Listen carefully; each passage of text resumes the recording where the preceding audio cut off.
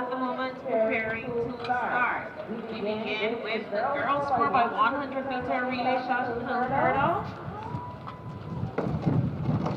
And in this, we have in lane 3, Black is Beautiful. And lane 4, Rising. And lane 5, Yellow Mellow.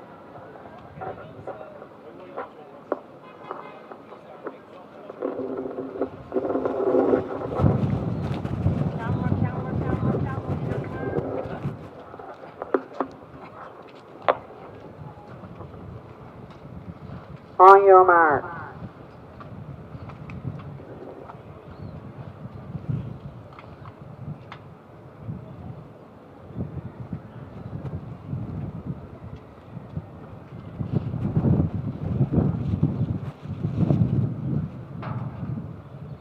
Stay.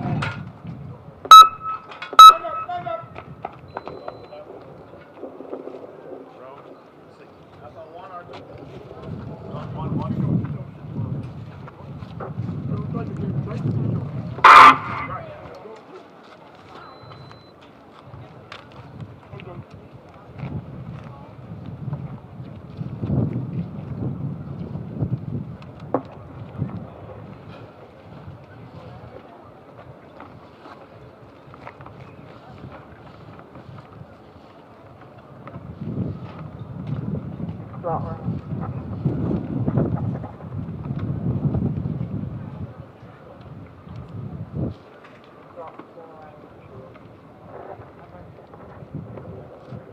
On your mark.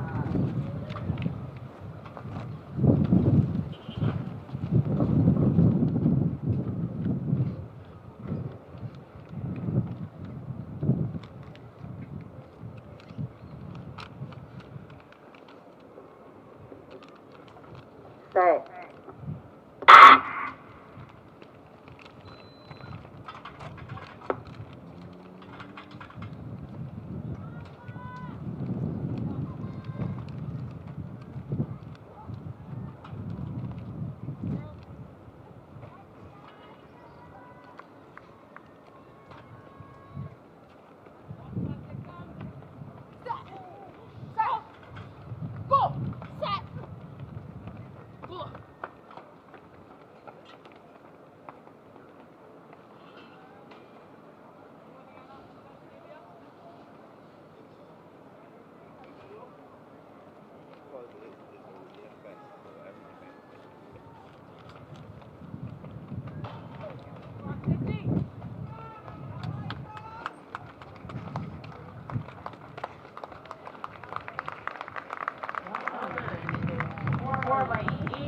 Meter shuttle hurdle relay.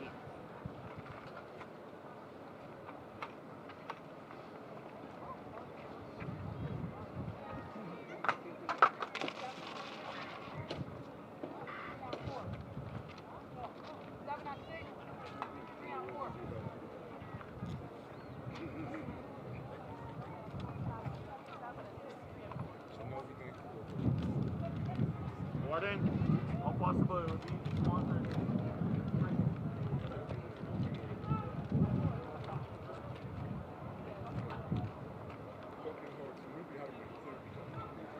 You got some program around there?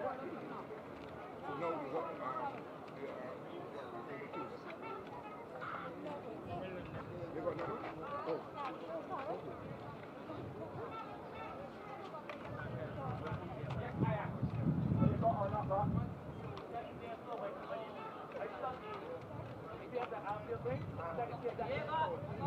They got posts here. Alright. We only need that one, right? Solid state. Let me see what happens.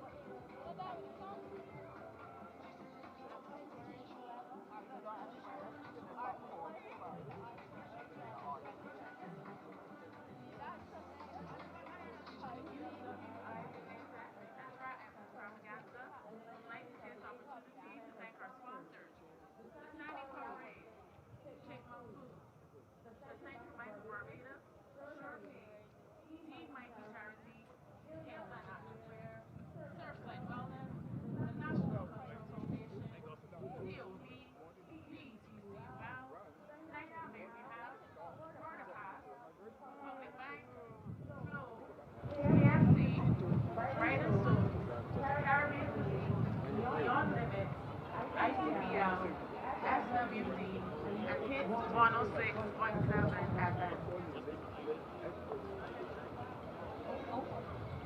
And we move swiftly along to the next event on the track. Event number 2, the boys 4x100 meter relation hurdles. And we have 2 teams in this event. Running up to lane 3 next time, okay? is Blue Rising, and in lane 4,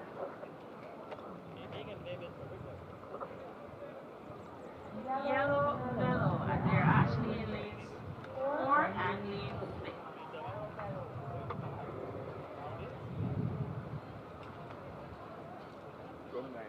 Mm-hmm.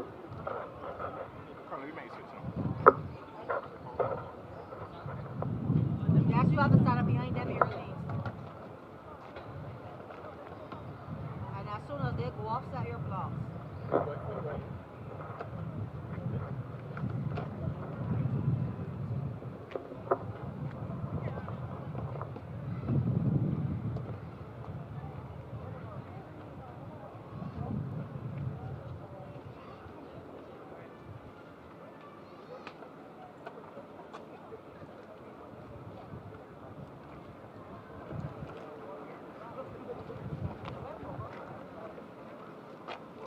But you got from all the time away. Don't forget to see a set, don't forget to see a goal.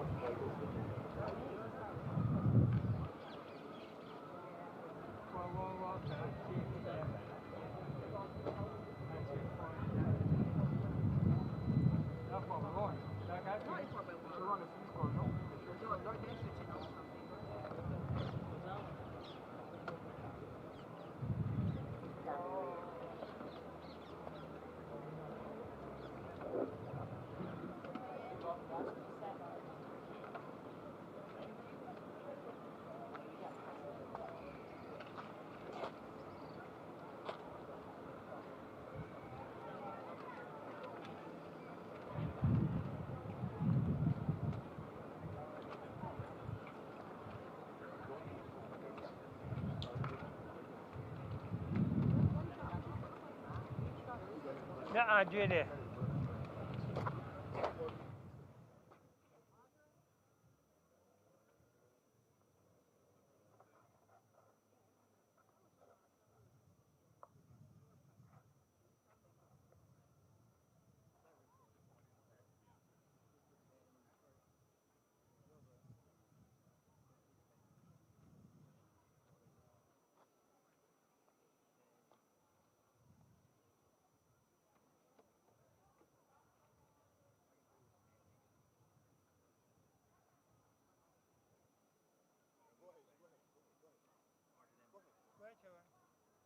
On your mark.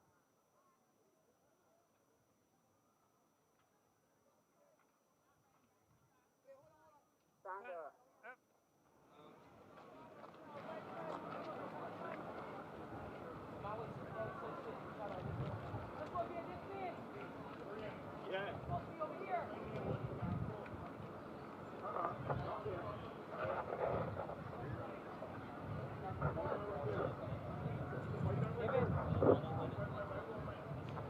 David. Hello. Stand up. Get behind the block. Come up on here. Yeah.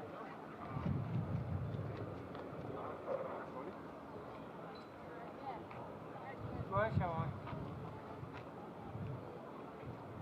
On your mark.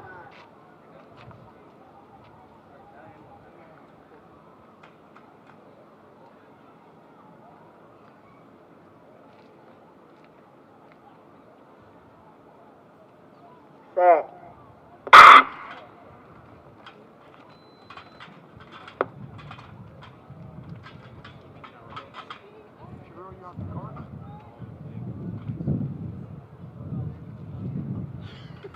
This time, go ahead and draw it. Go ahead and draw it. Stay in your blocks, stay in your blocks.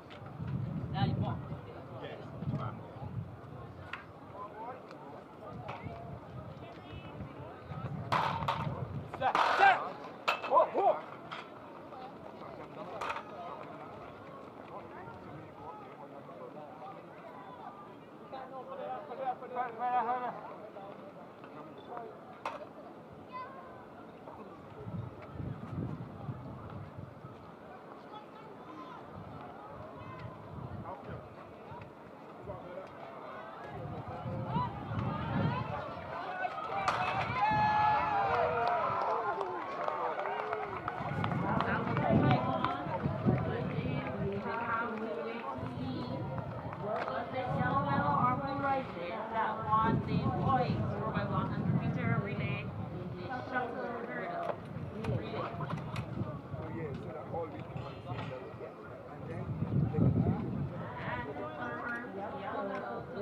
Boys, throw by 100-meter shuttle hurdle relay. Now to the next event on the track shortly. We'll move for 200-meter relay under 50.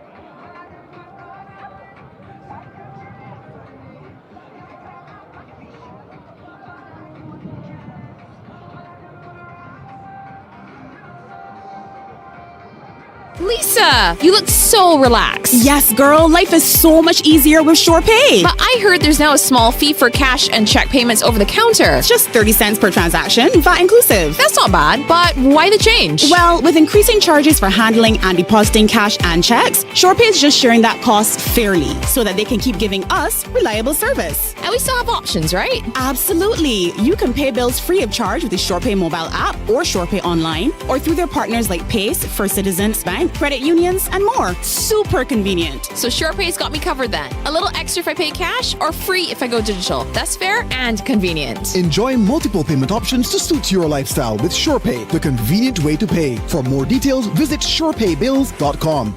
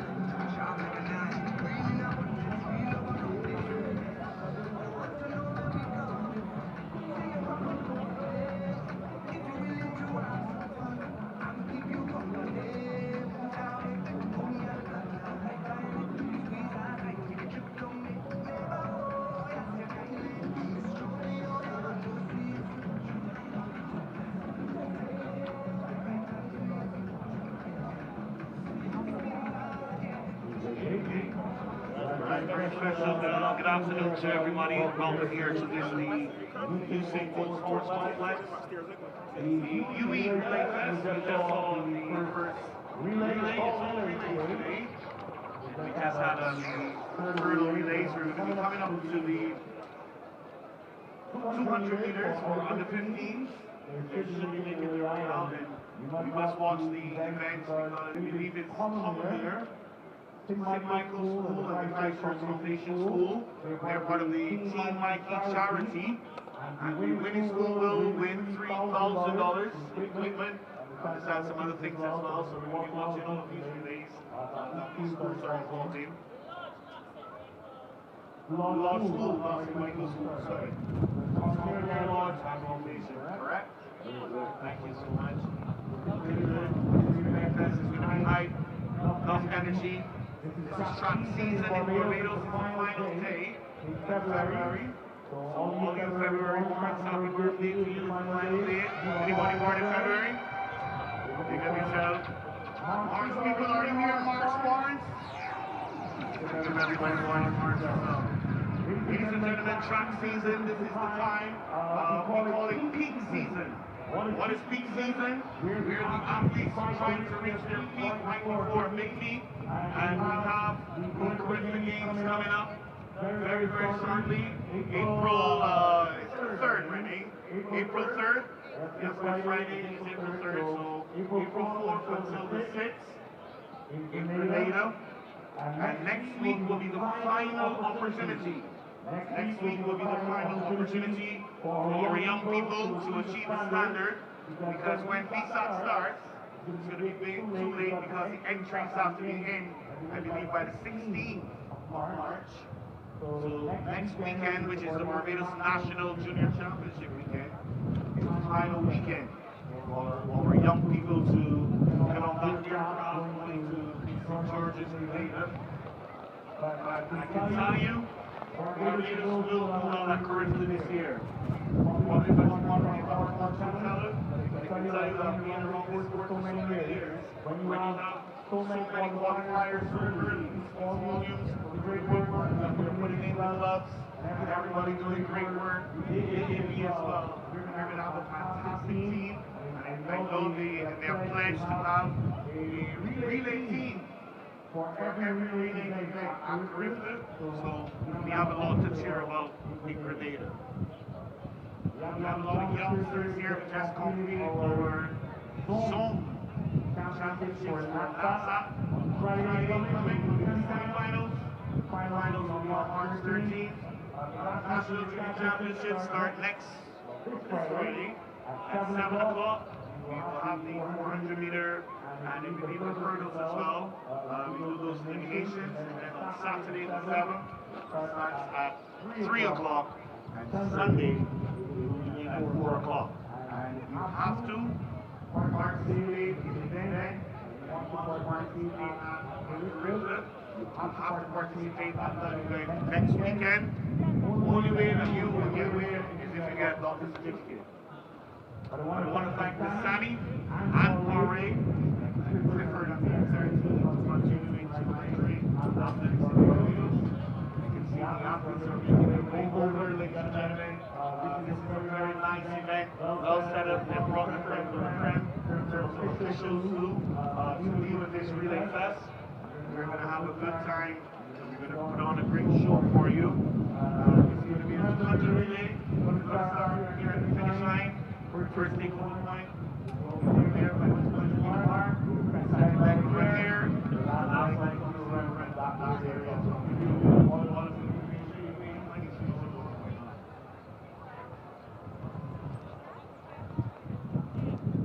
if you don't have a VSAT ticket yet, get your VSAT tickets here. VSAT will be on real long.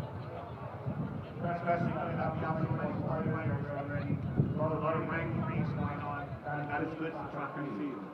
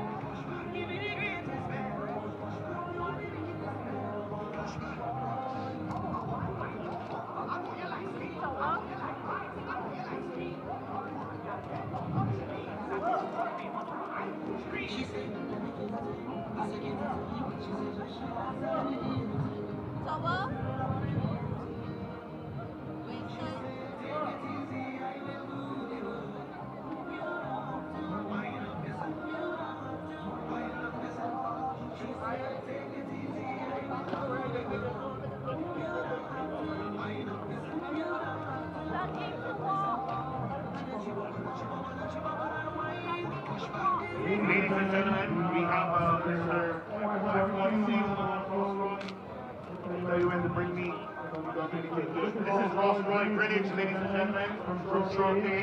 Shortay has sponsored up one there, that is good people. Shortay has sponsored these lovely matters here. And if you're available, just wait on us. Just wait on us. Ross Roy Greenwich. Just think of yourself. Big up Shortay. They're using the 4x4 tire here to start this relay.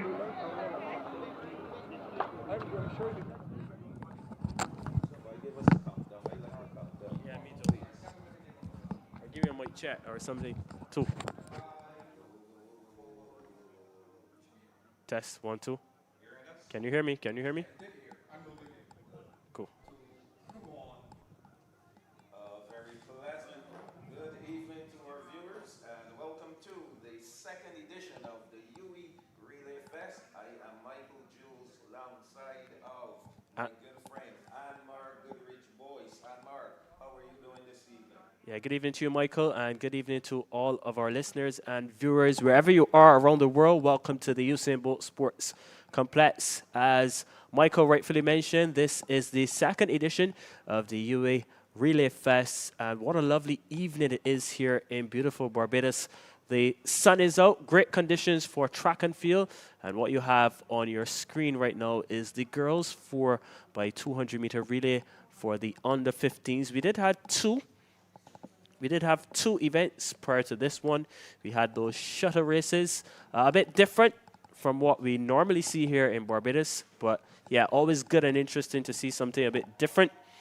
But this is what the UWI Relay Fest, and we were mentioning just before we came on air, Michael, how this event more or less just replaces what we know as the Relay Fair, and given an opportunity for the athletes here in Barbados, the track clubs and the schools as well, to get in more or less some training and more development, as of course we know we're in the heat of NAPSA and BISA, and as I mentioned, the first event. Our first section, there will be two-time finals here for the under 15 girls in this 4x2. The Lodge School in 3, Christchurch Foundation in 4, Ellerslie in 5, Courage and Parry in 6, and the Elite Distance Program in 7. So they're off to a great start here. 200 meters each leg, and of course, although we say the 4x200, we know that some may be running just slightly more or slightly less, depending on how the teams are organized. So there, the outside is the elite distance. There, lane 7, Courage and Parry giving chase here, our second legs. And Anmar, you're right. These teams are probably trying out some combinations, seeing who they will have on their relay squads come BSAP in a couple of weeks. Yeah, just a couple of weeks before the Barbados Secondary Schools Athletics Championships coming up. And yeah, great opportunity for these teams, these schools and clubs, to get acquainted with some of the athletes and try out a couple of combinations, as you rightfully mentioned. And I believe here, looks like a change in hand. Looks like Ellerslie might have been taking the day, so to the Lodge School. So it looks like Lodge away from Ellerslie, Courage and Parry, and then perhaps Elite Distance. So a bit of shift in terms of the lead. Yes, and of course these guys are going to shift across for the final leg, going into lane 1. This is Christchurch Foundation in 2nd, and that looks like Elite Distance in there as well. So this is our final leg, first section, and these are time finals, so these athletes are running against the clock here. Coming into the straightaway, that's the Lodge School. They will win the first section. Seeing a flash time of 1. I don't think that flash time is correct, Anmar. It's showing 1 minute 51.70. But yeah, we await the confirmation of the time. The official time, that is. But we can confirm to you, Lodge School, the first winners here in the first section, as Michael rightfully mentioned. The girls 4 by 200 meter relay under 15, section 1. And it will go to the Lodge School. Yeah, a couple of fans already taking up their positions. Oh, yes, and I must say the spectators are really piling in here. Of course, secondary schools, primary schools, clubs, all participating. So, of course, where there are students, there will be parents, there will be well-wishers, and we're seeing a good crowd here at the Usain Bolt Sports Complex. So we're just about ready for the second section of the girls 4 by 200 meter. And we have Alexandra School in lane number 2. Christchurch Foundation in 3. The St. Michael's School in 4. Combermere in 5. Spring Memorials in 6. And UWI Blackbirds in 7. So 1, 2, 3, 4, 5, 6 teams in this one. Yes, and remember they're chasing the time of 1 minute 51. And that was the time recorded by the Lodge School in that first section. So the girls. Did you take in any of the knapsack competition, Anmar? I've been at knapsack all week. Some pretty good prospects as we think about a couple of weeks from now with BSAC and those under 13s who will be soon making the transition into secondary school. Like Sir Nathan Phillips, he did well yesterday for his school.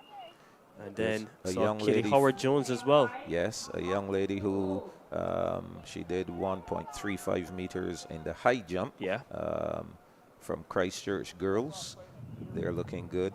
I think that team from Blackman and Gollop, that is a strong team across the board. I think that's going to be one of the teams to battle for the knapsack championship this year. Good Shepherd also did well yesterday when in the girls section. Yes. Eden Lodge the boys, perhaps some people may say a surprise package. Well done to the athletes from Eden Lodge. For sure. So too is the private schools. I was very impressed with the St. Gabriel's Thunderbolts yesterday. Yes. St. Winifred's also did well in their zone. Warren's Primary, they were pretty impressive in their zone as well. So we're back on track here for the second section of the under 15 girls 4x2. Alexandra, Christchurch Foundation, the St. Michael's School, Combermere, Springer Memorial, and UWI Blackbirds. So this is the first leg in this one. Pretty good start from all the teams. And as we rightfully mentioned, each leg 200 meters. And we wait to see which team will hand over first.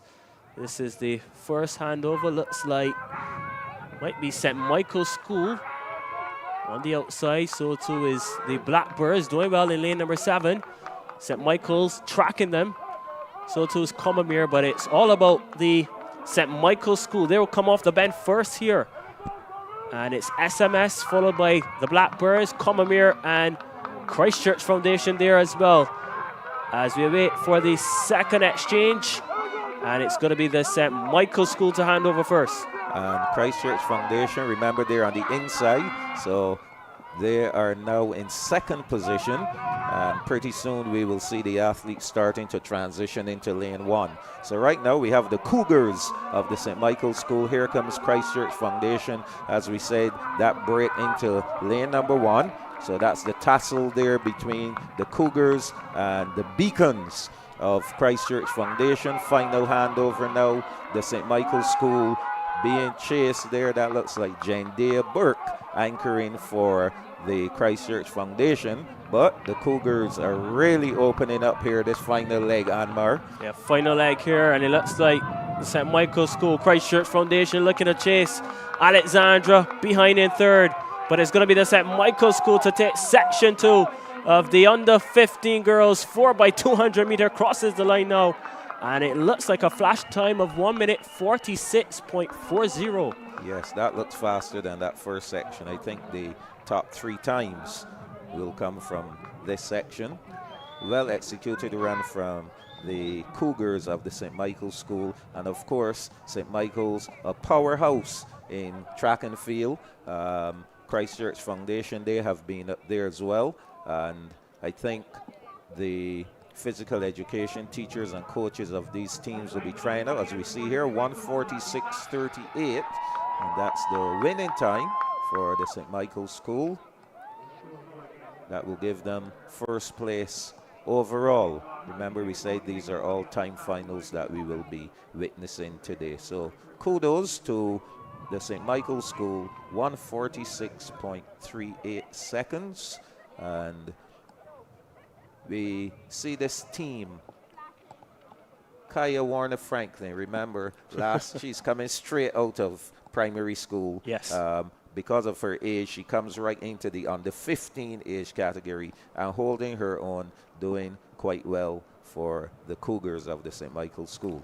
Yeah, she's one of the athletes that really impressed at NAPSAT, was a NAPSAT standout for 2025, Kaya Warner Franklin. And she's transitioned now to the St. Michael's School, and as you rightfully mentioned, moving up to the under 15 division. But she's showing good progress in terms of her step up to the, what we would call a higher division. Normally when athletes transition from primary school to secondary school, they begin in the under 13. But because of age, as you rightfully mentioned, Warner Franklin will move up a notch. And good for her development as well. She'll be up against some of the older girls. Yes. And she'll definitely get that experience, which would only help her in terms of her development. And Now, speaking of the St. Michael's School.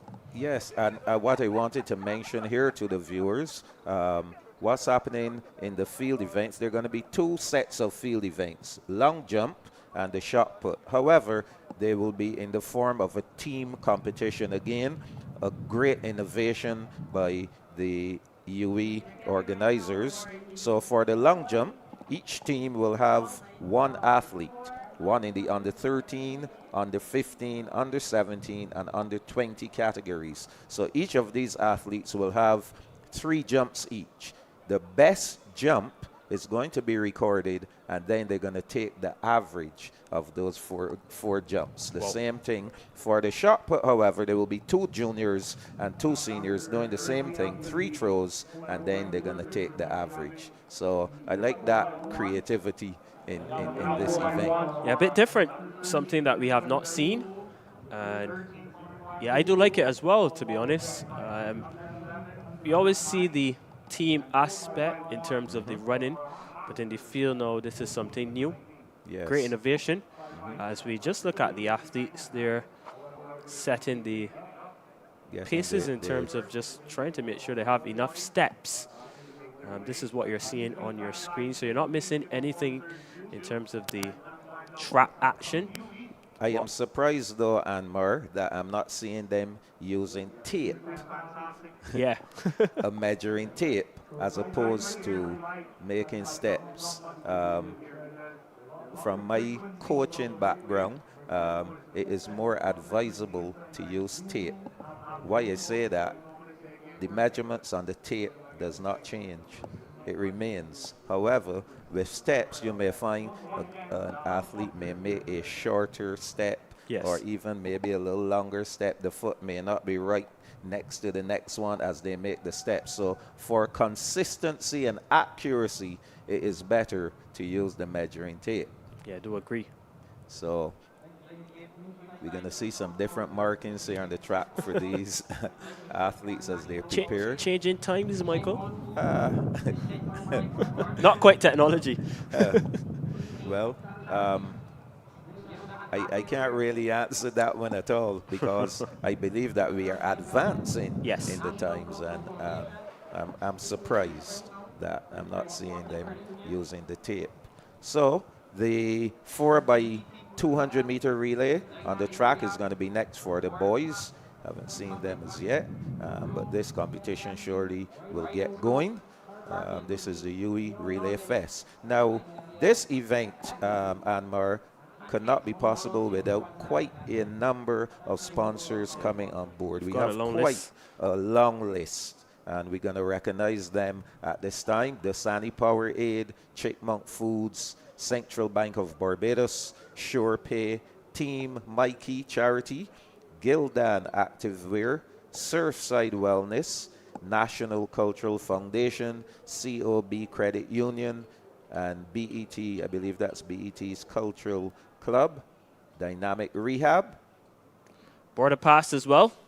Republic Bank, Flow, KFC, Brighton Stokes, Caribbean Cuisine, Beyond Limits. This is Hits 106.7 FM. So ICBL. And so much more. Thank you so much to all of our sponsors, as Michael mentioned. Ensure that the UWI Relay Fest 2026 is a reality, and just see some of the other athletes making their way over to the start position. So you're not missing any action, as we mentioned. This is the UWI Relay Fest for 2026, and it really is a good opener in terms of appetizer, in terms of what is to come for track and field on the island. We've had the individual school sports. We've had the knapsack We're into the semi-finals coming up this Friday, and then we'll have the finals the following Friday. But so much track and field to take in. Yes, and we have the junior nationals also next weekend. Yes, loads of action. Of course, the season will run all the way into June. Normally, that's the time for the national championships, not just in Barbados, but indeed across the entire world, where all of the senior athletes more so vie for a spot on national teams with the regional and international competitions coming up. Of course, for this region, we get excited about the Carifta Games, which happens every Easter weekend in some different Caribbean country. And of course, Barbados has been given that place in history as the birthplace of the Carifta Games back in 1972.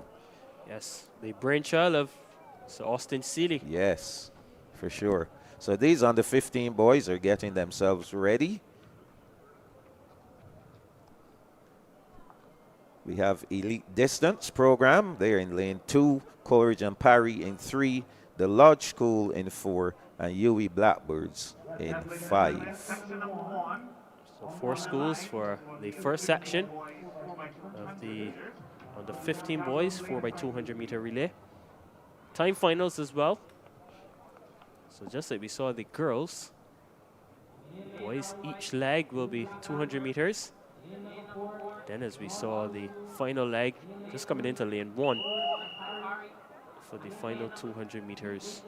So we saw the girls, it's the turn of the boys now. And I know these athletes will be eager to leave it all out there on the track. For sure. And some are probably trying to impress their coaches and PE teachers to say, I need to be on the relay team at BSAC. So they'll show what they have, show what they're worth.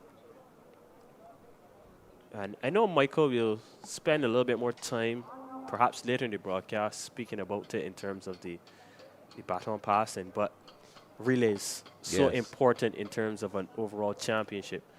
They surely are. I know at knapsack the points for the relay are doubled, and so a team gets the opportunity to score 20 points. Yesterday we saw a team securing, they won. The boys won all the relays, so they ended up getting 80 points just from the relays alone. It's not the same at BSAC, though. And I asked you this question, Michael, just so that you can paint the picture in terms of add context to our viewers, because someone at home might say, but why have just a relay event? But the relay is so important in terms of an overall championship, in terms of winning points. And we see it even at the highest level. In terms of the Olympics, United States often have the fastest men on paper, but sometimes that does not transition to them working as a team collectively. Exactly. And on a previous broadcast, I spoke about a time back in history where the United States actually had 6 men who were running sub-10, and they were I think they were ranked in the top 10 fastest times in the world at that point in time. And just as you said, they just couldn't get the baton around. I don't think they got the opportunity to spend that much time training as a unit. Chemistry. Even sometimes when you train as a unit, something can go wrong in the relay. So they're off and running. Our teams again. We have the UWI Blackbirds, Coleridge and Parry in there, Christchurch Foundation. Let's see how they will go. The distance, it looks like Lodge. Yes. You mentioned a little bit earlier, as this is the first exchange, first handover, and it looks like it's going to be That's Christchurch Foundation there. Foundation handing over first.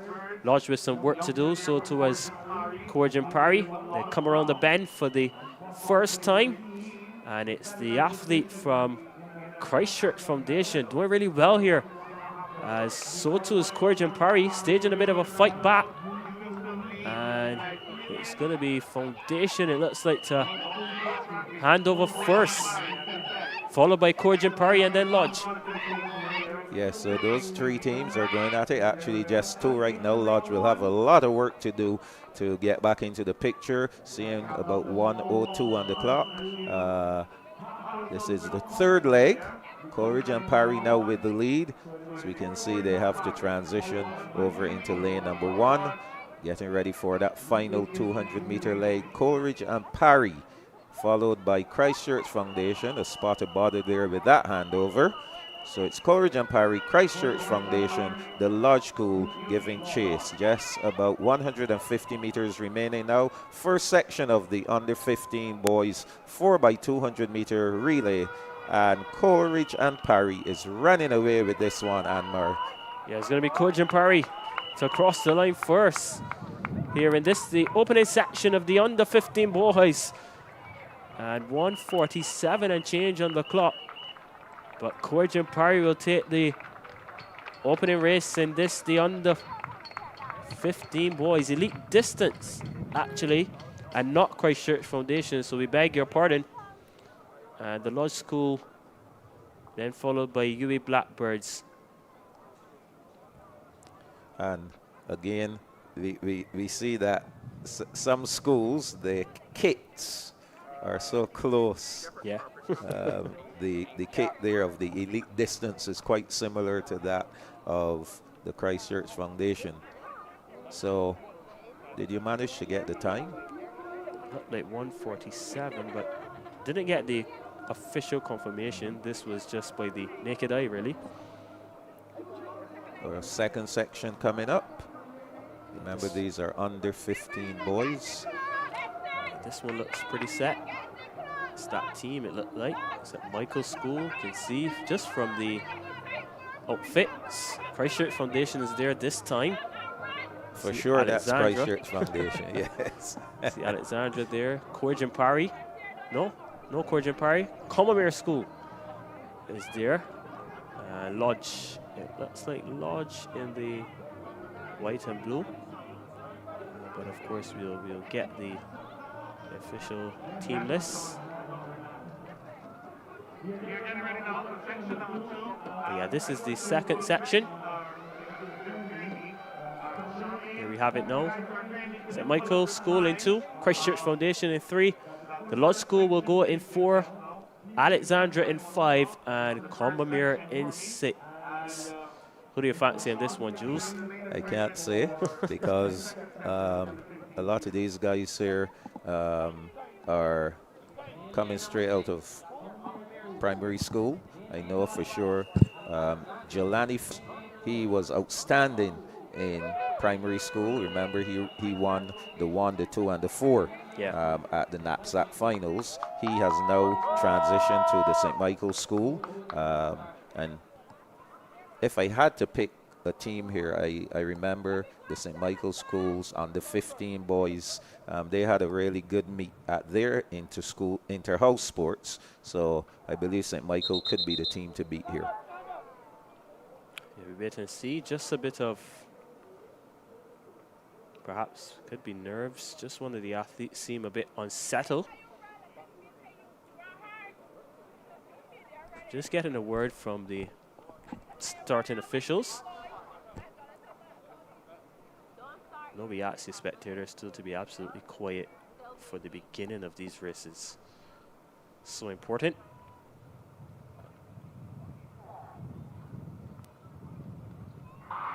This time, we're St. Michael's School, Christchurch Foundation, Alexandra Lodge, Combermere will battle it out. This is the first leg, and this is a very good start here from the athlete representing Combermere. Oh, yes. What a first leg this has been, Michael. Oh, yes. Blistering first leg for this lad, and a beautiful handover there. So the St. Michael's School, they will have a lot of work to do. Loads of work to catch the lad from the Combermere School.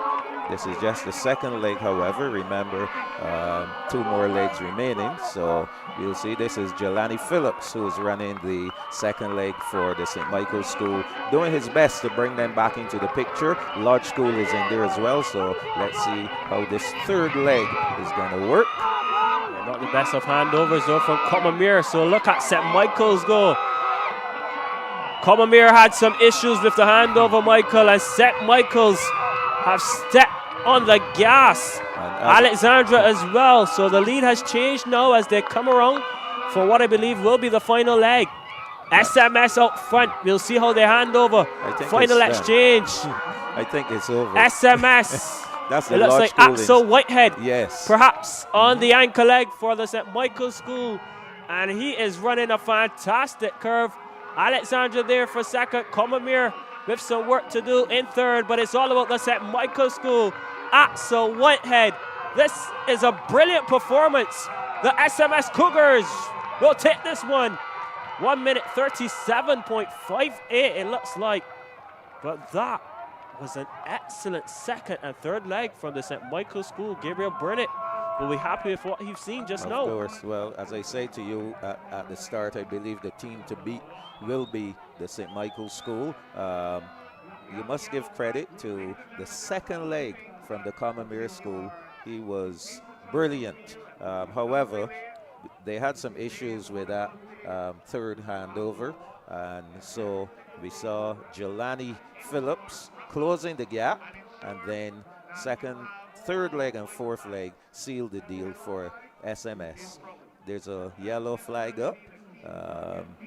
We won't know exactly where the infringement occurred. However, we see David Oxley there, who's probably the chief track umpire out there to ensure that everything is in good order. And I'm wondering, perhaps we did see Comamere with some trouble. Yes, and there were, remember, and it was right there where Mr. there Oxley is, well, where he was standing. So I'm wondering, perhaps maybe they if took they had the baton issues out with the the zone. Yeah, yes. yeah. That's probably what occurred. It could have been a but zone. Of course, we'll await the final word from that. So that's the 4x200 meters for under 15 girls and boys done. And kudos to SMS for taking that one. There's no doubt that that time was way faster than the first one from Coleridge and Parry. Coming up, we have quite a number of relays, Anmar. There's a mixed 4x200 meter relay for clubs and institutions. Looking forward to that. And then we get into our series of 4x1s. We will begin with the under 13s, girls and boys secondary. We also have under 13 for girls and boys under 15. So we'll take a break here, pay some bills, and we'll be right back with our coverage of the UWI Relay Fest live from the Usain Bolt Sports Complex. Lisa, you look so relaxed. Yes, girl. Life is so much easier with SurePay. But I heard there's now a small fee for cash and check payments over the counter. It's just 30 cents per transaction, VAT inclusive. That's not bad, but why the change? Well, with increasing charges for handling and depositing cash and checks, SurePay is just sharing that cost fairly so that they can keep giving us reliable service. And we still have options, right? Absolutely. You can pay bills free of charge with the SurePay mobile app or SurePay online or through their partners like Pace, First Citizens Bank, credit unions, and more. Super convenient. So SurePay's got me covered then. A little extra if I pay cash or free if I go digital. That's fair and convenient. Enjoy multiple payment options to suit your lifestyle with SurePay, the convenient way to pay. For more details, visit surepaybills.com.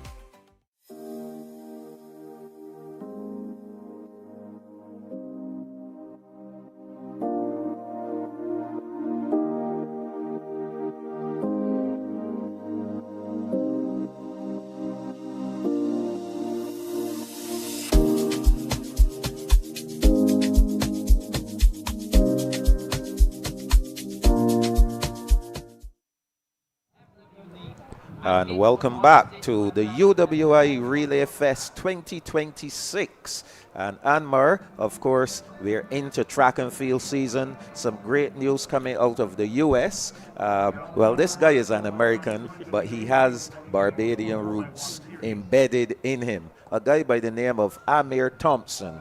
Have you been following him? Yeah, whoa. Yeah. An athlete with so much pedigree. Oh, yes, of course. Yeah, of course. The son of after Obadiah all, Thompson. after all. So, yes, the Thompson, he had a 20.50 personal best at the Big 12 Indoor Track and Field Championships. And he's a sophomore at Arizona State University. And looking forward to some great things from him. And for those who are not aware, that is the son of our very own Obadiah Thompson.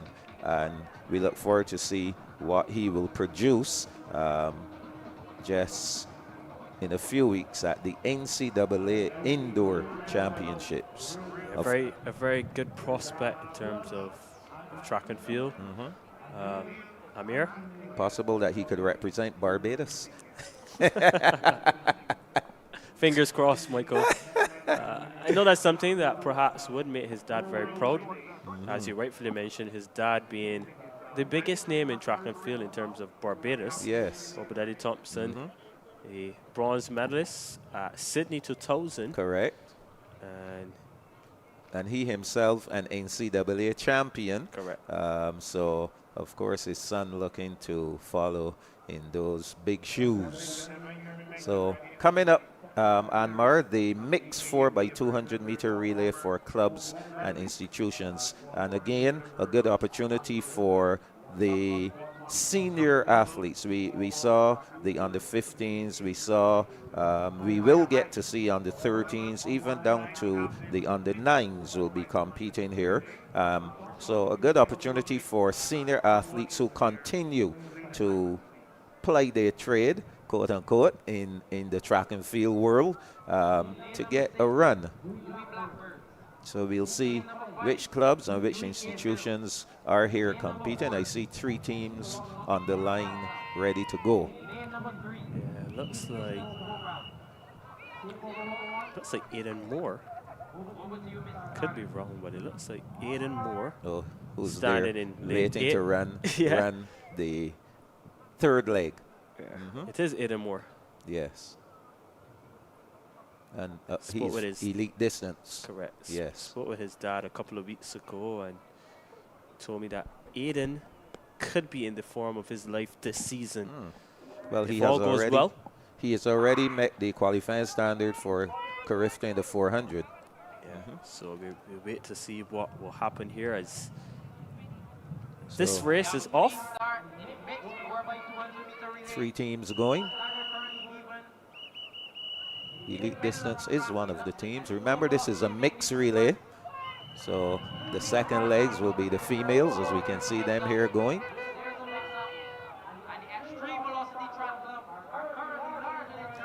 This new concept of mixed relays has really taken over the world. Mixed relays, we'll see that at the World Relays right now. Third legs getting ready to go. There's Aiden Moore. Let's see if he can cut that distance down. And this 200 meters is good for his 400 meter race. That's correct. But this is some lead here as Moore will look to hand over. Final leg, the females will be going. Deep distance in second.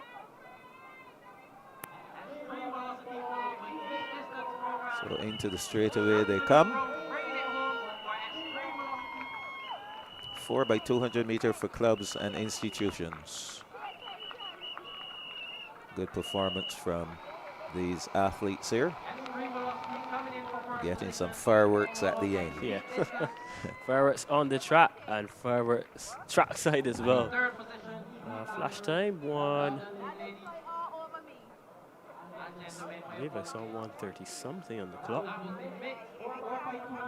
So that's it for the clubs and institutions. As you can see, the runners are now making their way on the track. So Extreme Velocity was the winner there, 136.53. Elite Distance second, 1 minute 40. 44.80, and UWI Blackbirds were third, 1 minute 44.18 seconds. What you will find here, Anmar, there are some athletes who belong to, they go to school, they're in secondary school. However, we don't see a Harrison College team here, so it gives them an opportunity, someone like Moore, to run for his club. Yeah. And still get that run in the event that his school is not fielding a team in this Relay Fest. So we will try to get an update, if possible, on the long jump and the shot put, those events taking place, those team events. You could give we'll us see that shot if we can get anything from there for you. Because apart from the relays, we still have those two events. And if we can get the results, of course, our viewers will want to know what's happening there. Coming up next, we begin our series of 4x1s. They're always exciting. Highly anticipated yes. 4x1s. And you know, I used to watch a show once where they said the thrill of victory, the agony of defeat. Yeah, most definitely. And that's what it is about in the 4x1s for sure. Oh, yes, you need to hold that baton to your next runner safely. Yes. So we begin with the under 13 girls, and they will be from secondary schools. So I'm sure we'll be able to identify the schools participating here. And then the 4x1s for under 13 boys. And what I like about the UWI Relay Fest at this particular time as well, Jules, and as you just said, the under 13s is where we finish in terms of NAPSAT. So the schools that have progressed to the semifinals of NAPSAT for 2026, this is another opportunity apart from at school for them to get more or less the exposure, get acquainted with what will now be required to compete at the semifinal stage come Friday. So this is an opportunity for them to, and even some of the secondary schools will be here. They'll get that experience and that exposure competing against some of the bigger girls, more experienced teams. And I think it would just help them in terms of moving to the semifinals and then into the finals. So we see here the schools for the 4x1 on the 13 girls. You can see Comamira, St. Michael's School is there. Looks like Christchurch Foundation. That looks like Springer Memorial. Springer Memorial looks like in 2. Comamira in 3. CCFS in 4.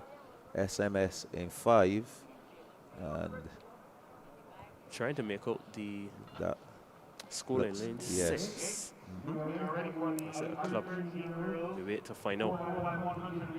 But 5 schools represented. So it's a 4x100 meter relay, secondary. Okay, so yes, you were right. It is a club. XL. So they're going 6. So under 13 girls. And of course, we have under 13s who are in primary school, and we have under 13s in secondary. And schools, I think the schools, the PE teachers just smile when they see a young, someone who was born in January, February, right down to maybe May, and who goes into the school and is still 11 years of age. Still eligible to compete in the under 13 division. So 5 teams going here for the girls 4x100 meter relay under 13 secondary school.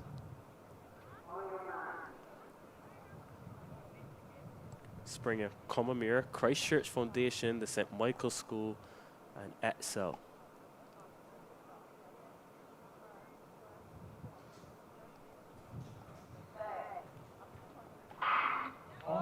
So up they go for the girls 4x100 meter relay. The first one.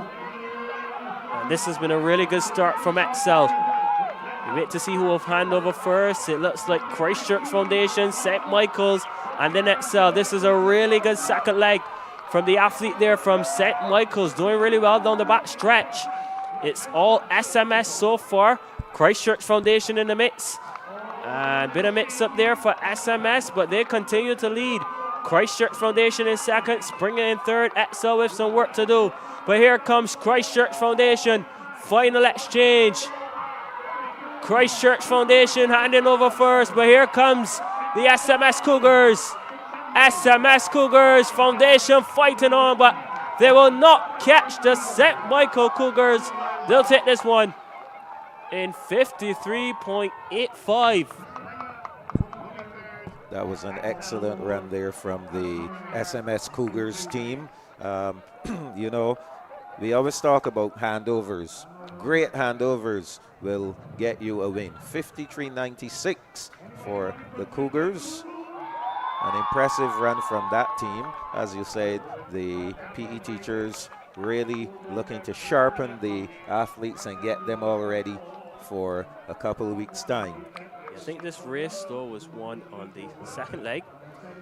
Excel did really well in terms of the first leg, but a bit of mix-up in terms of the baton exchange in there. And Foundation and St. Michael did really well in terms of the handovers on the third leg. Yes. Then and again, Anmar, it's a good opportunity for the coaches to see where these little errors are, and they have some time to work on them and get them together. How important is the selection in terms of which athlete runs which leg? How important is the combination? Oh, you know, you mentioned a word a little earlier, chemistry. Sometimes you need to have that chemistry, but you also have to remember that there are some athletes who can't run a curve. So you have to determine who are the better curve runners, who are the better straight runners. I mentioned to you in the 4x2 that although it says 4x200, it does not necessarily mean that everyone is going to run 200 meters. Same thing applies here for the 4x1. So if you have a really, really strong and fast runner, you might want to put them on the back stretch and extend that zone. So they will end up running maybe 110 meters or so, and your maybe not so fast runner will run the third leg where they're going to run a shorter distance. So those are some of the tactics. Yes, the intricacies of relay running. And you know, coaches employ a lot of these strategies with their relay teams. And it's interesting that you mentioned about the 200-meter aspect of the 4x1, because just yesterday I was having a conversation with colleague at work, China Haynes, another track and field commentator as well. And I'll make the point though, but after this race. So we have two teams here for the under 13 boys, the St. Michael's School and Christchurch Foundation, and they're off and running. So let's see if SMS can make it 2 of 2. You watch the handovers carefully. That's where it matters so much. First handover, Christchurch Foundation. Bit of a struggle for them. Heading down the back stretch, things are pretty even at this point. SMS looking to open the gap on the Christchurch Foundation Beacons. So it's the Cougars versus the Beacons. Lovely handover there from SMS.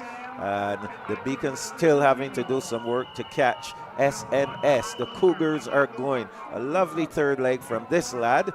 One handover remaining. There we go.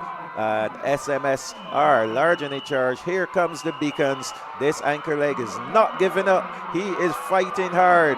Anmar, he is fighting all the way to the finish. Will he get there? It's the Beacons and SMS Cougars. They will hold on for the win. Yeah, really good run there from the SMS Cougars. And I'll tell you what, Jules, this relay was actually won on the second leg. And it was a fantastic back straight from young Cruz Haynes. Yes. Coming over from the St. Gabriel School. And the handover was absolutely perfect. You mentioned it in your commentary just now, absolutely flawless. And that, in my opinion, is where this race was just won. Saw there, a bit of a challenge there. Foundation coming on to the final 40 to 30 meters in the end. But the St. Michael anchor had enough gusto left in the tank. to more or less hold on for the win. So that's good. St. Michael's that is, make it 2 from 2. Yes, they surely did. On the 13, yes, 4 by 1. And so I'm that's sure good that stuff. the coaching staff are feeling pretty confident. But we still have a lot more teams that we haven't seen as yet. So this is the primary schools now. Yeah. They're going 4 by 1 as well. So these are on the 13s also. Correct. But they are in the primary schools. So I'm seeing the kit from the Christchurch girls. They are in 2. I know that team for sure. Not sure of team in 3. 4 looks like Charles F. Broom. And just as you get the confirmation of the schools, Jules, I'll go back to the point I you was were making. Yes. I was having the conversation with a colleague, and it's interesting that you mentioned the 200 meters because we were more or less looking to fine-tune and detail what we are now calling the bend specialist or the curve specialist, and how important these runners are for the relays. And perhaps we saw at the knapsack championships some of the quicker athletes opting to do the bends, where that leg too could be all important. So we saw a bit of chopping and changing in terms of the knapsack. We'll wait to see what will happen at the semi-finals. And I will tell you this also, Anmar, one of the other factors we have to consider is the freshness of the athletes. If the athletes have done races before, you look at the schedule. Sometimes, based on the scheduling, it might not be a good idea to put an athlete who, let us say, did an event about 30 minutes ago to run in a certain position on a relay team. Those are that's another factor that you have to consider. If the athlete is fresh enough, let's say in a 4x4, for example, you may want to determine, look, I'm going to put this guy in here just to hold on. Yeah. Or let us pile up early.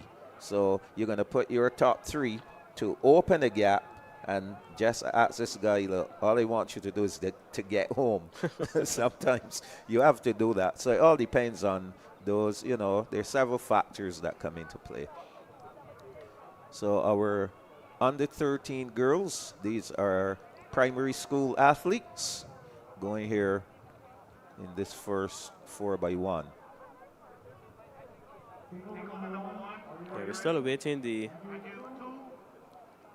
official schools and the official lane assignments. In the meantime, we can see our good friend Jamar the Star. Yes, he's the stadium announcer for the meet. So getting ready to go here. Primary school girls under 13 4 by 100 meter relay. Yeah, up they go, the primary school edition of the under 13 relays, and it is a really good start from the school in lane 6, it looks like. But here comes the Christchurch girls. Okay. Doing really well. I can recognize the team in 6, that's St. Stephen's. St. Stephen's front, followed by Christchurch girls, but it's going to be Christchurch girls to hand over first. And they're doing well on the inside. The athletes from Christchurch girls are really good. Third leg here, final exchange now. Christchurch girls from St. Stephen's. And it's Christchurch girls who hand over first. St. Stephen's left behind. And it's all about Christchurch girls. Wow, this is a very impressive performance from Christchurch girls. They'll cross the line now. Wow, Christchurch girls. Dominating that one. Absolutely brilliant. Yeah, so I think they have a pretty strong under 13 girls team. Blackman and Gollop, they have one. Hilda Skeen, they have a good under 13 girls squad. We also think about West Terrace, Williams Industries West Terrace. Oh, it was All Saints, 5706.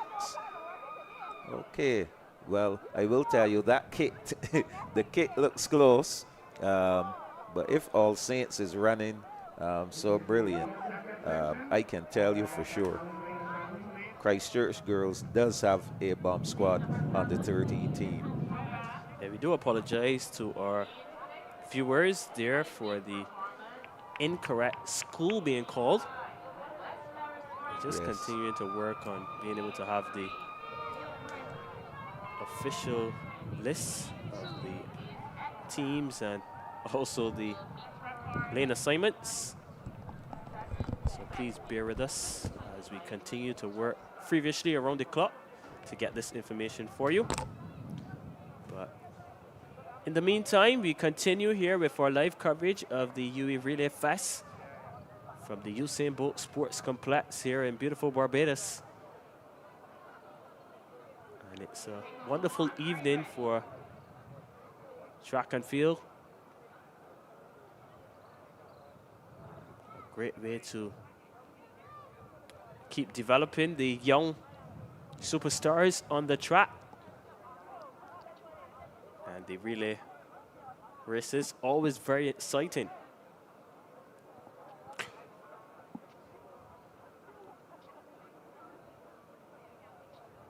Seeing some schools. This looks like the secondary schools. I think I'm seeing Aline there in 6, it looks like. Alexandra might be in the mix as well. As I said, we await the official lists and the lane assignments. But the girls are on the line.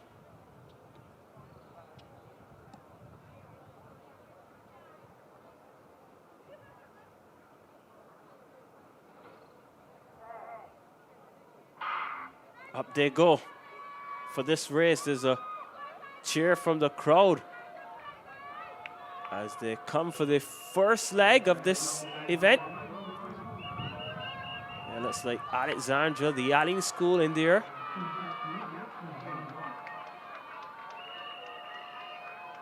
And it looks like Aline doing really well. Alexandra with some work to do. And it's going to be Aline School here. Alexandra in 3rd. And they hand over now, final exchange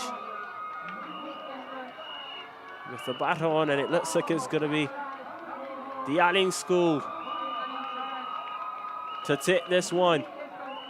She will not be caught today, tomorrow or next week. Oh, hands are raised to the skies.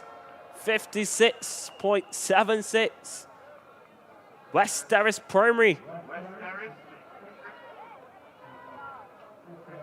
taking this one.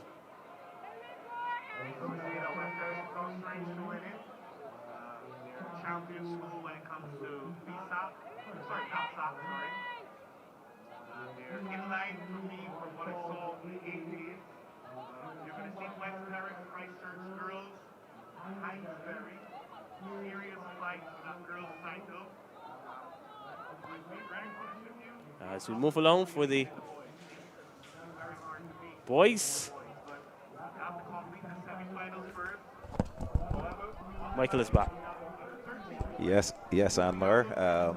So these are the under 13 boys here. Yes, that was the Williams Industries West Terrace Tigers that we saw there in action. The under 13 boys for primary schools will be up now. So let's have a look at the teams here in this one. We have the Extreme Velocity Track Club there in lane 1. In lane 2 is a Jump Start program. Lane 3, Deacons Primary. Lane 4, Excel B team. Lane 5, the Excel A team. Now, although we are saying we're calling the names of track clubs, remember they're still all under 13 and they're all in primary school. So they are allowed to compete even though it's not a school team. Charles F. Broome, they're in 6. West Terrace, Williams Industries West Terrace Tigers, they are in 7. And in lane 8 is the team from Bay Primary. So we'll see how these teams will go. Under 13 boys. There's a record for this event, Anmar.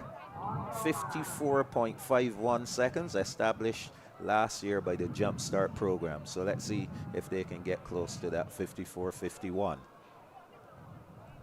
So Bay Primary, West Terrace, Charles F. Brooms, Excel A, Excel B, Deacons Primary, Jumpstart, and Extreme Velocity. So they're off and running. We'll watch carefully the first handover. I'm seeing the Williams Industries West Terrace Tigers. They're looking good.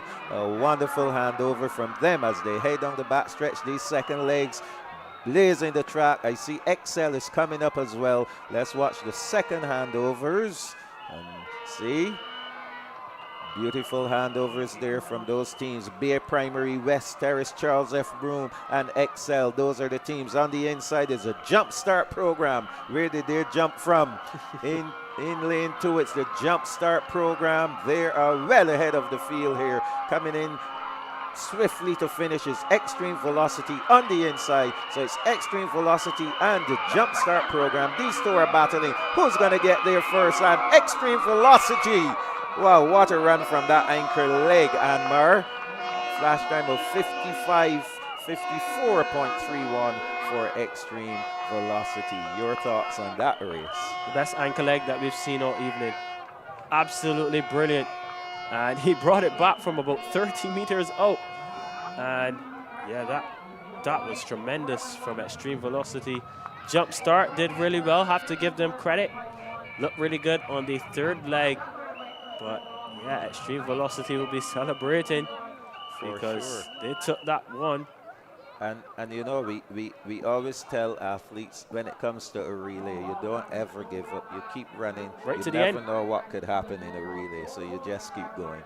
And we just saw some great speed coming from that anchor leg from Extreme Velocity. 54.31, the winning time. And guess what? It's a new championship record.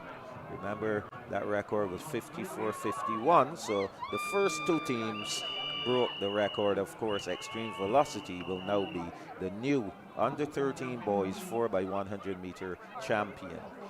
So things are looking really good here, Anmar. Some excitement in these relays, and the excitement is going to continue as the under 11 girls prepare to go in this 4x1.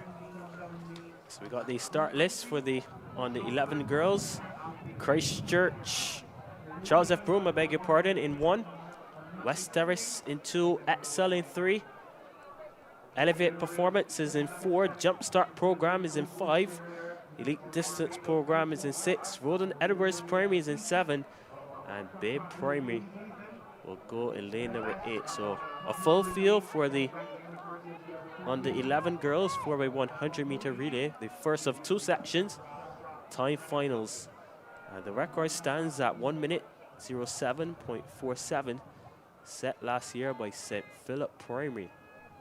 So we've already seen one record go so far on the track. Are we about to see a second?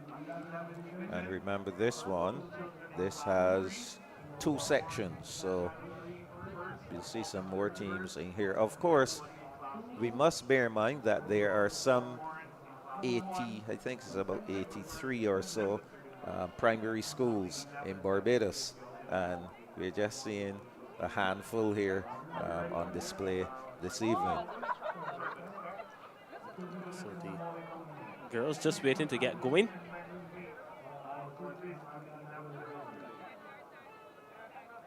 The atmosphere continues to build here at the Usain Bolt Sports Complex. Of course. You can hear it outside. Yes, I just got the opportunity to peep out, and the stands are really filling up. Of course, everyone is getting hyped, getting into the mood of track and field. The semi-finals of Knapsack next Friday, the finals the following Friday, and then attention will turn to BSAC. Yes, lots of action to happen at BSAC.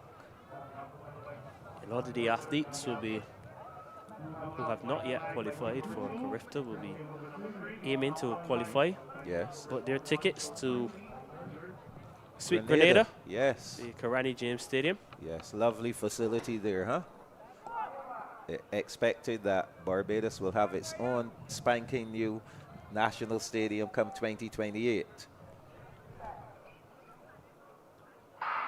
Up they go for the under 11 girls, 4x100 meter. This is the first section.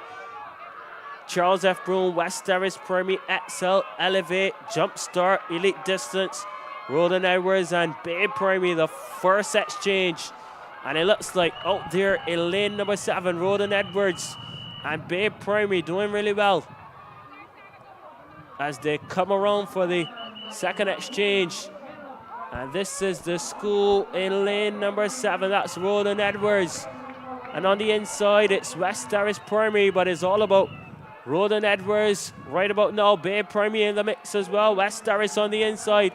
Final exchange now. Who will it be? West Terrace, it looks like, to hand over first, followed by Charles F. Broome. Roland Edwards on the outside. But it's going to be on the inside, and the outside is on the outside, lane number 7. Roland Edwards will take this one, the under 11 girls, 4x100 meter. And we await the flash time from my vantage point. There it is. New championship record, 1 minute, 51 seconds. Roland Edwards Primary, the stars from the north are shining bright in the west. Oh yes, that was an excellent run there from especially that last leg. She gave it her all. She remained focused. We saw her holding on to that baton and using those arms all the way to the finish line. But, Anmar, we have one more section to go. But we can tell you, for a while, Roland Edwards Primary will hold the record. Yeah. Yes, sure. Next section coming up here. Let's see who we have in this one that could probably challenge that 1:00:51. We have Elevate Performance in 2, Excel in 3, All Saints in 4, and in 5 is St. Stephen's Primary. So 4 teams here, under 11 girls 4x1. This is the final section, and we'll see if they're able to go quicker than 1:00:51. Brilliant performance from Roland Edwards. Just got some confirmation as well. We saw it there, and quite fitting. There's an SMS student in our shop, because we can tell you that the SMS under 13 girls broke the meet record. The team of Zanaya Smith, Blake Carrington, Alyssa Cummins, and Naira Carter. They ran 53.96, down from 55.14 set by Christchurch Foundation last year. So congratulations as well to the Cougars, doing really well. Yes, brilliant performance from them. Of course, they'll be starting to get themselves ready for BSAC coming up. Of course, the big thing is that girls' championship that they'll be gunning for.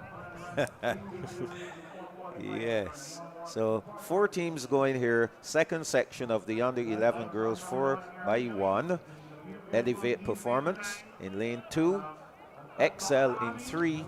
All Saints in 4. And St. Stephen's in 5.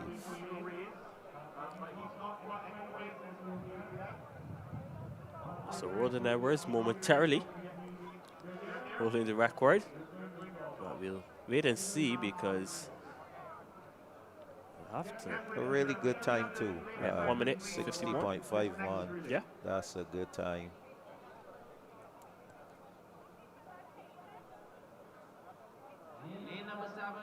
So you're not missing anything.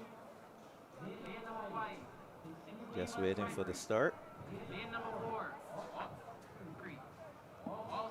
Our production team working really hard to ensure that we have all the information. Our lovely camera team as well, making sure that you at home can have the best angles of this, the UWI Relay Fest 2026. For sure.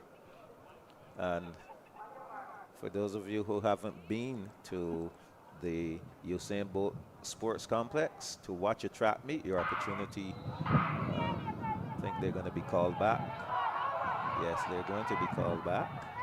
The young lady there in lane 3 from Excel started before the gun. Of course, these little ones get excited, ready to go. Yeah.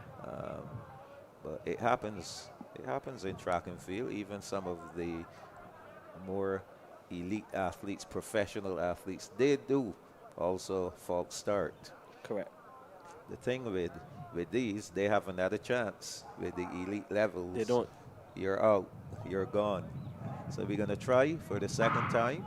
That's a good start. Again, Elevate Performance, Excel, All Saints, and St. Stephen's. And we're seeing the All Saints looking to make it 2 of 2 here. Looking really good that first leg as we get ready for our first handovers. Oh, brilliant handover there for All Saints Primary. They're chasing 100.51, and we'll see how they'll do. Next handover coming up. Not as sharp. They are going, Excel in 3, giving chase. And I think we had a baton dropped over at that third leg. I think this is going to be a slower run. 41 seconds on the clock. Final handover, All Saints. It's all but done, Anmar. Just how far she's going to go. 51 seconds on the clock now. All Saints Primary, all the way to the finish line. They're going to be easy winners here. 60, 61. So that's actually 60.55. Just out. 60.57. So All Saints coming close. They'll have to settle for second overall as the team from Roland Edwards Primary. They will clinch the first place, and they will now be the new UWI Relay Fest Under 11 Girls 4x100 meter champions and new record holders. What was very impressive to see, though, Michael, is that both of the winners of the sections defeated in terms of erase the record, the previous championship record. So that's all good and well to see. We have 2 sections coming up here for the under 11 boys as well. Anmar. First section of the under 11 boys, and we have Excel. Jumpstart program will be there as well. Elevate, Excel B, Elevate A, Excel A, and Elevate B. So this one will be pretty interesting in terms of our commentary. Excel C will go into Jumpstart program B will go in 3. Elevate Primary, Elevate Performance, that is, will go in 4. Excel B is in 5. Elevate Performance A is in 6. Excel A is in 7, and Elevate Performance B will go in 8. So it's Excel, Elevate, Jumpstart program. Brilliant. Well, the thing is with these club teams, you will find when you have A, B, and you can go as deep as a C team, that means that there are quite a number of athletes in a specific age group who are training with that club. I can tell you, for example, Jumpstart. Jumpstart has probably close to 90 athletes who train with that club from primary schools. So they're called back. And when you have that, and you have, you want to give the opportunity for as many of those athletes to perform, you will have a B team or C team competing. So this is 12 under 11 boys who will be competing in this one. So that tells you, and they probably have even more in the Excel program. All well for participation. Yes, for sure. And development for sure, because what it does is that it gives the majority of those athletes in the under 11, especially the boys, an opportunity to participate. Yes. And it's important for them to compete. You know, this is part of their whole development. It doesn't make sense for you to be training 2 days, 3 days a week, and you don't get the opportunity to compete. You have to compete. again. They're asked to stand, not quite ready. Yeah, perhaps a bit of nerves, maybe. Always. I can tell you. Even coaches get nerves. Even, parents. Parents get tons of nerves. I can tell you that. Yes.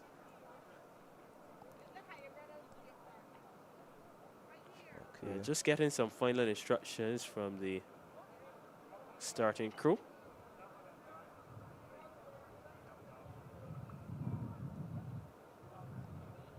So again, XLC, they'll be in 2, jump start B in 3, elevate performance C in 4, XLB team in 5, elevate performance A team in 6, XLA team in 7, and elevate performance B team in lane 8. And apart from Jumpstart, these clubs are recently formed clubs. Yeah. And I think they cater more so to the primary school age group. You see a lot of primary school students joining these clubs. And it is good. It speaks to the future of track and field. Once the clubs do the right thing, they teach the athletes the right way. I believe that, with a good solid foundation, we can see a lot more emerging at the next level. Do agree with you. And the more opportunities these athletes get to compete, the better it is for their development. And I always say that, meets like NAPSAT, meets like these, and the other meets, of course, organized by the various schools and clubs and the Athletics Association of Barbados as well, more or less helps the nursery. Yes. In terms of athletics on the island. And what it does is that it builds the athlete in terms of having the foundation to excel when they go across to the regional level and the international level as well. And I also think, apart from the local competitions, that it is necessary, and a lot of clubs have started to do this. The schools have started to do it as well, where they have a tour every summer. The athletes get to go to, a lot of them, they go to the Flying Angels International Invitational in Canada.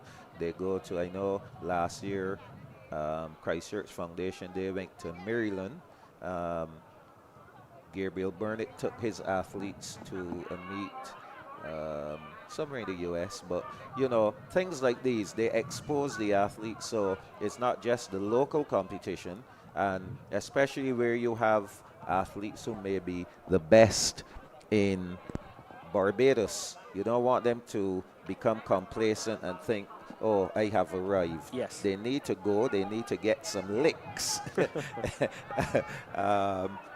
or maybe share some licks. Correct. So that they see how they match up against their peers across not just the region, but indeed far afield. So that is extremely important. It also gives an opportunity, especially those who are 16, 17, are at the brink of thinking about a scholarship.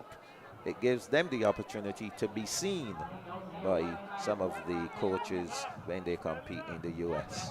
Yeah, lots of scouts are often attending those meets, especially at Carifta as well. Tons of scouts at the Carifta Games. As we will now have the under 11 boys first section of 2, and they're off and running. XLC, Jumpstart B, Elevate C, XLB, Elevate Performance A, XLA, and Elevate B. We'll see who will hand over first here. It looks like over there in lane 7, XLA doing really well, and they're trapped by Elevate Performance B and A. So this is a second exchange now. They come around the bend, and it looks like lane number 6, that's Elevate Performance.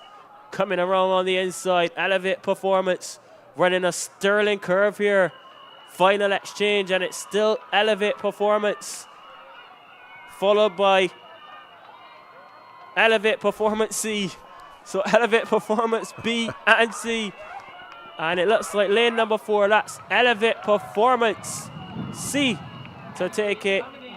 And Elevate Performance A looking like will come second. So confirmation, Elevate Performance C to take this one, 58.18 seconds. Oh yes, a great performance from the Elevate Performance team. Have us here playing with these words. And the C team is the winning team. Not necessarily that they are ranked as the C team. Correct. But that 58.18, a good run from that team. Keeping track of the record, which is 58.10. Not a bad run at all, really close to the record. We have one more section here to go, Anmar, so we'll see if this other team, this set of runners rather, will get close to that 58.18 or indeed surpass the 58.10. So we have Charles F. Broom. They are in lane 2. In lane 3 is Williams Industries West Terrace. Actually, we are seeing, okay, so St. Stephen's, they are placed in 1.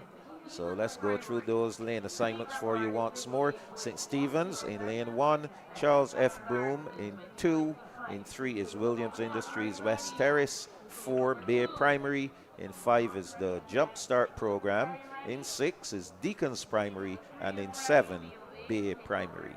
So these guys will be looking to go faster than 58.10, the championship record, and 58.18, the time just posted by Elevate Performance C team. They're off to a brilliant start. I'm seeing here the Jumpstart program looking good over in lane 5, making up that stagger quickly on Deacons Primary.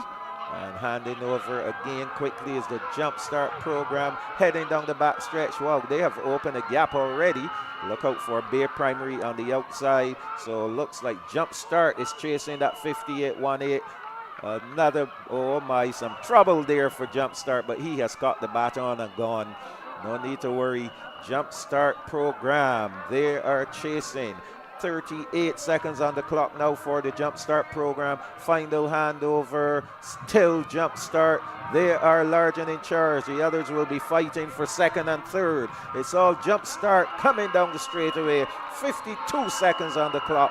They have to go faster than 58.10. It's all Jumpstart. 58 gone, and they just missed out on that time, but a brilliant run from the Jumpstart program, 58.85, and that should be good enough for maybe a second place, Anmar. They had a jump start on the field. 58.85 seconds on the clock, and really good running there from the athletes from the Jumpstart program. Good handovers. We have to give it to them. The handovers were great. Of course, at this meet, the spectators, you can see the stands are really filling up, but the spectators will have an opportunity to win some prizes. After all, if we look at the whole long list of sponsors, sponsors come and sponsors give. They always give something back. So I'm sure that there will be some lucky talking about sponsors there. Unfortunately, you or I will not be eligible for any of those gifts. Speaking of sponsors, Powerade Dasani, Central Bank of Barbados, SurePay, Team Mikey Charity, Surfside Wellness, and we will have the opportunity to see some of the gyms and wellness facilities participate in a couple of relays as well. So this is a real inclusive event. So we talk about the primary schools from the under 9s all the way. I think here is a lucky winner. So spectators getting into the action as well. So under 9s all the way up to under 13s in primary school are participating. Then we have the whole gamut of the age groups in the secondary schools. The event also caters to persons who are in clubs and institutions. We also have corporate participating as well. So all across the spectrum, persons have the opportunity to come and compete at the UWI Relay Fest. Coming up around 6:45 or so, Anmar, there will be some entertainment. So a really good package that UWI is putting on. Will you be here. performing, Michael? If I will be performing, no, that will be my coffee break period, 6:45 to 7. I really would not want the spectators to leave. So, not quite Michael Jackson. Oh, no. Same initial. MJ. Certainly not the same talent. So the spectators, as we said, in for a treat. Those of you who missed this year, I'm sure Mr. Wharton, they have started to plan what will be in store for next year, 2027. You don't want to miss it. Neither do you want to miss any of the track and field action coming up. Must give a plug to the knapsack. That is coming up next Friday, the semifinals. So make sure you get your tickets for that. Make sure you get your tickets for the final as well, which is going to be Friday the 13th. And then, of course, BSAC will get going the following week. So make sure that you are here to capture some of that action. Coming up on the track, we will see the under-9s. And these guys will be going in the 4x1, girls and boys. And then we have a 4x1 for masters.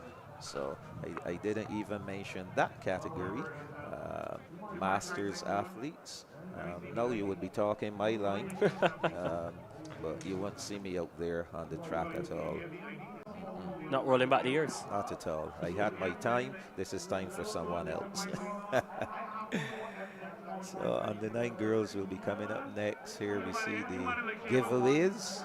We always must have some time for some lucky patrons to get an opportunity to win a prize.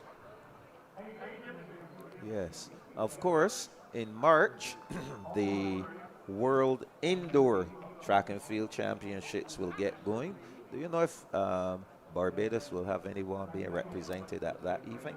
Haven't heard anything just yet, but usually the confirmations would come perhaps, I would say, in the next week or two. So we would await to see if Barbados will name a team, but I'm pretty sure once the information is available, we'll have it to our hands. And we know that right now it's the indoor season. The NCAA indoor season is upon us. And I have been tracking the performance of some of our Barbadian athletes who are overseas based, who are attending colleges and universities. So hopefully we can hear about one or two of them who may be able to make the Barbados team to the World Indoor Championships. Or a hurdler, Fabian Rollins' daughter, Maya Rollins. Yes, she has been doing pretty well on the collegiate circuit in the indoors 60-meter hurdles, so she could be a possible prospect. I met her last year in Trinidad and Tobago at the Carifta Games 2026, and it was there at the Hazy Crawford Stadium. She won a silver medal for Barbados in the under 20 girls 100-meter hurdles.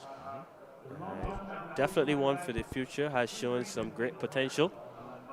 Yes, so we'll see what she will bring indoors, and if she decides to participate, because sometimes a lot of these athletes, they will participate. Obviously, they have to do so for the colleges and universities, but immediately they have to begin that transition for the outdoor season and may want to take a break, may not want to, go from indoors to such a high level and then to come back and compete at the outdoor level. So we'll see. Just awaiting the next event on the track, the under-9 girls 4x1. And there are 2 sections that we expect to see, as well as 2 sections for the under-9 boys. I think maybe this is a good time to take a break and return for the under-9 girls 4x100 meter relay. If you have a bill, you must pay, and you need a convenient way. Won't take much time out your day. Someplace that easy and safe. Sure pay, sure pay, sure pay, sure pay, sure pay, sure pay. You could pay bills over the counter. Use the app on your mobile phone. Pay on surepaybills.com in the comfort of your home. Someplace that easy and safe. Sure pay, sure pay, sure pay, sure pay, sure pay, sure pay. The convenient way to pay.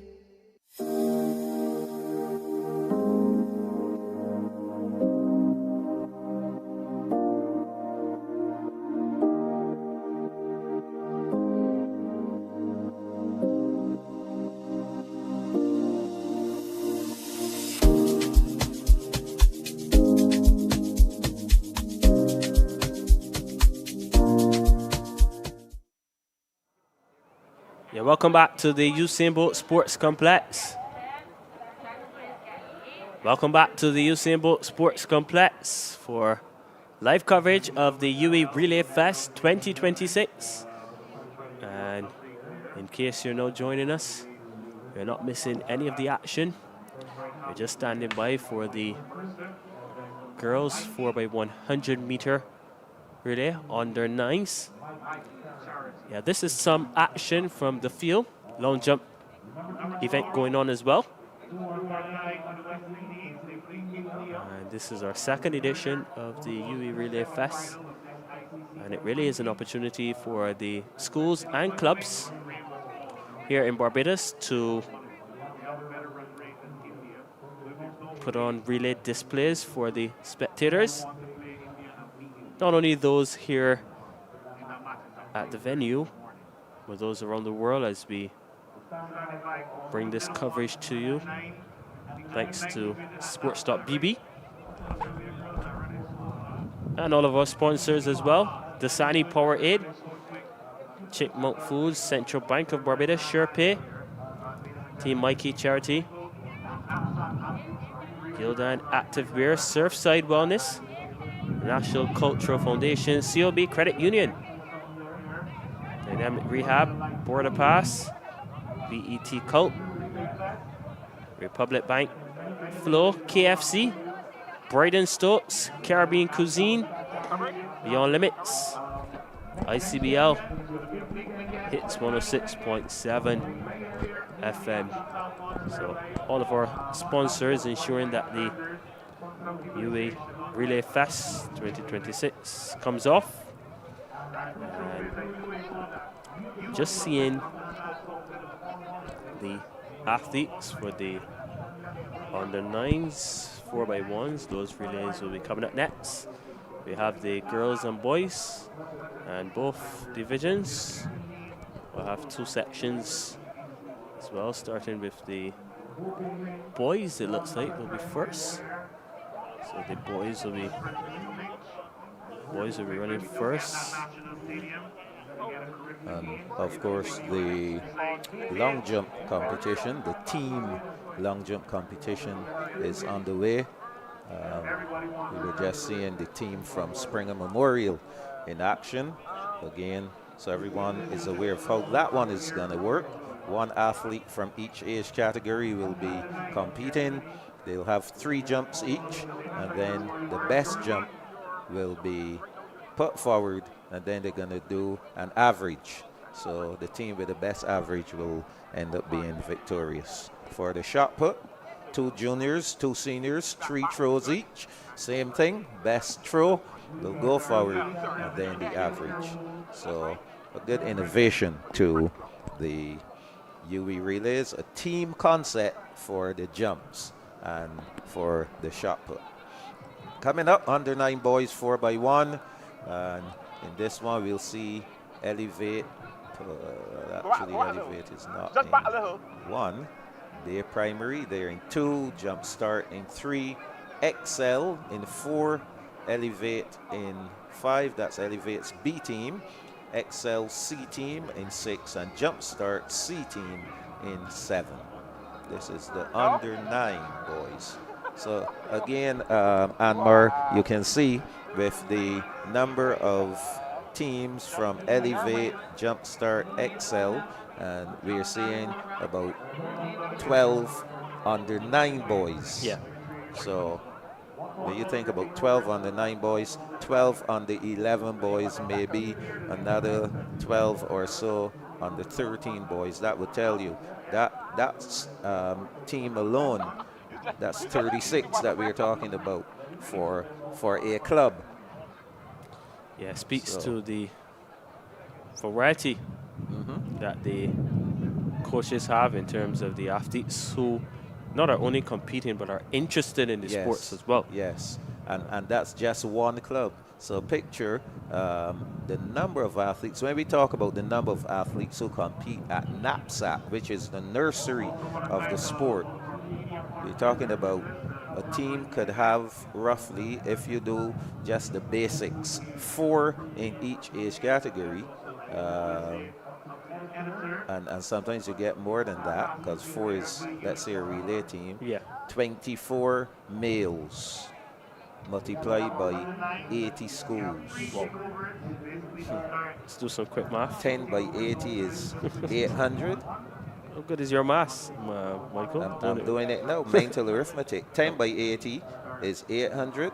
Yeah. 10 by 80 is 800. That's 1600 plus, I say 24. 4 by 80 is 320. Okay? That is about close to 2,000. 1920. Yes, there you go. So let's round it off at 2,000. Yeah. Yes, 2,000 youngsters who are participating. That's quite a number. Yep. And then they have to be spread across all of these clubs because we know there are not that many schools who really focus on training athletes and have them there after school, etc. A lot of it falls on the clubs. So clubs such as Jumpstart, Elevate, Excel, Elite Distance, etc. Those are the schools where you will get the action. So definitely it's a good thing to have the club system in place. Yeah, I want to make some mention as well to what we've seen. Well, I know it goes beyond the primary school level. We often see it at the secondary school level, and kudos to the Athletics Association of Barbados and CIBC as well for seeing the vision. The National Junior Program has definitely been bearing fruit, Michael, and the evidence is there in terms of the number of athletes who have already made the standard for the Carifta Games. So we talk about Carifta, we talk about BSAT, and we talk about NAPSAT, but here is where it begins.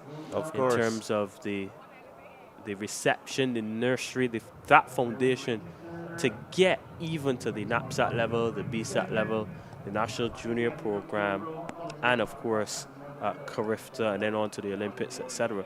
So your base has to be strong, and Correct. I always link it to a house where if you don't have a solid foundation, you know what's going to happen. Correct. And so we need to have that solid foundation. In terms of sport generally, in sport, there's the pyramid. And if at the bottom, if you want at the top of the pyramid to be, we know that comes, we know the shape of the pyramid, but if you want that shape to be even a little broader at the top, you need to have it really, really broad at the bottom. So some emphasis must be placed on ensuring that you have a really, really broad base so that when you start moving up, you know that your base is going to start, the middle part is not going to be that broad, but you still want it to be broad enough that it encompasses a lot more people. If you're starting with a small base, you know what's going to happen at the top. So that's why it's important to have as many students as possible exposed. And of course, I don't want to be biased to track and field, but that's what we are talking about now. You want to get as many athletes as possible involved in the sport.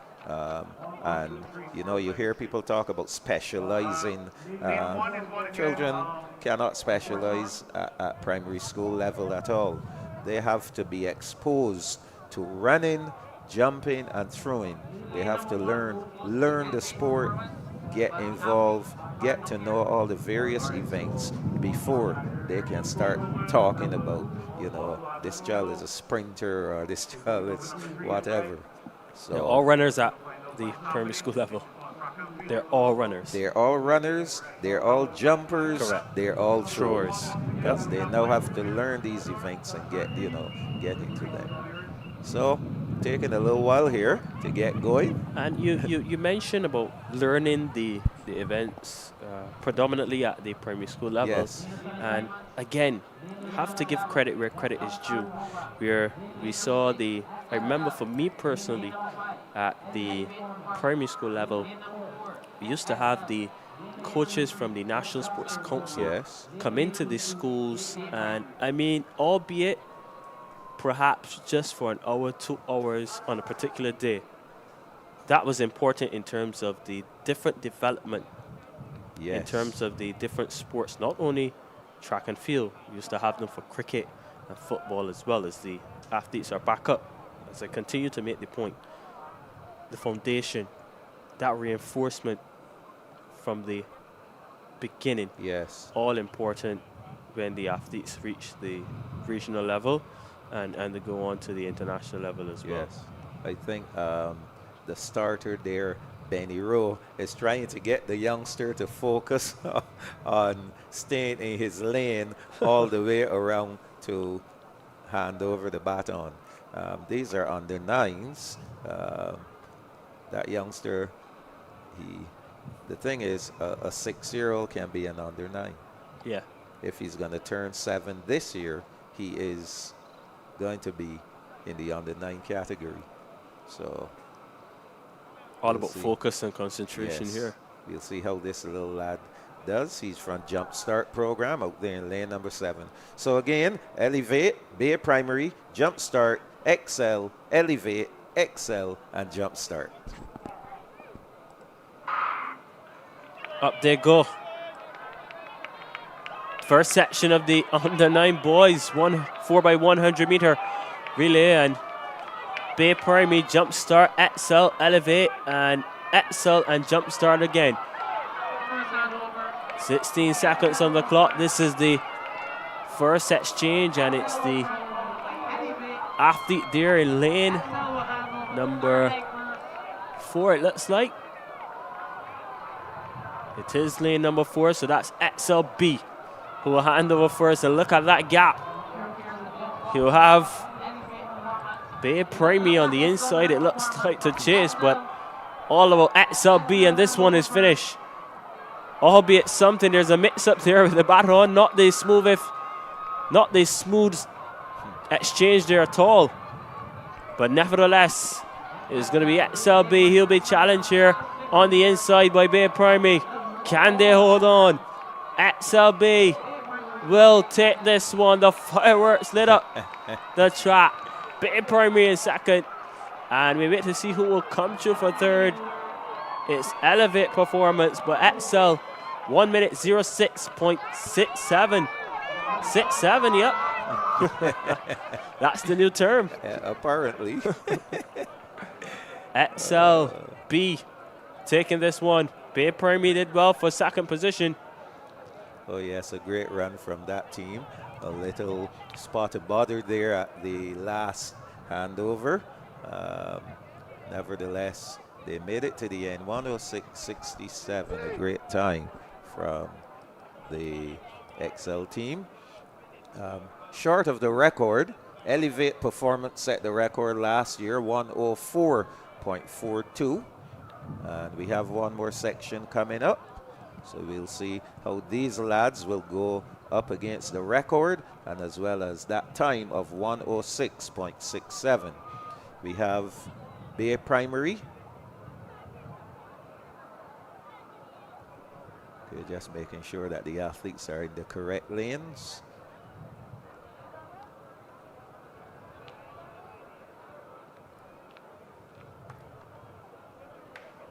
So we're just awaiting section 2. Yes.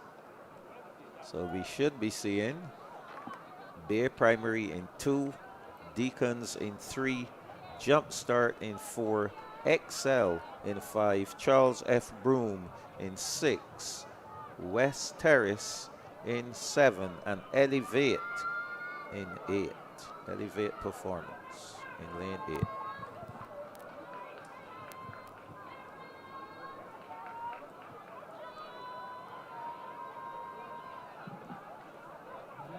Getting ready for this next section. Again, they're chasing 106.67, the time set by the XLB team in the first section.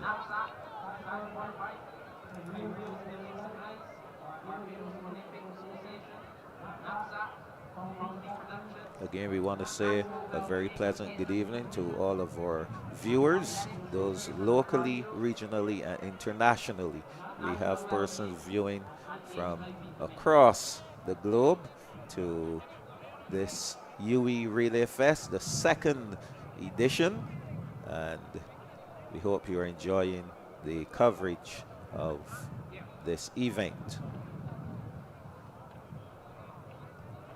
So again, Deacons in 3, Jumpstart in 4, XL in 5, Charles F. Broom in 6, West Terrace in 7, and Elevate Performance in 8.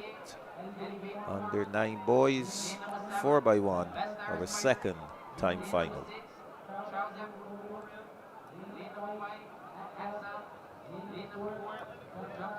Yeah, 7 teams represented in this one. And we've seen XL and Jumpstart doing really well. Have to look out for West Terrace though, the West Terrace Tigers. For sure. Nominated their zone. Charles F. Broom. Charles F. Broom as well. So those will be the schools who, on paper, will be the favorites. We'll wait and see. So they're off on a run in Bay Primary, Deacons, Jumpstart, XL, Charles F. Broom, West Terrace, Elevate Performance. As they spin out that first turn, I'm seeing the red top of Charles F. Broom handing over in first. On the outside going really well though is Elevate Performance. They're chasing 106.67. Coming down the back stretch, flying there is the athlete from Elevate Performance, getting ready for the next handover, and he hands over now. Still, Elevate Performance, they had a great meet so far, Anmar, and they're rolling here this third leg. He is rocking and rolling. Elevate Performance, under 9 boys, 4x1, looking to pick up this championship here and the record of 104.42. Final hand over is done. Elevate Performance, there's no stopping Elevate Performance. They're on their way to victory. Elevate Performance, 59 seconds, 60 seconds on the clock. Will they get home under 104? They have almost done it. We'll await the official word on that one. We know it's faster than 107.13. Yeah, so great performance from the Elevate Performance team. We will see how fast they went. 106.67, time posted by the first team. Oh, there we go. I knew it. You called it. 102.85. Brilliant performance from the Elevate Performance team. A lovely shot there. Drone footage of the Usain Bolt Sports Complex, spanking new track. Oh, it's gorgeous, Michael. Yes. Absolutely fantastic. This is an aerial view of the Ryan Braffett track here at the Usain Bolt Sports Complex. Picturesque. Oh, yes. Look at that football field as well. 102.85 by Elevate Performance, lowering their own record, which was established in 2025. Congratulations to the Elevate Performance team. Another record, Anmar. Yeah, absolutely brilliant.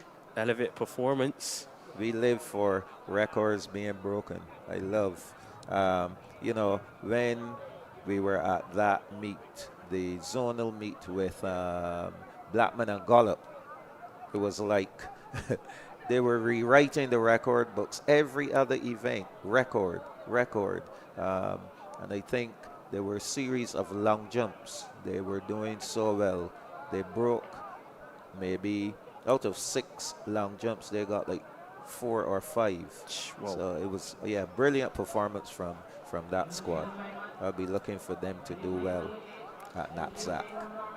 Moving along to the under 9 girls. Yes. First section, 4x1s. And we have those lane assignments for you. Lane number 2. St. Stephen's Etzel, that is in 2. Charles F. Broome is in 3. St. Stephen's will go in 4. Bay Primary in 5. Etzel is in 6. Jumpstart program in 7. And Elevate will go in lane number 8. So those are the lane assignments. And up they go. Off and running. Elevate doing really well in lane 8. Soto's Jumpstart program in 7. Who will hand over first here? The first handover. And it's Elevate doing really well in lane number 8. Jumpstart looking good as well. The other teams on the inside will have some work to do. This is the 3rd leg now. Who will it be? Still Jumpstart, Elevate, and Jumpstart. Elevate handed over first, followed by Jumpstart program, but look out for St. Stephen's and Bay Primary. I believe it could be on the inside. Etzel as well. The final exchange. Who will it be? St. Stephen's Primary on the inside. Elevate on the outside as well. This is going to be a great finish here. But here comes Jumpstart program as well. But Elevate will take this one. Good sprinting here at the end. Raises her hands to the heavens. 1 minute 07.82 the flash time. Yeah, congratulations. So Elevate continues to dominate here in these relays. A great name, Elevate Performance. Excellent name. 107.81 the flash time. Actually, that is the confirmed time for Elevate Performance. The record, 105.69. So just shy of that mark. We'll see. There's another section coming up, so we'll see. These are under 9 girls, looking really impressive, Anmar, must say. Was definitely pleased with what I saw just now in terms of the running, in terms of the handovers as well for the under 9 division. And here's the next section coming up. We'll see Bay Primary in 2, Jumpstart in 3, Elevate again, their C team in 4, West Terrace in 5, in 6 is All Saints, and lane 7 will be the Elevate Performance B team. So we should expect more fireworks in this final section. They're chasing 107.81, the time set by the Elevate team, as well as a 105.69, the record, championship record, elite distance program set that mark last year. Yeah, the girls all excited. Some of them still jumping up and down. Yes, love to see that. Lots of energy to burn, Michael. Yes. It's a yellow flag here, though.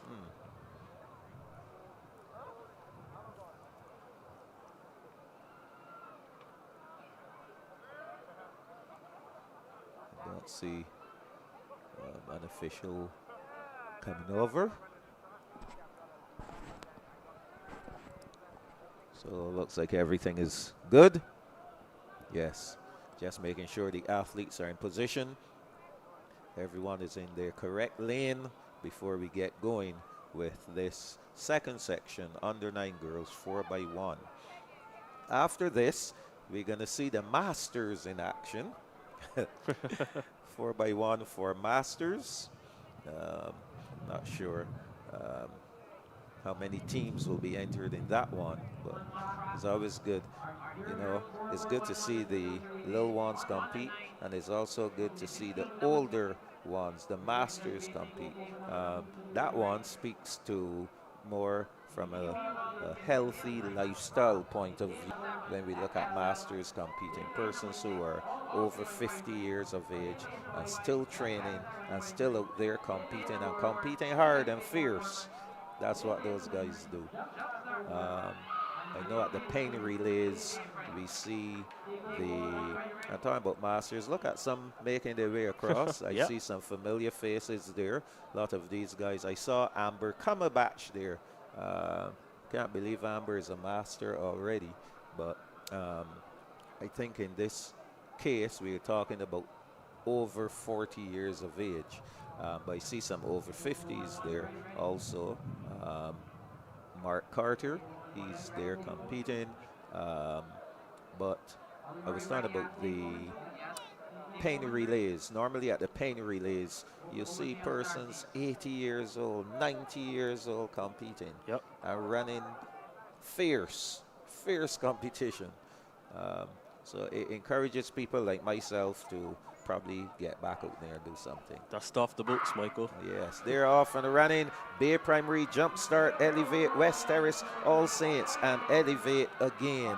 Here we go, getting ready for that next handover. I'm seeing the All Saints primary team. I will not forget All Saints this time around. But the West Terrace primary, they are looking good there in lane 5. What a lovely view we're getting here.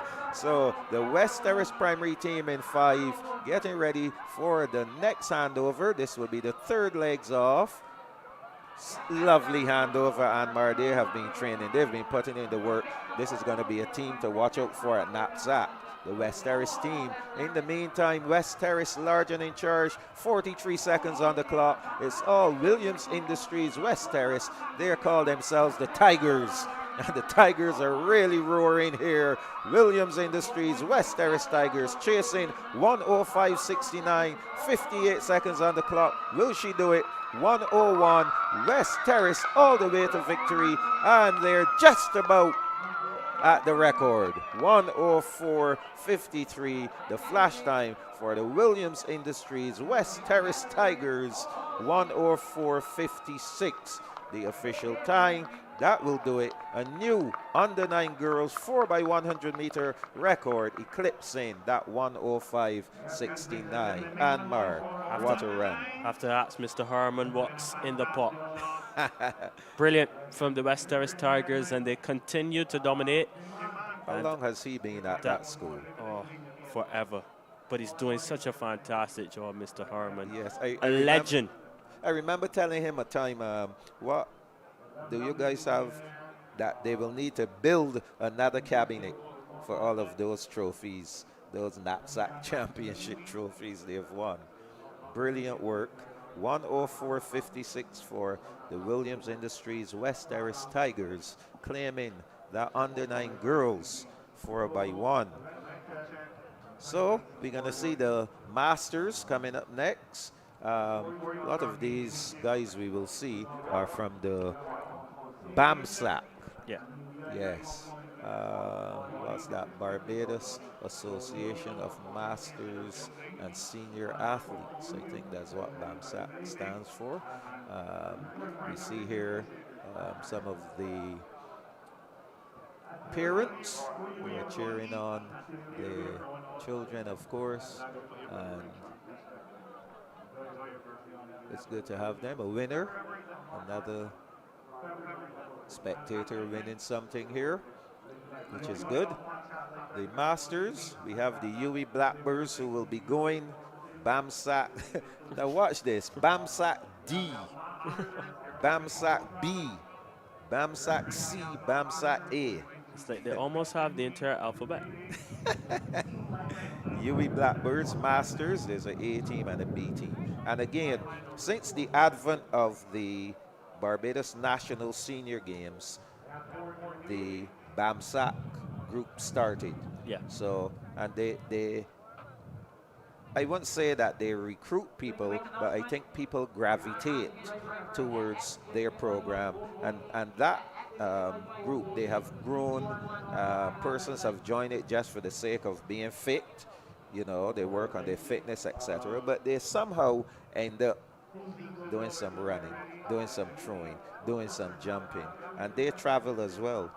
Every year they go to Utah for the Huntsman World Senior Games. Some go on to some other senior competitions.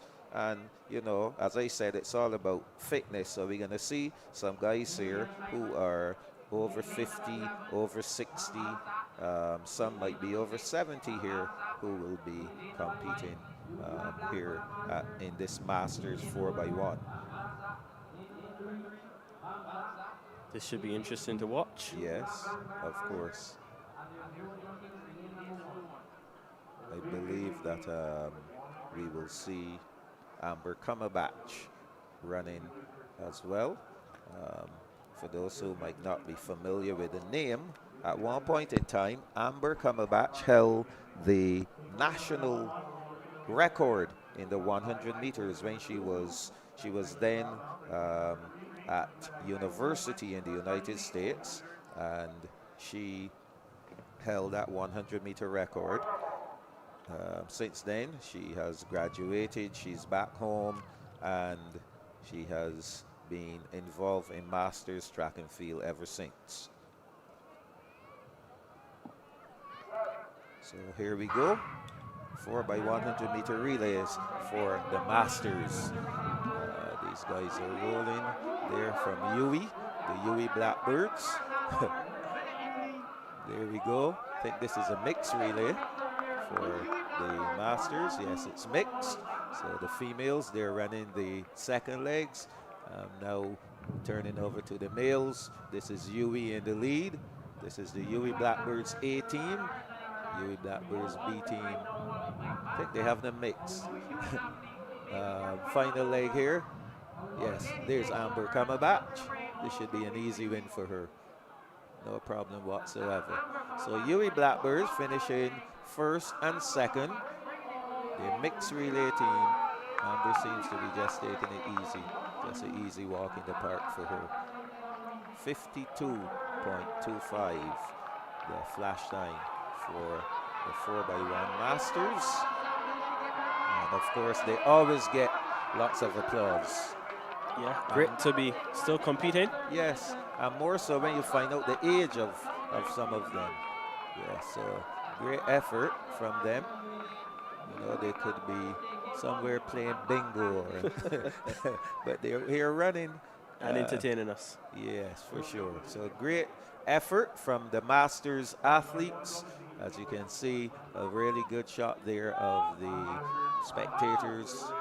It's the western side of the Usain Bolt Sports Complex. Again, can't wait for that new national stadium to be completed. Has lots of promise for track and field in Barbados.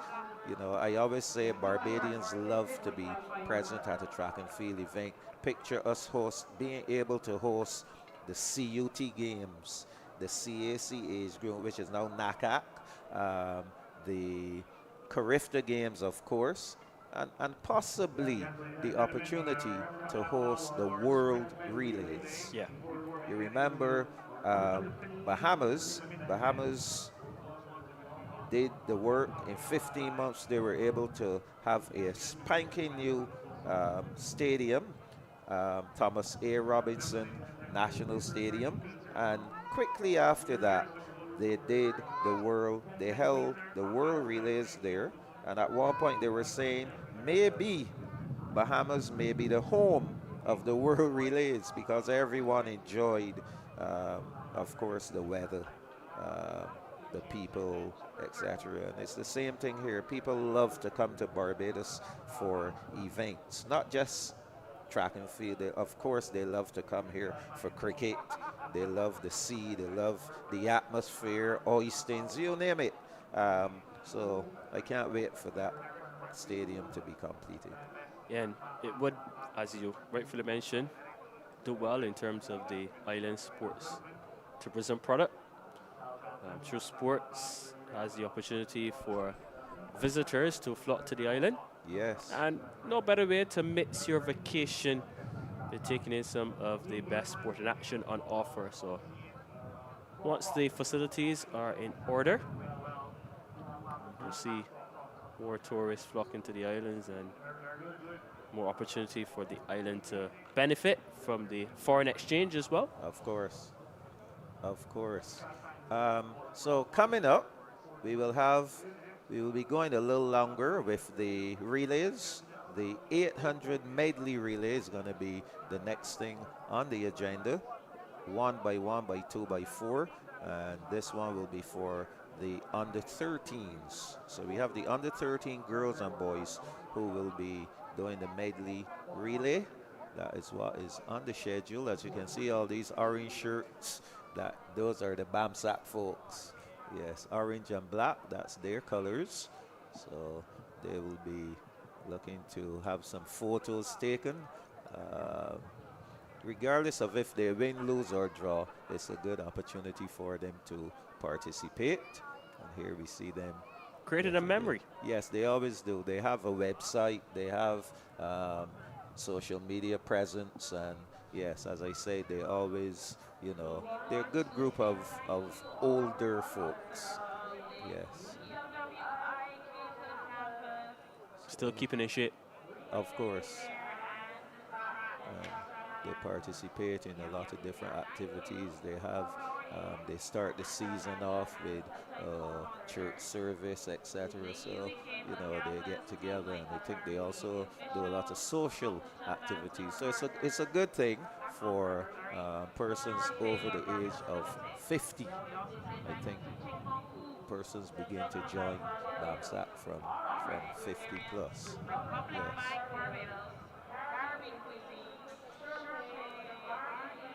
So the BAMSACians, that's what they call themselves, I think. I like the name. Yeah, BAMSAC. Yep. So coming up will be the medley relay for the under 13 girls and boys. That will be followed by the under 15 girls and boys in the 4x1, and then the 4x1 for clubs and institutions, and that should wind down. Oh, and we also have a mixed relay for corporate. Remember, we mentioned that the corporate entities will be involved as well. And once we get done with the 4x1s, then we will have that entertainment package. So some 4x1s coming up. Of course, we will be interspersed with that medley relay. So again, I think this is a good time for us to take a break. Anmar, you and I can just wet our throats and let some bills be paid, and we'll come back with our live coverage of the UWI Relay Fest, the 2026 edition, live from the Usain Bolt Sports Complex in lovely Bridgetown, Barbados.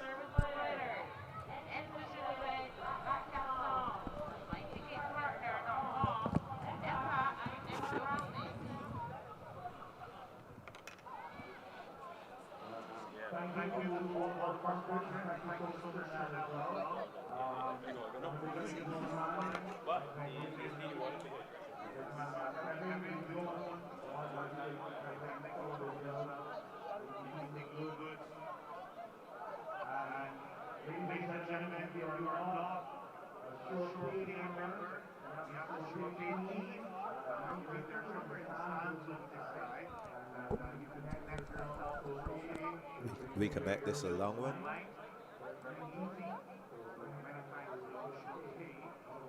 We can make this break a long one till you see the people come out on the track.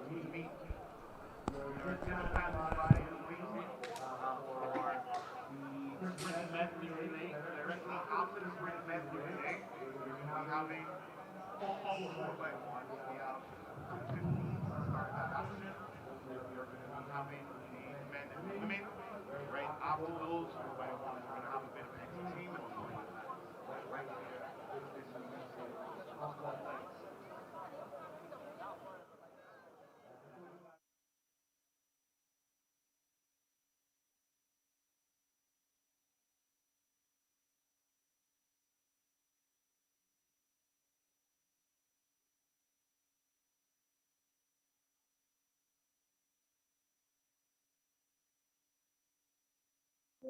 If you have a bill, you must pay.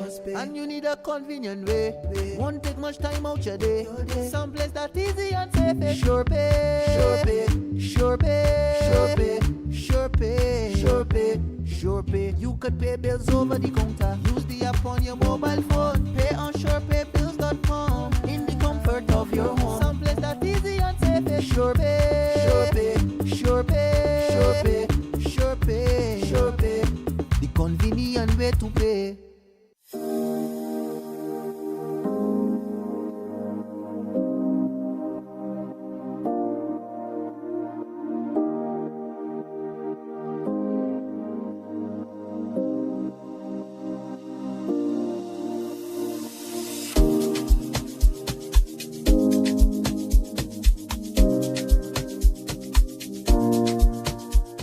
Lisa, you look so relaxed. Yes, girl, life is so much easier with SurePay. But I heard there's now a small fee for cash and check payments over the counter. It's just 30 cents per transaction, VAT inclusive. That's not bad, but why the change? Well, with increasing charges for handling and depositing cash and checks, SurePay is just sharing that cost fairly so that they can keep giving us reliable service. And we still have options, right? Absolutely. You can pay bills free of charge with the SurePay mobile app or SurePay online or through their partners like Pace, First Citizens Bank, credit unions, and more. Super convenient. So SurePay's got me covered then. A little extra if I pay cash or free if I go digital. That's fair and convenient. Enjoy multiple payment options to suit your lifestyle with SurePay, the convenient way to pay. For more details, visit surepaybills.com.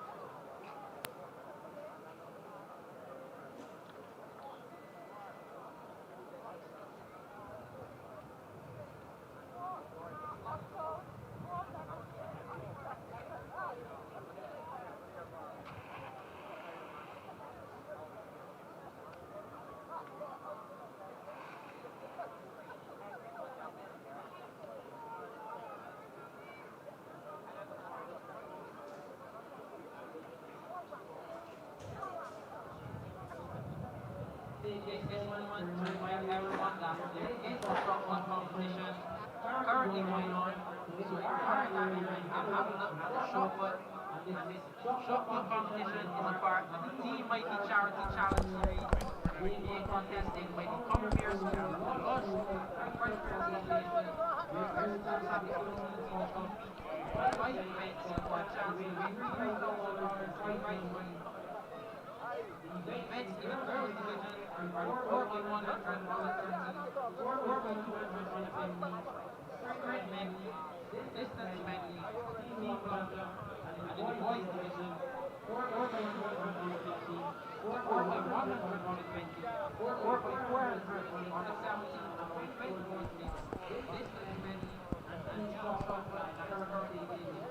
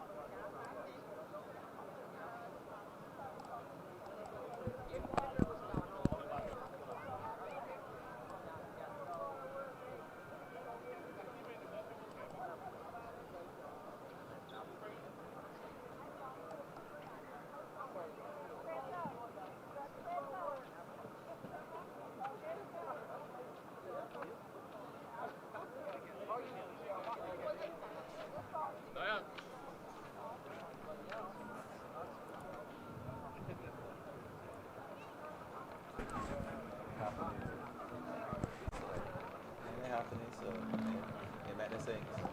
Thing in here, that's it. Watch that. Rain. The system will come on track. As the children come on track, we can start to talk. Even though we got things to talk, but you met the things.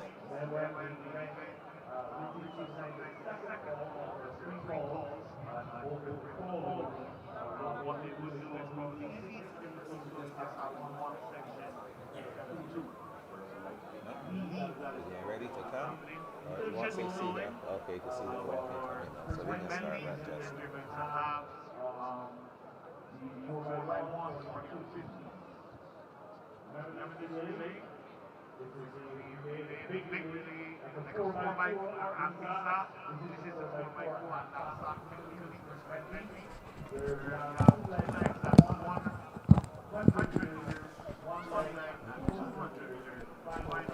And we welcome you back to the Usain Bolt Sports Complex. You didn't miss anything. The UWI Relay Fest is in full swing. It's a real festival here at the Usain Bolt Sports Complex. As you have seen, we had a couple of records go so far, and we are hoping, Anmar, to see a lot more being broken by the end of the evening. Yeah, the girls 7 to 12, 400 sprint medley, 1 by 1 by 2 by 4 coming up next. And yeah, brilliant displays we've seen so far this evening. For sure. It has transitioned now into nighttime. And what will be interesting here, Anmar, is this, what we will be seeing here will be primary schools up against secondary schools. Yeah. Remember, all of these competing are under 13s. And as our viewers saw earlier, we had under 13 girls and boys who are both in primary and secondary school. So they're going to clash here. Bay Primary, they're in 1. Is that correct? Yeah. Is this what we are seeing? Doesn't look. I see Springer Memorial School scheduled to go here. I'm not seeing Springer's outfit though. Bay Primary, I see All Saints. All Saints is in lane 7. I know St. Stephen's are in here as well. Williams Industries, West Terrace, they're in here. Jump Start program, they have 2 teams, Bay Primary. I don't see Springer Memorial. No. So we will not see that clash that I was anticipating. Okay. No, we will not. So we have Jump Start for sure in here. Charles F. Broom, that looks like their outfit.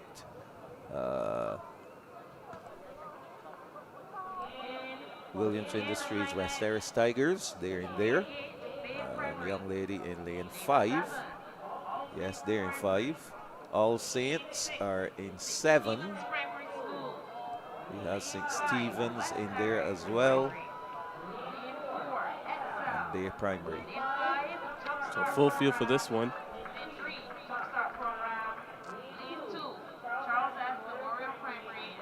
1 by 1 by 2 by 4, as I previously mentioned.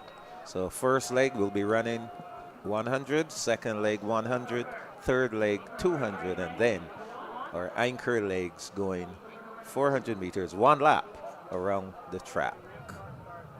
Did you do any running at school, Anmar? Absolutely not. You have the bill. I'm lucky. You're lucky it was not your PE teacher. I would have you there doing some kind of running. I was always running my mouth. Well, it worked out for you. I did a third leg in my final year at the Alexandra School, I must confess. Okay, this was for your house? My house, Frederick. Yeah? Yeah, okay. Frederick. Did they win? We were third in that relay. Okay, and I ran the third leg. I ran the bench. So that's commendable. Consider me the bench specialist. Yeah, it was our final year, and I decided cannot go to school without at least competing at sport. So I went out with a bang. Okay, lovely. Yes, I remember in my school, my last year at school as well. The guys decided, look, most of us will not be returning, so we are going to go there. We're going to get some points for our house, as many points as possible. So the guys had an internal thing too. So everybody was out there trying to get standard points. Yeah. And to see who would end up with the most standard points. So you had guys out there throwing the shot put, the discus, the javelin. They did long jump, high jump, triple jump, the works to get some points for their house. But we are ready to go here with a sprint medley for girls. These are all under 13 girls. So off and running. Girls 7 to 12, 400-meter sprint medley. 1 by 1 by 2 by 4. All Saints looking really well in this, the first 100 meters. And they will hand over first. It's All Saints, West Terrace Tigers in the mix as well. And it's going to be these two. St. Stephen's trying to get into the action there in the middle. And it's West Terrace Tigers who hand over first. All Saints will keep them in check though. As they come around the third leg, this will be 200 meters. West Terrace Primary out front as they come around the bend. Into the straightaway at the moment, it's all about West Terrace, followed by All Saints, and then St. Stephen's with some work to do. But West Terrace are leading this one. Final exchange is going to be West Terrace, followed by All Saints. 400 meters to go in this. The girls 7 to 12, 400 meter sprint medley, and the athletes at this stage now will enter lane number 1. West Terrace Primary out front, looking to extend this lead. All Saints will have to do some tracking, but what a lead this is from West Terrace Primary. All Saints in the stalker position. And we look at the school in lane number 3, that's St. Stephen's Primary, trying to make up the stagger. West Terrace Primary still leading, just about 200 meters to go. St. Stephen's Primary now in second position. Can West Terrace Primary hold on? All Saints have now drifted to third. West Terrace Primary though, 100 meters to go. All about West Terrace Primary. St. Stephen's have faded away. All Saints will take the advantage into second position, but West Terrace will capture this one. It's a done deal. Sign the check. Deposit it into the bank. Check-ins or savings. Well done to the team from the Williams Industries West Terrace Tigers. 1:2:05.82. So great run from West Terrace.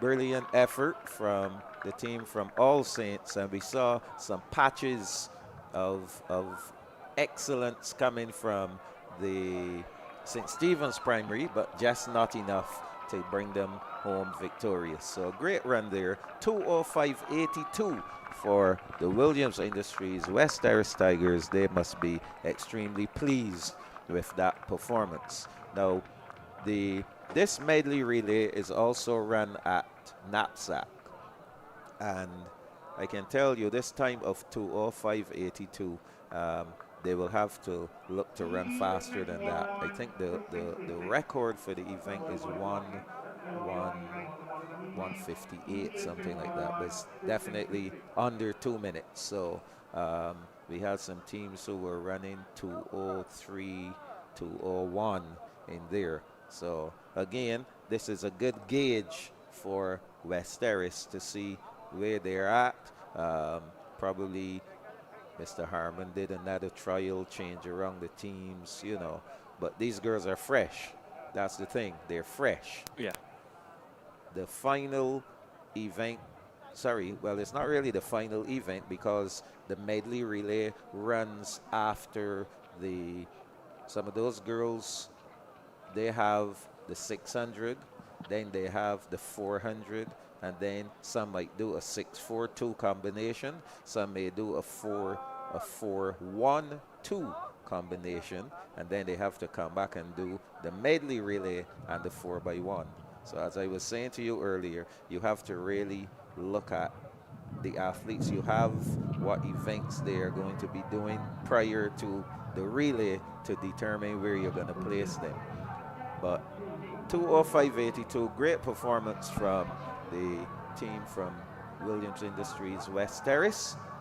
So that is that medley out the way, coming up will be the 4x1 now for the under 15 girls and boys. Should be interesting as we take another look at the stands here at the Usain Bolt Sports Complex. And what a lovely scene.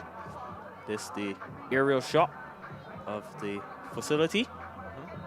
And the atmosphere outside just took a break to soak it all in. Mike, and I'll tell you what, fever pitch. Lovely, lovely.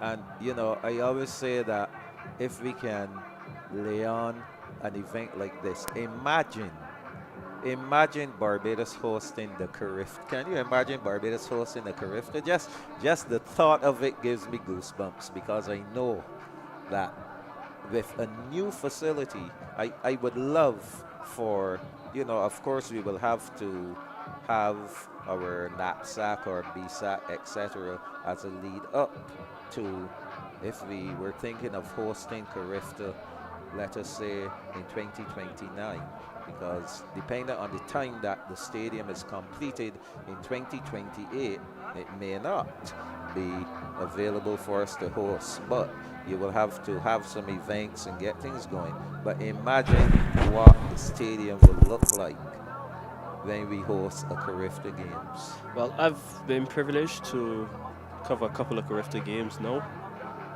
having been a broadcaster, and I'll tell you what, the atmosphere, the energy, the vibe around the country, let alone the stadium where the meet is being held, is absolutely brilliant. Electrifying from the time you step off the plane. Remember, quite frankly, Jamaica, yes, the hub of athletics in the world. Correct. From the time we stepped off the aircraft in Jamaica, you could just sense that something special was about to happen over 3 days. Same thing in Grenada. Yes. And then the same thing in Trinidad and Tobago last year.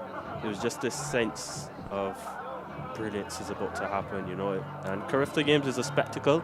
It is where the stars are born in terms of the Caribbean's next best athletes. When we talk about the Carifta Games, the likes of Usain Bolt, who is arguably the biggest name in the sport, and perhaps one of the biggest sporting names in the world to compete. He competed at the Carifta Games. Shirley-Ann Fraser-Price as well. Yes. The same Obadiah Thompson as well competed at the Carifta Games. So it really is the breeding ground for the Caribbean's next best to showcase their skill. And I always say this, Anmar, you know, cricket is a classic example where little boys would go to Kensington to watch the West Indies greats play. You know, remember there was a schoolboy stand where the youngsters would go and watch and see the Australians, the British, you know, and it's something that I think is necessary for persons who are involved in the sport, the youngsters in the sport, to actually get the opportunity to see it live. Not just, I mean, nowadays, yes, you can watch it live also on any live stream, but there's a difference to actually be there, to be in the atmosphere of soak it all up. Know, yes, and I think that's very important for our youngsters once we get that opportunity to host Carifta again and other events. So looking forward to that, definitely. So the next event coming up will be the 4x1 for under 15 girls and boys. You'll get the opportunity to see some of the schools in action again. Of course, the St. Michael's School, they will be looking to dominate this under 15 boys category. In there, we should see that bomb squad team again. Jelani Phillips and crew.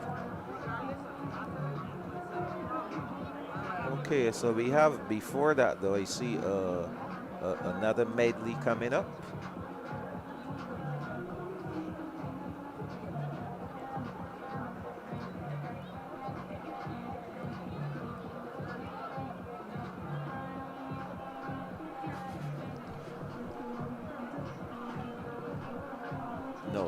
No, 4x1.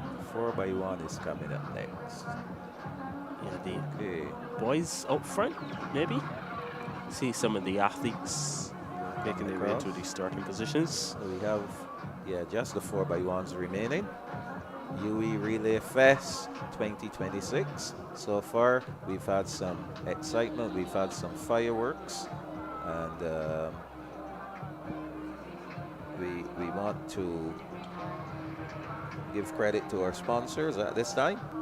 Of course, Dasani, Powerade, Chipmunk Foods, Central Bank of Barbados, Showpay, Team Mikey Charity, Surfside Wellness, the National Cultural Foundation, COB Credit Union, Dynamic Rehab, Border Pass, Republic Bank, Flow, KFC, Brighton Stokes, Caribbean Cuisine, Beyond Limits, ICBL Hits 106.7, and all the other sponsors. Thank you so much for ensuring the UWI Relay Fest 2026 is off and running. We can see in the background there the teams making their way out for the 4x100 meter relay. This is the under 15 age category. So these athletes getting an opportunity to practice their handovers. When we think about BSAC, which is going to be the next big thing coming up, some interesting scenarios. Grantley Adams and St. George Secondary. Those two schools, I think, we will have to look out for. They have some persons who transitioned over to those schools, and I can tell you, they have been doing some work. There's a young man who I saw him at the Joseph Payne Memorial Classic in the 800 meters. He was quite impressive.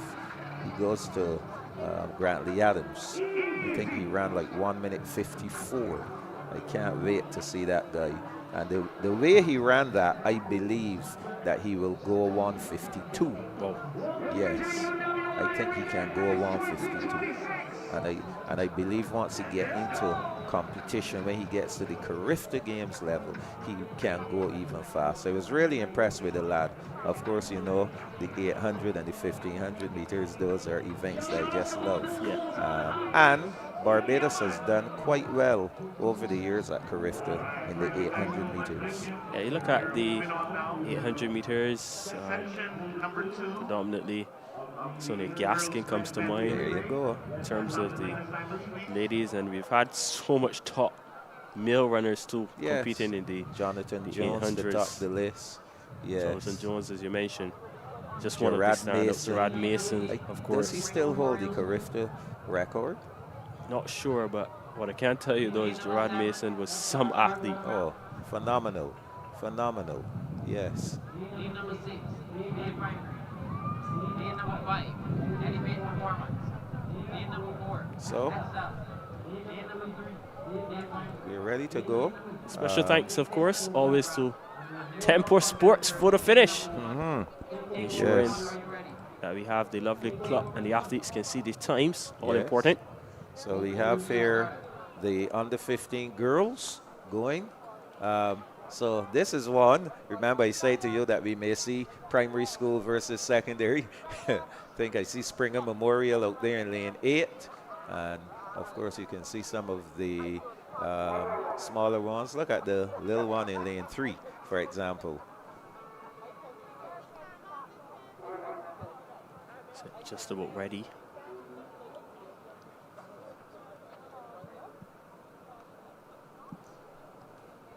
So up next here on the track, the under 15 girls 4x100 meter relay.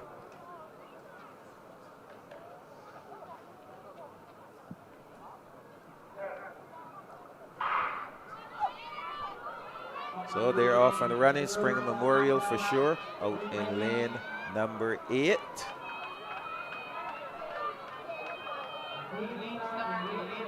Actually, this looks like this could be another 1x1 by 2x4. Yes, there is another 1x1 by 2x4. Okay, so yes, a little misunderstanding, but we are right on track. So Springer Memorial in lane 8, and that is the medley 1x1 by 2x4. This is a 200-meter leg. Elite distance, Bay Primary, Excel, Elevate, Bay Primary, Jump Start, and Springer Memorial. So here is the Excel team who is leading, and these are under 13 athletes. So Excel handing over now for the 400-meter leg. Springer Memorial, they'll hand over in second. Jump Start handing over in third. So those are 3 teams: Excel, Springer Memorial, and Jump Start. In that order, our final leg here, Anmar, 1:16 on the clock for these under 13 girls. They are going at it. Excel team still in the lead. Springer Memorial, 200 meters to go. Can they catch the Excel team? Gap is still not closing. Excel still excelling. And they are moving. 150 meters to go. Excel. This is their B team. Heading into the straightaway now. And we are seeing the Jump Start program in third place in the red top, looking to move up into second. In the meantime, up front, as we say, at the business end, it's Excel on their way to victory. Jump Start moving into second. They will not have enough real estate, and Excel will take it. Second will go to Jump Start. Third to Springer Memorial. And we just saw a fast finishing athlete there for the fourth. Excelled. Continues to excel. 2:08.97. It's a pretty good time for Excel, rounded to 2:09.00. Good time for the Excel team. But remember, that first race was I think it was 2:05. 2:05, yeah. Yes. And that was Williams Industries West Terrace. So they're going to end up being victorious in that one. So I think we found somewhere that persons can go on and get results.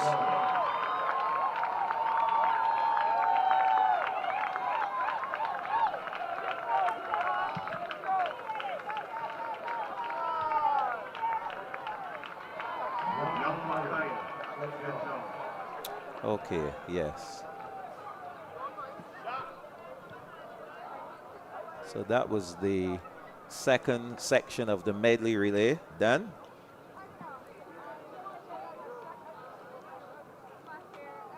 Yes. Okay, so Anmar, as we keep crossing off where we are now at the 4x1s for the under 15 girls and boys. The all exciting 4x1s are back. Yes. And the under 15s, as you rightfully mentioned, will be up first. And you have the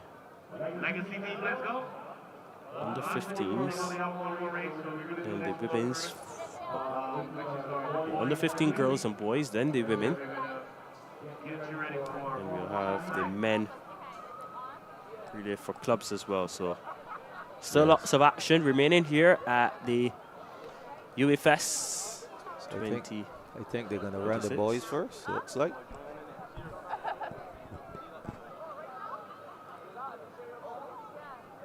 Yes.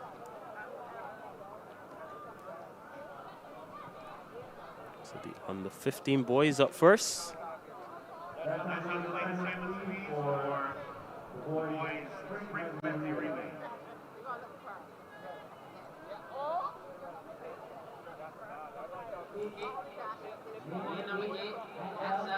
Okay, I see what's happening here. This is the boys now who will be running the sprint medley. 1x1 by 2x4 for the boys. Okay. Yeah, so we are still not at those 4x1s. I think we are very anxious, yeah, and Mar, to see those 4x1s with the under 15s. So these are the boys, the under 13 boys going in the sprint medley. Yes, this is who we will see here. So they're out to stand.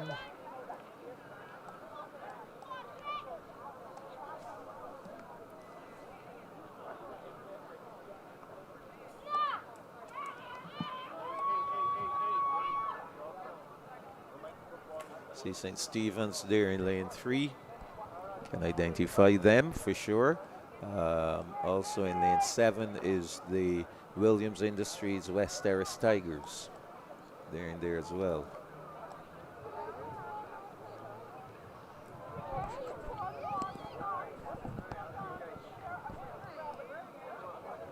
Track official there just having a word with one of the athletes, the athlete from St. Stephen's.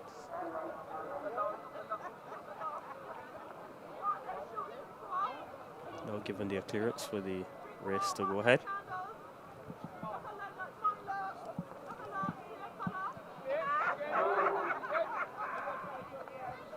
Now the athletes will be on the way.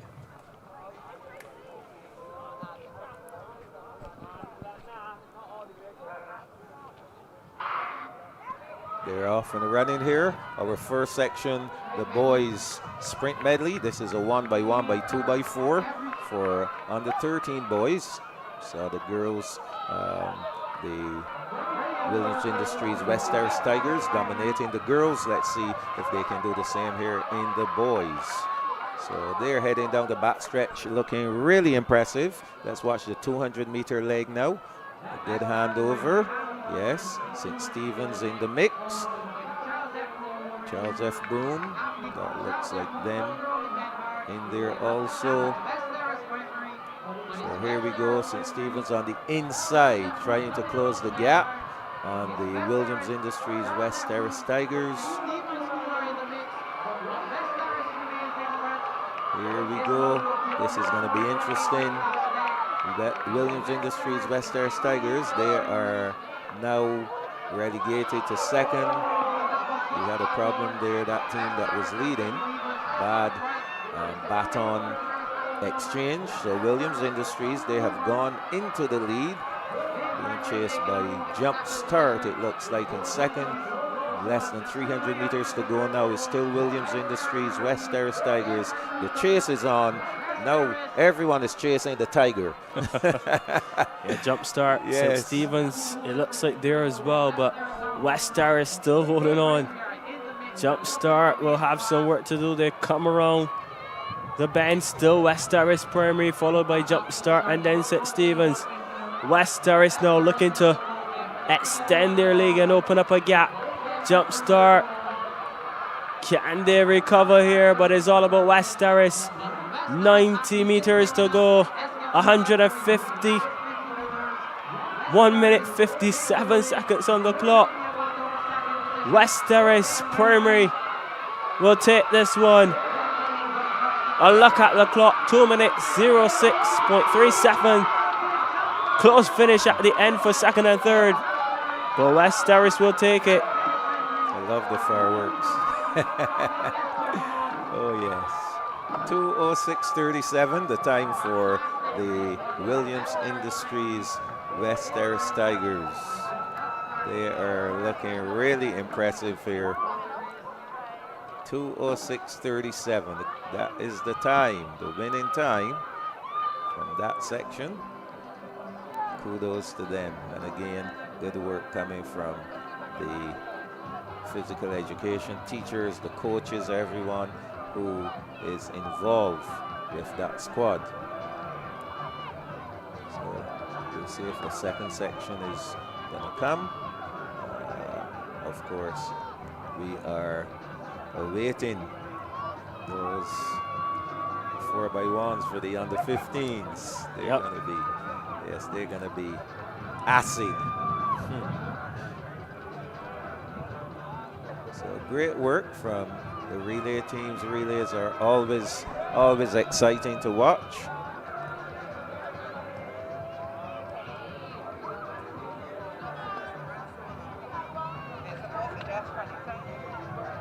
Again, we want to thank all of our viewers for joining us for our coverage of the UWI Relay Fest 2026 edition.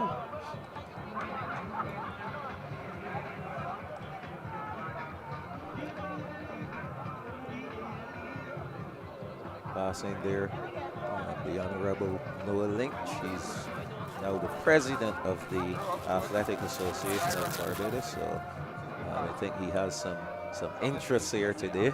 Of course. Looking to see who I know he's a man who likes the sprints. I mean, he was a 1 and 2 man. He loves to see some decent 100-meter runners, guys who can repeat.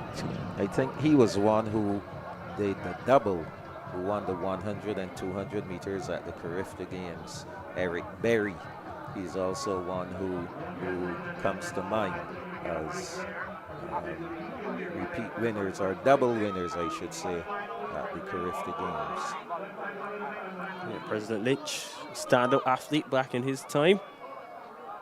Also saw the General Secretary of the Athletics Association, it's Renee Lane. She's also in attendance. Yeah, she also was a standout Carifta athlete as well. She was a hurdler. Yes. Long hurdles, 300, 400 hurdler. So we're ready with this second section here. I see Elevate performance there again. Looking to keep they're really elevating here. Jump starting there. Excel, the Lodge School, Bear Primary, they're all in there. We have Extreme Velocity in lane 3. That green outfit, that green and black outfit, that is Extreme Velocity. Yeah. Yes. So they're in there. So it's Elevate in 1, Jump Start in 2, Extreme Velocity in 3, Excel in 4, the Lodge School in 5, Bear Primary in 6, Elevate in 7, and Bear Primary again in 8. So that's the lineup. 1 by 1 by 2 by 4.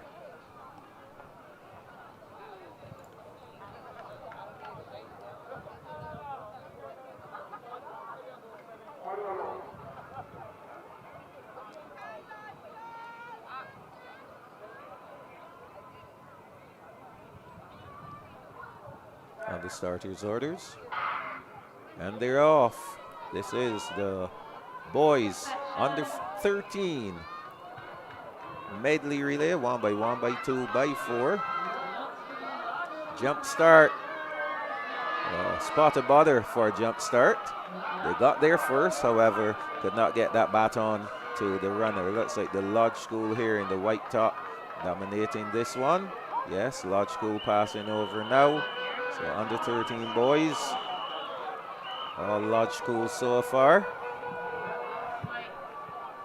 1 leg remaining. This is the 200-meter leg. Lodge will have to try to open a gap. Extreme Velocity. And on the inside there is the jump start. Final leg coming up, the 400-meter leg. Let's see what this lad from the Lodge School will do. There we go, Extreme Velocity in 2nd, jump start in 3rd. So we're on the bend. Jump start now moving up into 2nd position, and he's looking really impressive. That's the way you run anytime you have a 400-meter leg to run, you go out and then let the momentum take you down the back stretch, and then you start to do some work from 200 meters coming home. The lad from the Lodge School in the lead looks pretty easy. Nice and relaxed. 1:28 on the clock. Still in charge. Extreme Velocity giving chase. Now 150 to go. Extreme Velocity trying to open up, trying to get past the Lodge School into the straightaway. Extreme Velocity. Lodge School lads still looking nice and easy. I haven't seen any change of pace at all from the lad from the Lodge School, just sitting there. And will he be passed at the line? He is passed at the line. Probably too passive. No kind of acceleration whatsoever. 158.91 for the winners. That was a very good leg from the anchor. Oh, yes. From Extreme Velocity. Yes. And I would say that he measured the race perfectly. Moved when he needed to. And had enough left in the tank, Michael, just to edge his challenger, more or less his opponent rather, at the end. So that's how you want to see a anchor leg being ran. And the lad from the Lodge School, I saw no kind of change of pace whatsoever, just one pace, no acceleration. You should always finish fast, regardless. There should be something left in the tank for the finish. So kudos to Extreme Velocity there, 1 minute 58.91 seconds, the winning time. So our medley relays are now completed. I think our attention will now be drawn to those highly anticipated 4x100 meter relays. Those should be coming up shortly.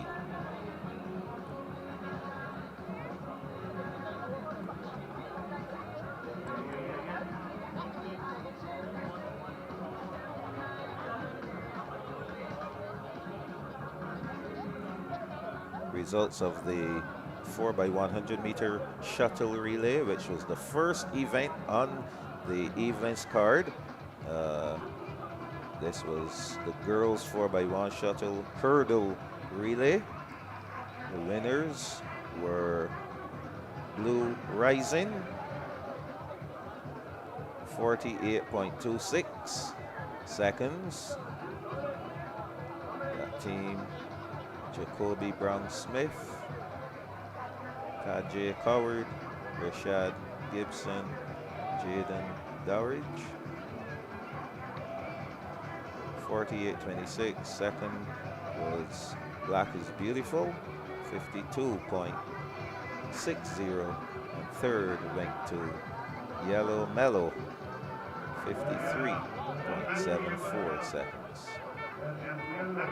Ladies and gentlemen, we have a performance for you right about now.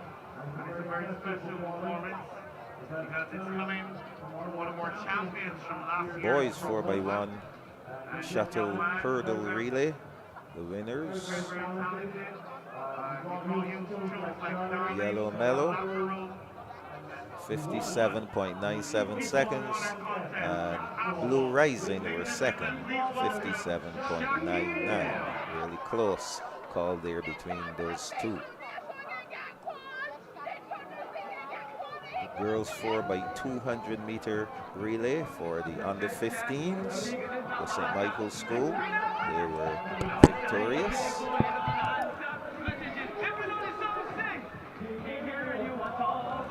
One minute 46.38. That team, Nazaria Brathwaite, Jada Scott, Zuri Guy, Kaya Warner Franklin.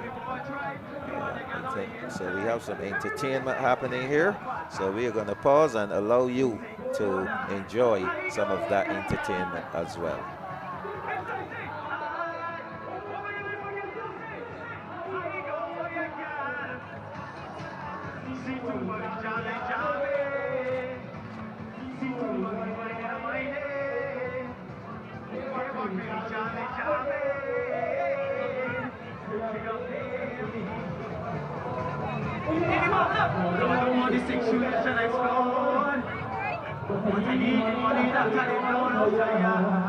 Every time I see you, it's a sad story. Unexpected, baby. What you're telling me at all, I see you now. Driving up and down when I'm here, over you now. You're not painful for you, but you got to show now. If you're having a good time, I want you to sing the chorus and be sick. but sing. I go again. When somebody sing, I go again. Ascalatan, see to work, jolly. See to work, wait. He finished, he walking, jolly. Take up me.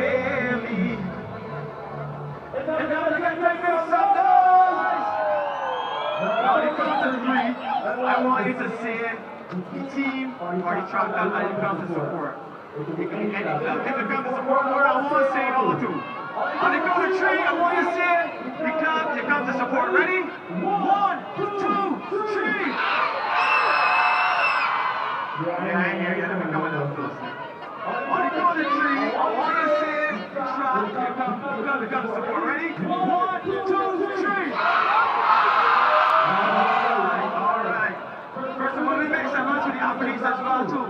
For sure. You see this year, I had it over on us.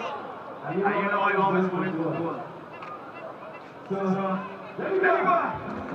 Can I get that green? Everybody jump! Sing! Get that going!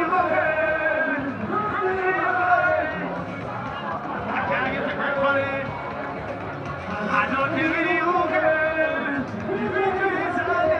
Easy. Can I get the green money? Can I get the... I'm pulling on, tight. I'm pulling on, big on the right. I stand tall, it is right, and if I fall, it's cause that's my fault. I try hard to grip it.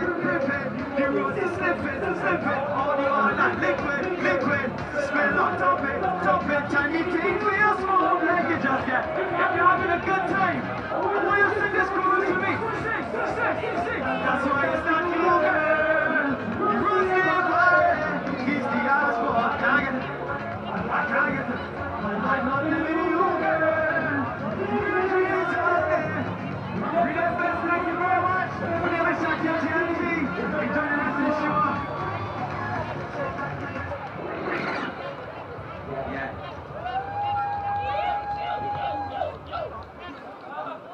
Here, shot. Again, like it for you. I bought it to it. Thank you so much, Shaquille. Reigning People's Water. Make some noise for Shaquille, please. Yeah. Getting ready for more truck and field. 215, my favorite recognition. Track and field. There's a new year program. This is where now you're not a baby anymore. You're making the minute of becoming a senior. This is the recognition that has a lot of pride in it. Okay, and more. We just had a guy by the name of Shaquille. Yes. Okay. Entertaining the crowd there for a few minutes. We are back now. These are the 4x1s now. At last. Definitely 4x1s. These are under 15 girls. They'll be going.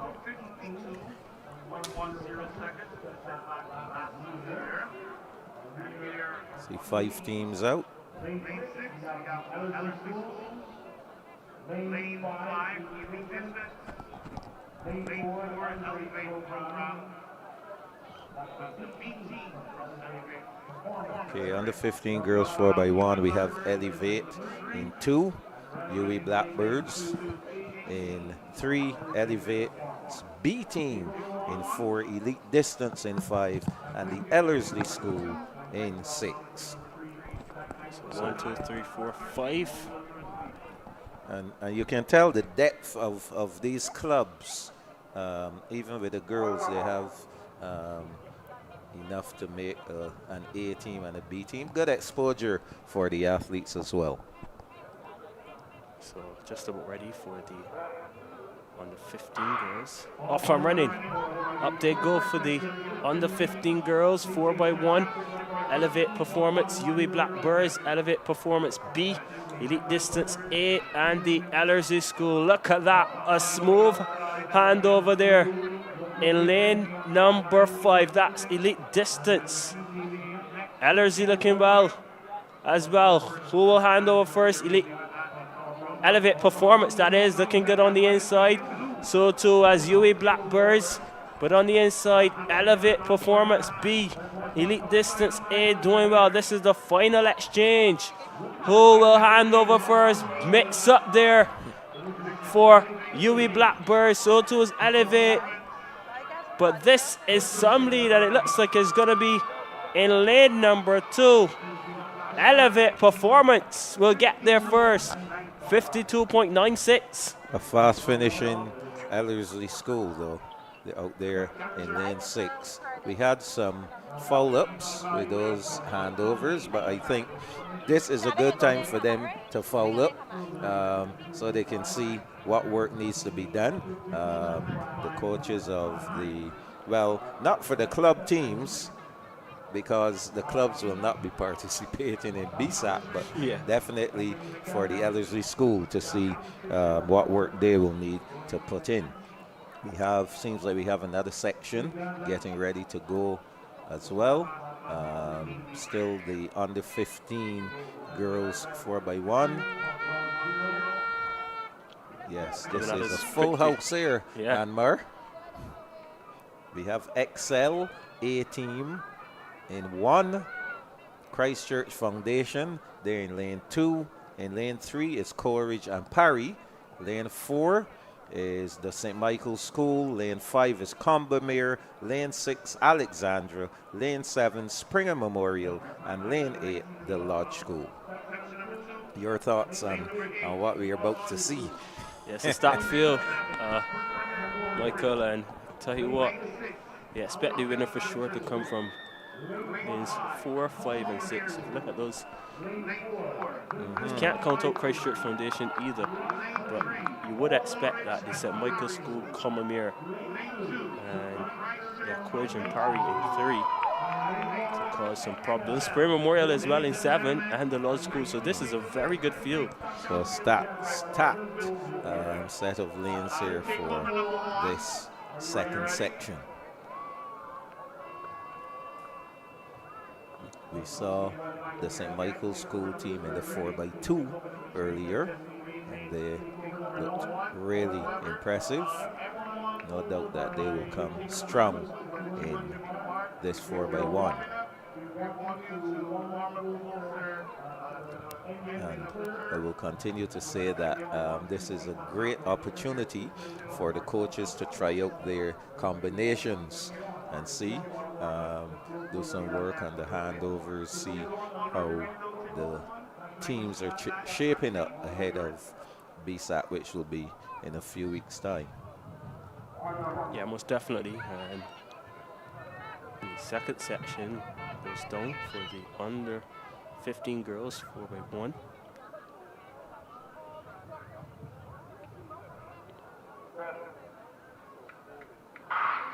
XL Christchurch Foundation, Coleridge and Parry, the St. Michael's School, Combermere, Alexandra, Springer and Lodge.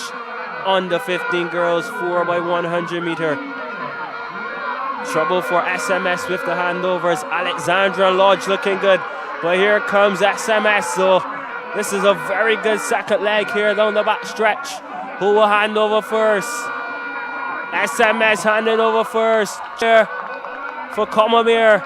But it's all about SMS. Alexandra looking really well. So too's Lodge on the outside. SMS now on the ankle leg. It's going to be SMS. Looks like Kaya Warner Franklin. SMS. This is an outstanding performance. And look at the finish. Sensational. Alexandra, I think, got the second. But 49.81. Oh, yes. That's a good time.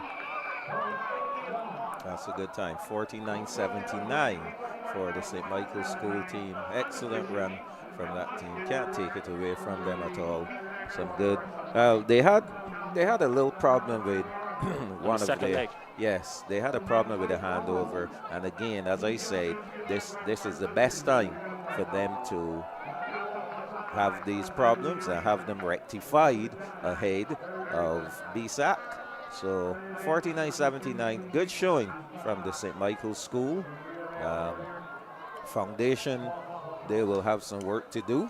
They had a good, strong anchor leg there for them, but they will have to try and get up in there. Alexandra, not bad. Not a bad show from them either. So the St. Michael's School dominating that relay for sure. And the under 15 boys, they're coming up next. And we know that when we see that St. Michael's School team, they'll be looking to duplicate what the girls did. So in this first section, we will see Elevate Performance in 3, UWI Blackbirds in 4, Alexandra School in 5, and Elite Distance in 6.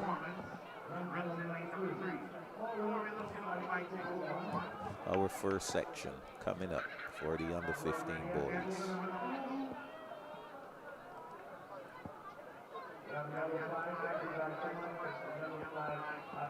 Kaya Warner-Franklin, she has really jumped right in from primary school into secondary school and holding her own pretty good. We'll see what will happen when we get to the individual events, but for sure she held her own here in the relay, both relays. Yeah, really good performance. Yes. Coleridge and Parry, I love their outfit.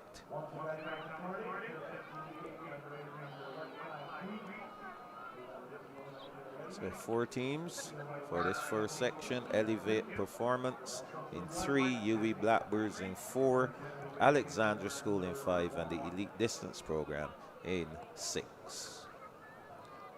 Waiting for the starter.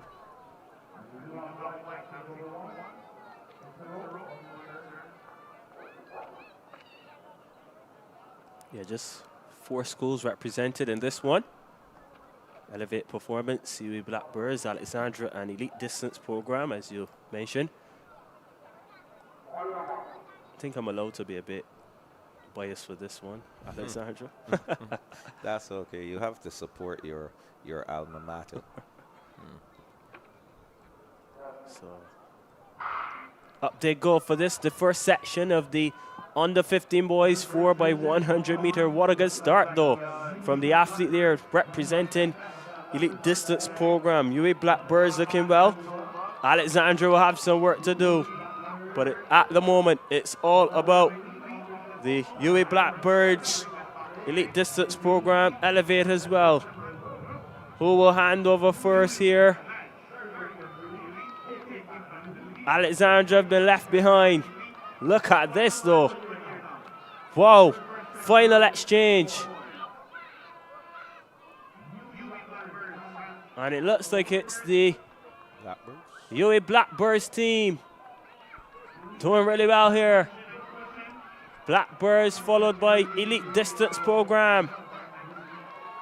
And it's Blackbirds to take it. Elite Distance Program for second. And I believe Alexandra third, 53.61. Yes. 53-57, it's rounded to that time. And these are under 15 boys. And you see them running up against those 4 girls from the St. Michael's School. Under 50 seconds, 49.81. What a time. Coming up next, another section of boys under 15s. So we'll see the Lodge School. My alma mater is now up. Combermere is in 4, the St. Michael's School in 5, Christchurch Foundation in 6, and Coleridge and Parry in 7.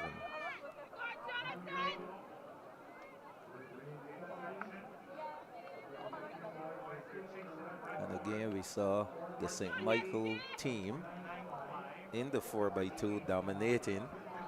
Probably have almost the same team coming again for this 4x1.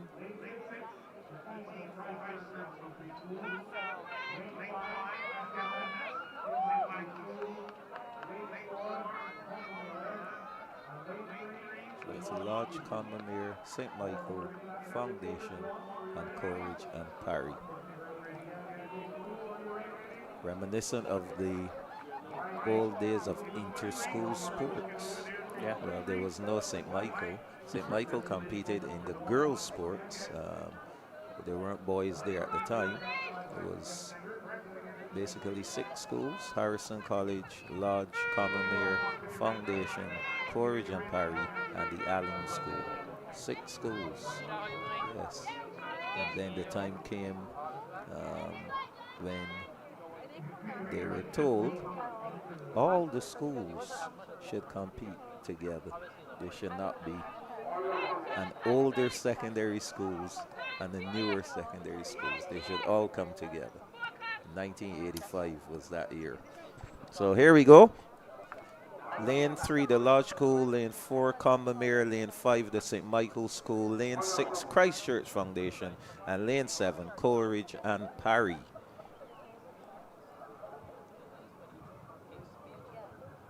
I believe this is where the winning time will come from, the winning school. That's the stand again.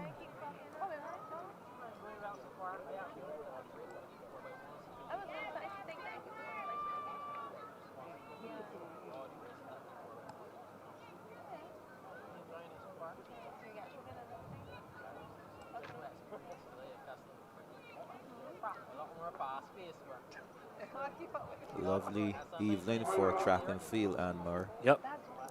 Not too windy at all. Yeah, it's a nice breeze, very gentle on the outside. So they're off and running. Lodge, Combermere, St. Michael, Christchurch Foundation, Coleridge and Parry. Let's watch them closely. Wow, the St. Michael School, they have made up that stagger quickly.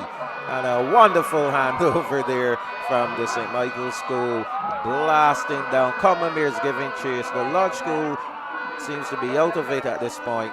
Here comes the St. Michael School team, another wonderful handover. St. Michael is gone. The battle is on for second. It's also the St. Michael School. Final handover now. Here we go. And that's it. Over and done. Jelani Phillips is going to be anchoring for the St. Michael School. They have changed the lineup between the 4x1, the 4x2. Phillips wins it. The Lodge School in second. Christchurch Foundation, Combermere, and CP. Look at the time, 47:03.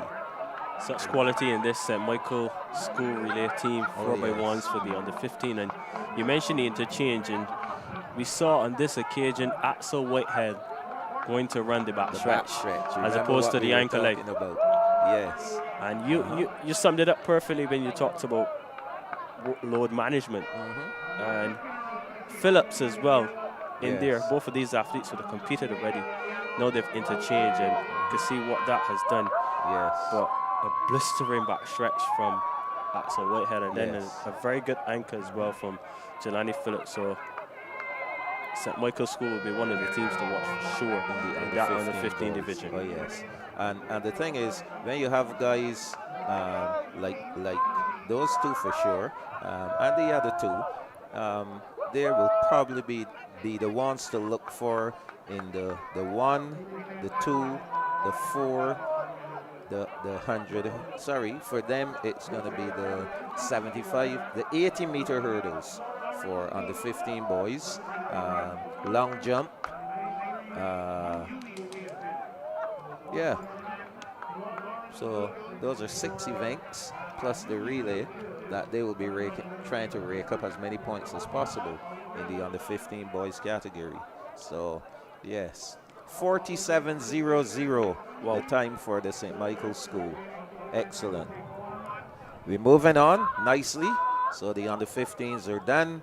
This is now clubs and institutions. We have UWI KFL and Florence Eagles. 2 teams here in the women's 4x1 for clubs and institutions.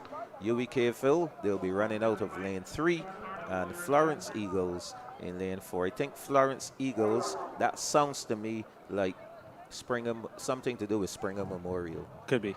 Yeah? We'll see. So the Blackbirds and the Eagles, this is a bird fest. All bird affair. And the Blackbirds and the Eagles up front. Here comes the Blackbirds. Wow, this good. is the first exchange. It's going to be the Blackbirds to hand over first, followed by the Eagles. Just two relay clubs in this one. The women's 4x1. And look at this lead, though, from the Blackbirds. This one perhaps over already. The Blackbirds doing really well. The Eagles with a lot of work to do, but at the moment on your screen, it's one athlete in your shot, and she's representing the Blackbirds. Final exchange, almost a bit of a slip up there, but the lead is so much that it doesn't matter. It's going to be the UWI Blackbirds. They're going to fly away with this one.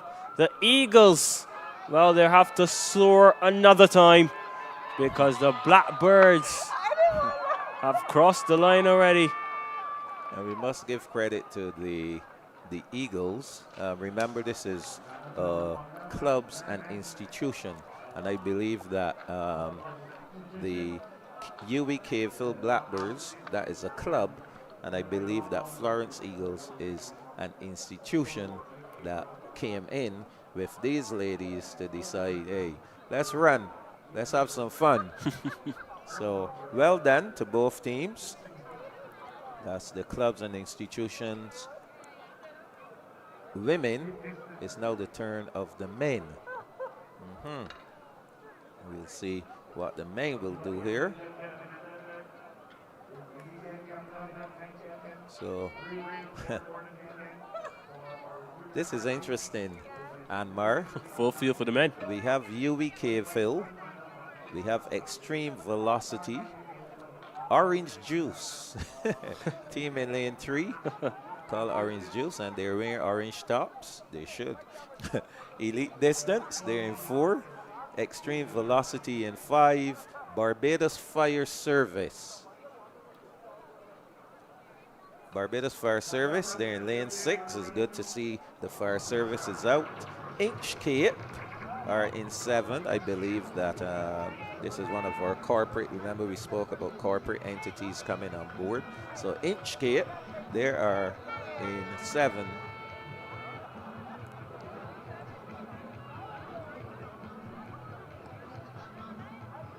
So we'll see how these teams will do.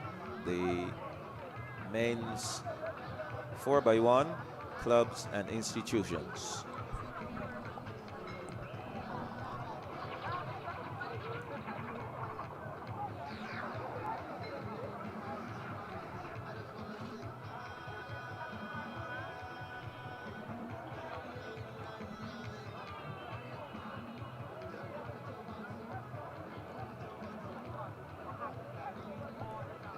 So full field in this one.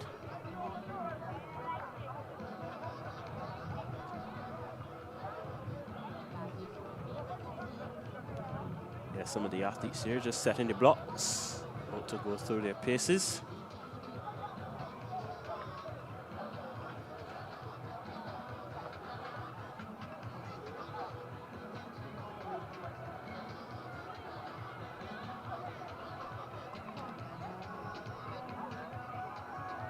Okay, so we have UWI Caveville in 1, Extreme Velocity, they're in 2, Orange Juice in 3, Elite Distance in 4, Extreme Velocity in 5, the Barbados Fire Service in 6, Inch Cape in 7, and UWI Caveville in 8.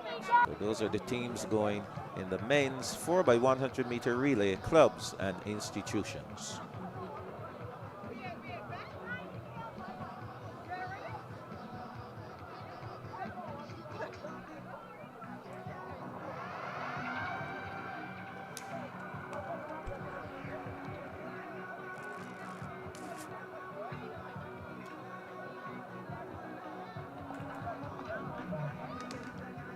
Of some interesting relays coming up, Anmar. The 17s. 4x8, by 12, by 16. Of course, we have to cater for all types of runners when it comes to the relays. Most so far have catered to, we had a relay that catered to the hurdlers, which was the shuttle hurdle relay. We had something catering to the short sprinters, the 4x1s, the 4x2s. Then we had the quarter milers, where we had the medley relay. And now coming up, we have the 4x8 by 12 by 16, which will cater to the middle and long distance runners. That should be an interesting one. And of course, the best way to finish a track meet is a 4x4. Of course. That's standard. Our favorite event. Oh, yeah. Oh, my. I have some one extremely fond memory of a 4x4. My very last race as a high school athlete, 4x4 for the Lodge School, 1984. Very last race, it was the 4x4, and this was, well, actually we won the championship that year as well. I was captain of the school team. I had won the 8 and the 15, and afterwards I thought I could go in the stands and have a grand time. But Matt Fingal said, no, you're going to sit down. I have something for you to do. And I knew that I probably would be part of the relay team, the 4x4. I had placed second in the 400 at the house sports. Ran a pretty good time. I think I ran about 51-2 at Lodge. He said, sit down. I have something for you to do. And then at that time, you had your relay teams, but you did not know what legs. You know, nowadays you have to declare your squad and the positions. There was no declaration then. All you did was go and run, and lo and behold, I ended up running the ankle leg. So it was really nice, good way to finish off, and Lodge School won that relay. So it was great to finish off your career, very last race, with a victory. So here we go, the 4x1 men, clubs and institutions. Full house for this one. Up they go. Cave Hill, Velocity, Orange Juice, Elite Distance, Velocity again, Fire Service, Inchcape, and UWI. Oh, look at them on the inside. That's UWI, Cave Hill, and Velocity. Orange Juice with some work to do. This is a very good back stretch from the Orange Juice. Oh, yeah. My goodness, that's brilliant. And it's Orange Juice who lead, coming into the bend and into the straightaway. Orange Juice and Velocity. There's going to be Velocity now on the inside, and Orange Juice. It will be a ding-dong battle, but it's going to be Velocity, extreme Velocity, to punch the golden ticket at the UWI Relay Fest. Absolutely brilliant. Sensational. Wow. You know, Orange Juice, they were really flying. The second leg for Orange Juice, he brought them right back in. Did you see that? 41.22 for extreme velocity. That's a good time. Yes, 41.22, decent. Orange Juice finishing second with a 41.43, and third going to Elite Distance, 43.21. A fantastic performance from the Orange Juice team. Yeah, that back stretch. Yes. Goodness. He ate it up. Sorry, I have to say, he drank it up. That was a blistering Orange Juice, man. Brilliant. So well done to the team Orange Juice, but of course our winners, Extreme Velocity, 41.22 seconds. Excellent run from that team. Talk about entertainment. Oh yes, brilliant.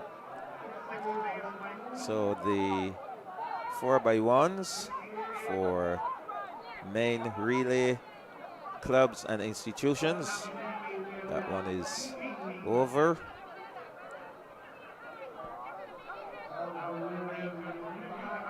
We'll keep it going here at the UWI Relay Fest 2026, the second edition. So far, we've had some fantastic performances, great running from the teams. Again, we want to take this time to acknowledge the sponsors of the UWI Relay Fest, the Sunny Powerade, Chickmount Foods, Central Bank of Barbados, SurePay, Team Mikey Charity, Gildan Activewear, Surfside Wellness, the National Cultural Foundation, COB Credit Union, BET Cull, Dynamic Rehab, Border Pass, Republic Bank, Flow, KFC, Bryden Stokes, Caribbean Cuisine, Beyond Limits, ICBL, FWD, and Hits 106.7 FM.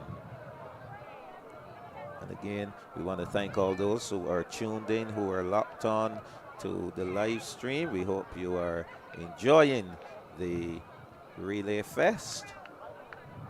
And so confirmation, Michael, though, it was Jaquan Hoyt. Oh, that was Jaquan on the back stretch. Wow. I wondered what became of him. I didn't know he was still competing.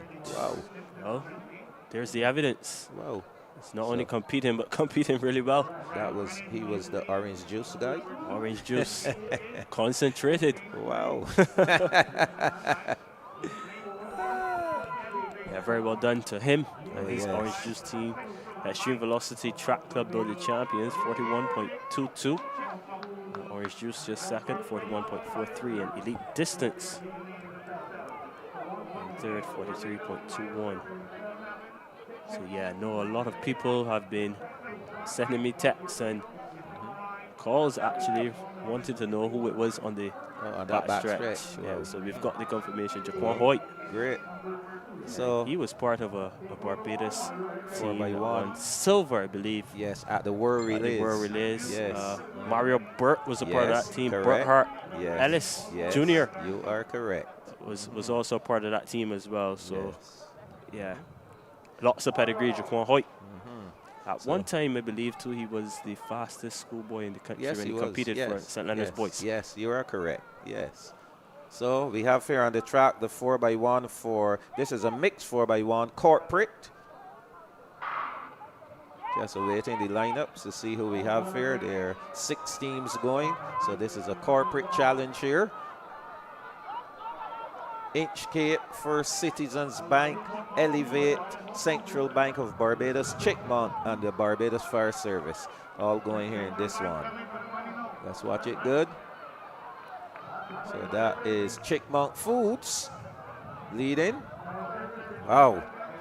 Yes, these guys are looking good. Chickmount Foods, part of the corporate 4x100 meter mix relay. So here is Chickmount, the final leg, female.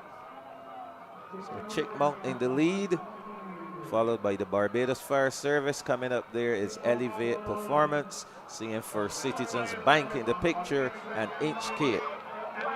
Well done to all of the teams here finishing up now. This is lovely. And again, this is a good way to encourage. That was Inchcape finishing up. Chickmount Foods, the winner, 51.03. A good way, Anmar, to encourage, you know, members of these corporations who would not necessarily be involved in any kind of physical activity to come out, and maybe they will start getting the little squad together and start preparing for next year's games. Yeah, I'm gonna have to speak to Foods. I'm gonna have to speak to my colleagues at the Caribbean Broadcasting Corporation. Get a team out. Yeah, I think myself, perhaps Damien Bess, Mark Seal. Oh my, don't know. We're gonna have to Mark find. is not able. We're gonna have to find a fourth runner. Well, this is mixed, so you need 2 females on the squad. So we can bring. Thinking perhaps maybe Anne-Marie Burt. She was an athlete back in her day. Anne-Marie had her time. Anne-Marie is like me, had her time. I don't know. We don't have anyone else then. Okay, so a great performance from Chickmount Foods. And I do recall when CBC participated in the, I don't know if you were old enough to know about the IDC Games. I've heard about it. You've heard about the IDC Games, yes. So the IDC Games was a big thing. The industrial games, as it used to be called, where corporations and entities would come out, and there would be prizes like fridges, stoves, those kinds of things were the prizes. And I remember CBC participated. Actually, the same Noah Lynch, when he was in charge of CBC, he competed. Yes, I think Mark Seal might have competed as well. So yes, those were good days. And it was wonderful to see members from all of those different organizations, corporate, participating in track and field. And it wasn't just track and field either. It was a true games. Yeah. So it was track, road tennis, netball, football, dominoes. Yes, it was really good. We'd love to see something like that return. Yes. So we have here coming up this seems to be the 4x8 by 12 by 16. Yes. So this is open, under 20, anywhere between first form and sixth form. They'll be competing. I see 4 teams coming out to participate. Combermere starting in lane 2, Alexandra in 3, Christchurch Foundation in 4, and the St. Michael's School in 5. So 4 teams going in this relay. The first leg will run 1 lap or 400 meters. Second leg, 2 laps, 800 meters. The third leg will run 3 laps. And the final leg will run 1 mile, 1,600 meters.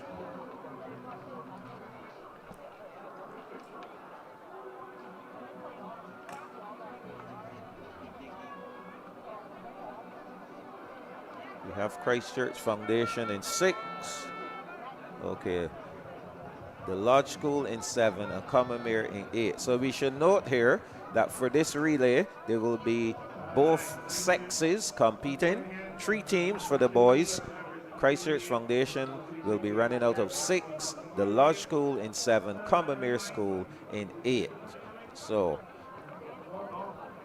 again, both sexes running simultaneously.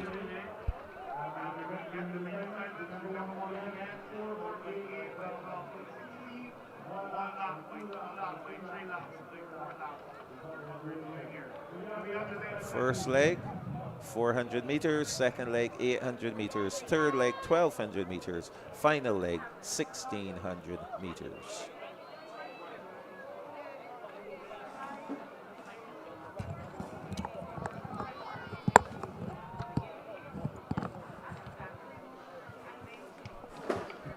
Back from my break. I'll take mine shortly. This is going to be a long haul. So we're talking about the 400 meters, which will probably finish under 1 minute. The 800 meters, which will probably finish just over 2 minutes. Then we have the 1,200 meters. That's going to go probably 3 and some. And then we have a mile. And a mile will probably take them close to 5 minutes. So that will tell you this race is probably going to be 9 minutes and something seconds. We'll see. So as we said, the relays have catered to all runners. Yep. Sprinters, hurdlers, middle distance, long distance. So 2 races in one, Admar. While you were gone, we recognized that the boys are going to be running in lanes 6, 7, and 8, starting in lane 6, 7, and 8, because once we get that break, everyone will end up running in lane 1.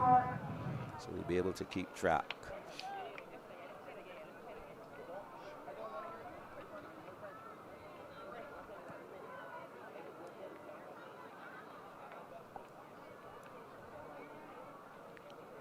So 4x8 by 12 by 16.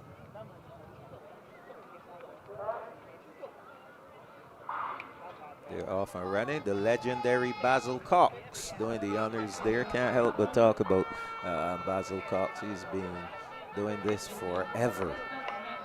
Still looking the same way. So this is a 400-meter leg, the first leg. See the 3 boys teams up there. That is Christchurch Foundation in 8, Lodge in 7. Sorry, Christchurch Foundation in 6, Lodge in 7, Combermere in 8. So that's the boys' race. And further back are the girls' teams. So these are the boys. I see SMS and the girls looking to be the leader. Christchurch Foundation is there as well, so it is Combermere, and I believe it might have been Lodge. But in the boys' race, yeah, Yes. Combermere handing over first, followed by Lodge, and then Christchurch Foundation. So that's the 400-meter completed. Yes. And now we're into the 800-meter leg. So in the boys' race, there you can see on your screen that's Combermere in lane number 8, Lodge in 7 as they make their way into lane number 1 now. There you see a perfect overhead shot of the leaders. And it's the boys from Combermere. That looks like Alex Simmons. Yes, I was about to tell you that looks like Simmons, yes. The brother of Ashlyn Simmons. He's leading the way for Combermere. A look at the girls' race now. Well, we switch back to the boys on your screen. But yeah, SMS there, Christchurch Foundation as well. But Simmons doing the running here on the 800-meter leg. And Lodge will be tracking him. So 1 more lap for Alex Simmons. And he looks pretty good. Our good friend Cameron Bueno just capturing all the moments. Always a smile on his face. And yeah, Simmons looking now to extend his lead over the athlete there from the Lodge School, and the gap is widening. Would be good with the second. To see the girls race. See what's happening with the girls. At the moment, it's all about Alex Simmons of Combermere. Foundation a distant third in the boys' race. There we see now a shot of the Foundation athlete, but all about this young man on your screen and the Combermere School. Final 80 meters to go now for Alex Simmons as he will hand over to the third leg. 3 laps to go. 1,200 meters. Combermere to hand over first. Rightfully mentioned, Jules, 3 laps to go. Lodge School will now get the baton. And Christchurch Foundation with so much work to do. That is over 100 meters lead so far. Yes, they'll have a lot of work to do. There's the Combermerean all by himself.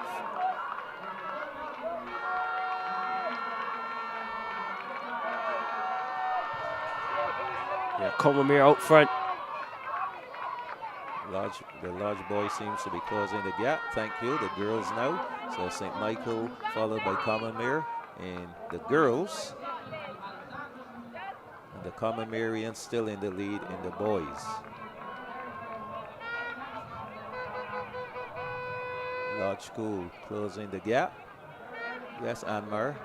He has really closed that gap within the first 400 meters. They have 2 more laps to go. Yeah, this is really good. Yes. For the athlete here from Lodge, because if you look at the distance that Alex Simmons had in the second leg when he ran the 800-meter leg, that was phenomenal. Combermere still leading the girls track by the St. Michael School, but there's a change in the guard in the boys' race. See, there's a lot of strategy involved in a relay like this. Maybe that guy might have made a mistake by trying to get to pass him so early. All he needed to do was to get a little closer, and maybe just sit and wait. And what he did there, he could do in the last lap, where he was going to extend the lead and take the baton to the guy who's going to run the 1,600 meters. That would be the strategy that I would give to him if I was his coach. because he might suffer a little here. As you can see, Yeah. the pace has really slowed down. So we'll see how the Comamerian responds. So it's Lodge and Comamere.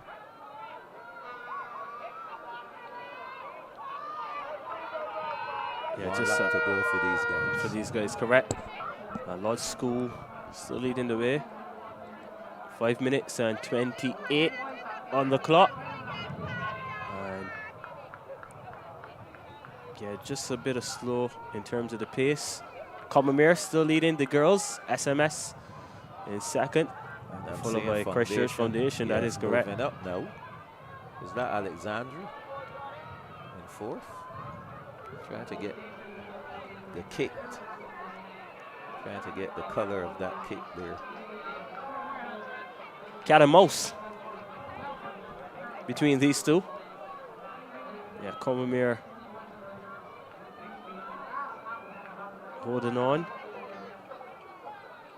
Yeah, final 150 meters for this leg. Yes, and Comamere has taken over again. Comamere leading. As trying to sprint to the finish. Again, I'll maintain that the Lodge boys' strategy was not the best one at all. As you can see, he's still, well, he did close the gap. I'll give him credit for closing the gap, but I think he should have been ahead. So this is the Comamerian who will have 1 mile to run. And Lodge now goes right back into the lead. 4 laps. 4 laps for these guys. So Lodge School out front. And this is the boys event. Distance medley, 4x8 by 12 by 16. Wow, they're gonna lap the girls. There's a change of the girls as well. The girls are now going to hand over the baton for the 4-lapper. Yeah, foundation there. Alexandra looks like Ashlyn Simmons.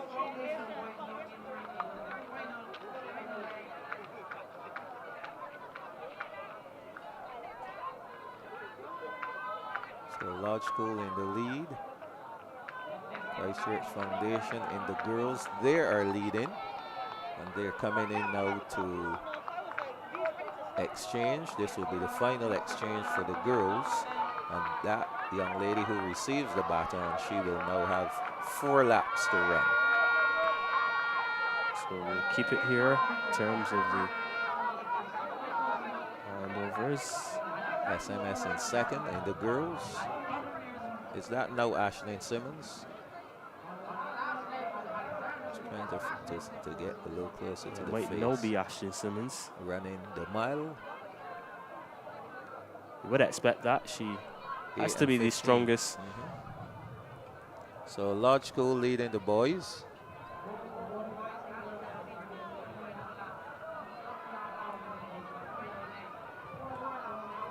Christchurch Foundation leading the girls. SMS in second. Okay. Victory Bourne is running the anchor leg for the Christchurch Foundation team. Yeah, it does look, and it does look like Ashlyn Simmons. Yeah, it looks so from my angle as well. For Alexandra. Yeah, Victory Bourne. Yes, there she is, leading. What a name. Victory, yes, I say her parents chose a really good name for her. Victory. And she's been quite victorious in a lot of her, oh, her you had to do it. exploits. Yeah. So 3 laps remaining now for the girls. 2 for the boys. SMS, they're in second position in the girls. Alexandra moving up. Yes, I think that's Ashlyn. Those legs. So Ashlyn Simmons for the Alexandra School, now moving up into second position. Lodge School boys still leading. Heading down the back stretch again.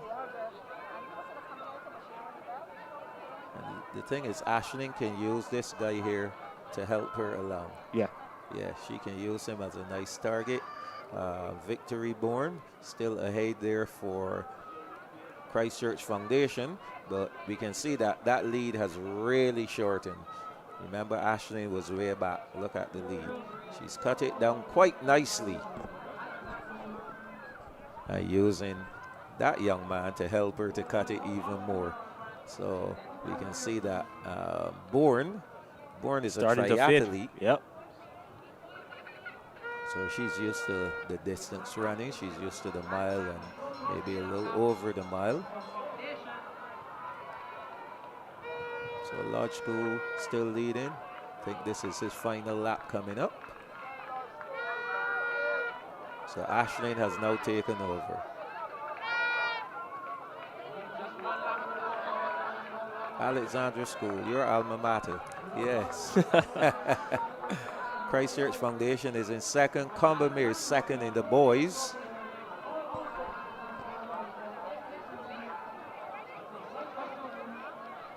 Yeah, Lodge School up front in the boys' race, and Simmons is leading the way for Alexandra in the girls' race as well. The middle distance queen, Ashlyn Simmons. And here comes the athlete from Combermere, though, looking to track the Lodge athlete, but he'll have lots of work to do here. Still Lodge School. The Combermere lad, he ran a good race, though. He closed the gap, yeah. All Lodge. L-O-D-G-E. Reminds me of some of the famous chants that the Lodge boys had. The Alexandra have a lot of chants too. Not really.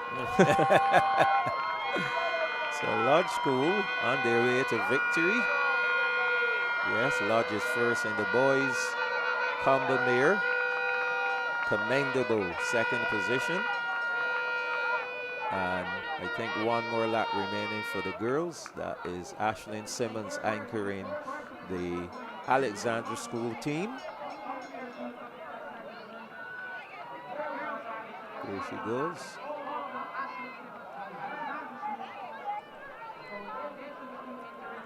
Yeah, Simmons, pretty cool. There she is. So she really dismissed Victory Bourne.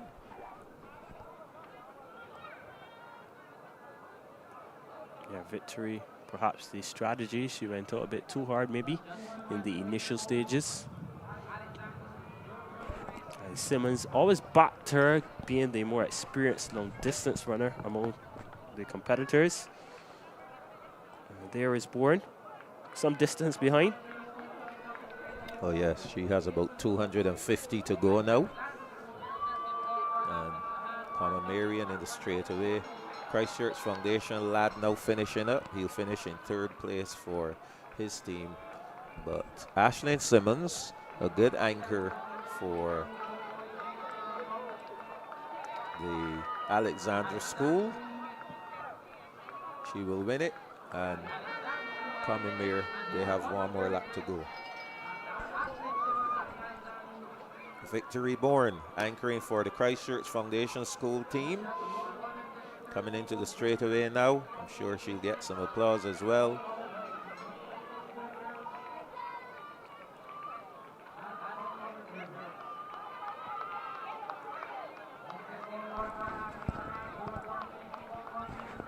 SMS, they will finish in third.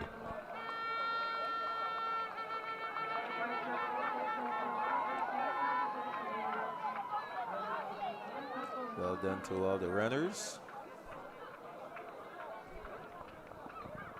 We still have Combermere out there to finish up. 200 meters remaining for her.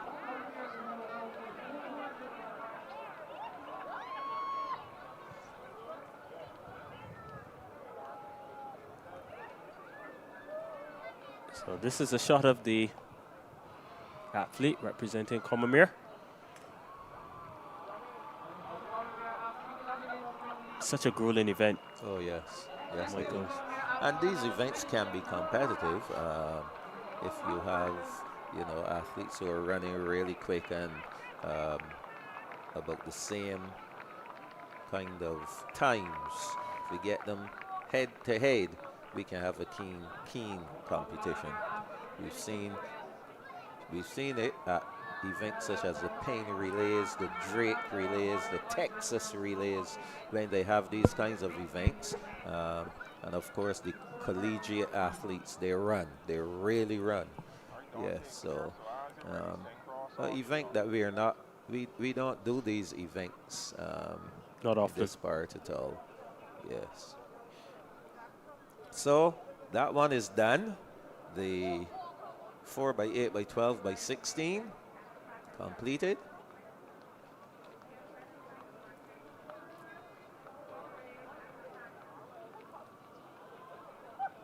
So we're into the latter stages of the UWI Relay Fest. So far, we've had some good performances. The under 15s, though, the under 15 girls and boys, St. Michael's, they were very impressive. Pretty impressive. Yes.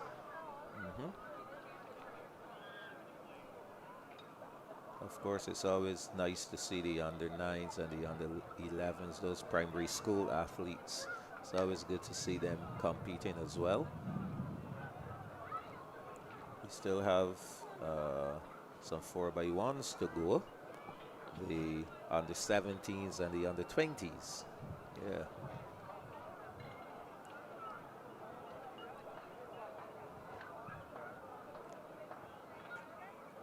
Tempo Sports giving us all the live results. Yes, of course, you can tune in there and check out the results of this event. Feel free to go and check out those results. Go to Nathan. Go to Nathan.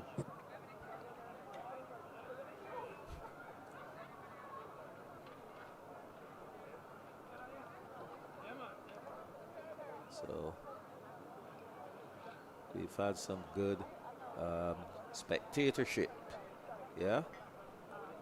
People coming out and giving their support to the young athletes.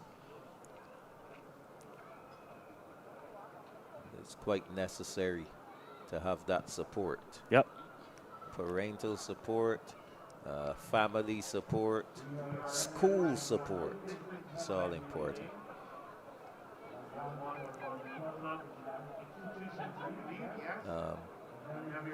I have to be a little careful in this comment. Usain, go to Nathan. Go to Nathan. Right, Nathan. Yeah, go to Nathan. You know, there are some principals who you see at all the events. Major Andrew Skeet is one who comes to mind. Yeah, most definitely. From Grantley Adams. Yes, he attends. He's there. You know, I remember Matthew Farley, the late Matthew Farley. He used to attend the netball matches, and you would see him at, you know, one or two of the different sporting events. And I think, you know, that leaders of institutions need to show their face. They need to show their face. They need to appear, show their support. And, you know, something like that speaks volumes when it comes to the kind of cooperation that they will get from the students. Can you imagine students playing football, and when they look around, the principal is there at the football match? If they're playing away from the school, not at home, because at home you would expect, but if there's a away game, picture if the principal is there watching. Inspiration and added motivation. Of course, yeah. So, you know, nobody wants to let down the headmaster. If they're there showing their support to those sports teams, I guarantee you those children will hold them in even higher esteem, because my principal was there supporting me. Yep. Yeah. So this looks like something corporate happening here. Institutions, clubs, gyms, fitness, yes. This is the one. As we can look and see that these ladies are in the gym. Yes. So mixed distance medley for gyms and fitness. So this is a mixed one. We have Runners Inc., Elite Distance, UWI KFL, and Runners Inc. B. We have a Runners Inc. B and a Runners Inc. A.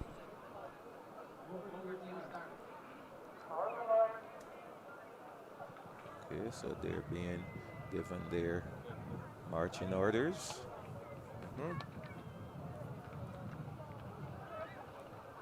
So Anmar, we are winding down. 4x1s for under 17 girls and boys. 4x1s for under 20 girls and boys. 1x1 by 2x4 for under 20 girls and boys. And then the 4x4s. We'll call it a day. So here we go. Medley for clubs and institutions.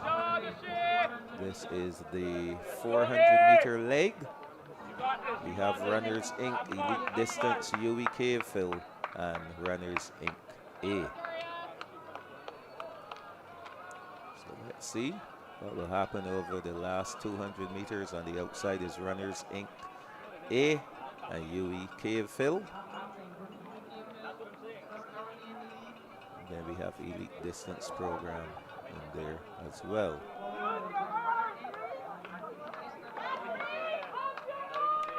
So this is UWI KFL leading, it looks like.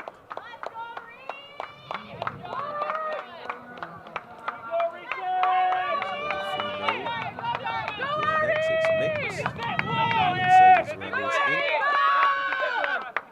The outside is Runners Inc.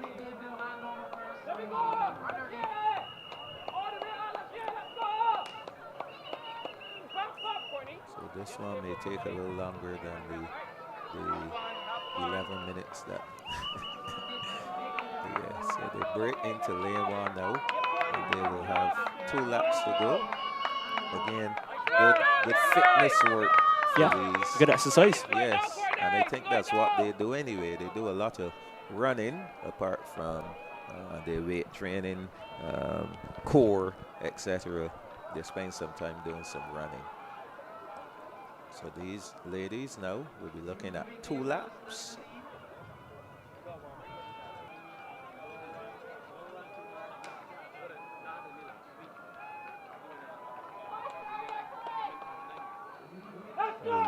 Full Runners Inc.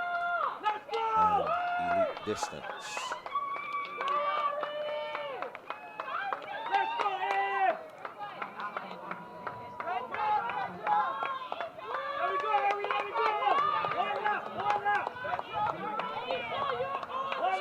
Remaining for the ladies.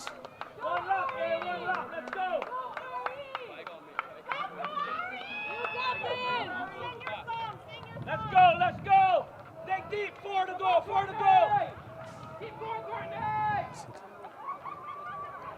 So anyone out there, members of corporate, any associations, organizations who want to come on board next year, you have an opportunity. You have a whole year to train for it.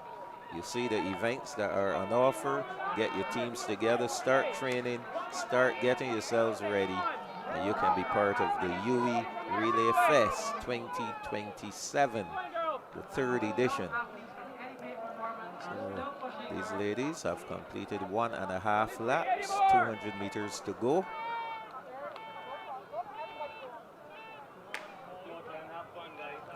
Yeah. Nice strong finish. Looking really good here. The nice strong finish here. Strong finish, as you mentioned. Is it Dania Skeet? Yeah, it looks like Dania Skeet. So this is Elite Distance then. Yeah, Dania Skeet. Elite Distance. So they're going now for the 3-lapper. We just spoke about Major Andrew Skeet. And there's his daughter. There you go. Yeah, I think her sure brother. He's up here somewhere. I think her brother also competes as well. Yes, he's Darren also Skeet. So, yeah, lots of running in the family.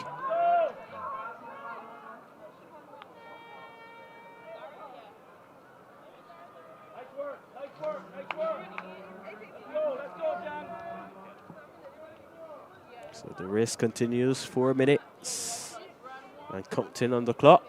This is the mixed distance medley for clubs and institutions.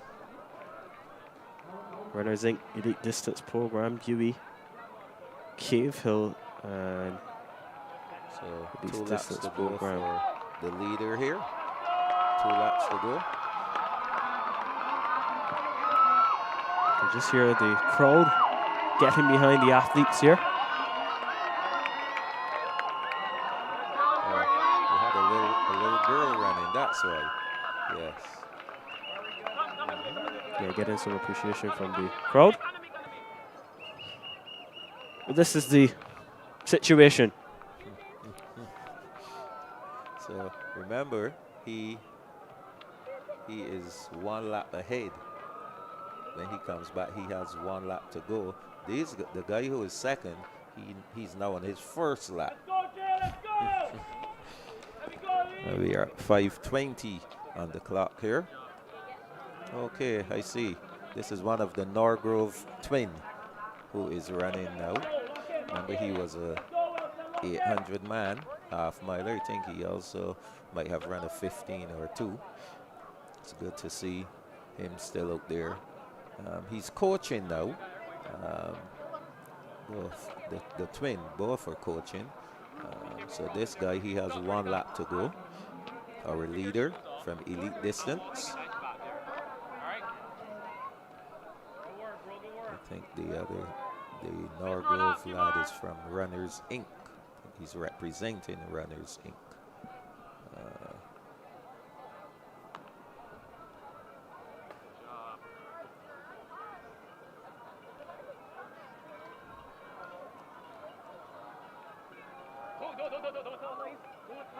So I was just informed that Runners Inc. is a running club, not necessarily a club of elite runners, but it's for persons who, who just start out and they want to get themselves into some running, and they do some, I guess, casual running. So Elite Distance runner finishing up now.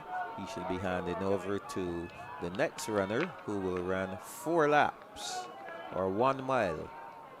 There we go. So the mile begins for Elite Distance. The others, they have 1 lap to go.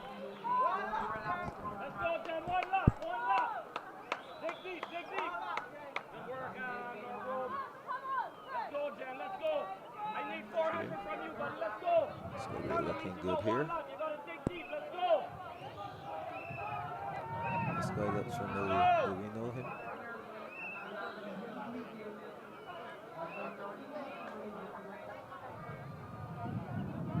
He's running really strong.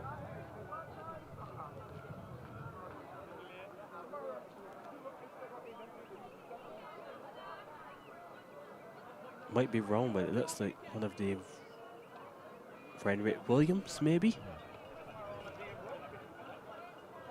Familiar looking face. So he's coming up now. 3 laps to go already here. 3 to go. You can see looking strong for sure. Yes, the lead that Elite Distance has put on all the others. He's already completed 1 lap, almost 1.5. And the ladies are now coming around to hand over. The milers will now have 1 lap, starting off with 1 lap to go. Sorry, with 4 laps to go. There goes the other Norgrove from Runners Inc. He now has 4 laps to go, while our leader here from the Elite Distance program, he is coming up As he comes into the straightaway, he's probably going to lap one of these ladies.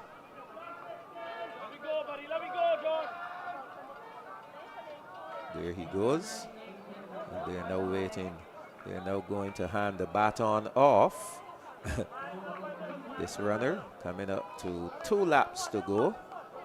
Doing quite well here. 2 laps to go.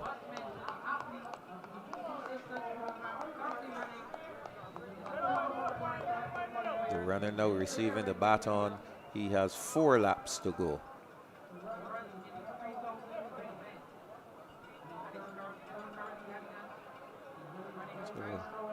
This is the leader heading down the back stretch for the penultimate time. Runner now easing up here in the black and white. He has, this is his first lap. And this is our leader here. 1.5 laps to go for him.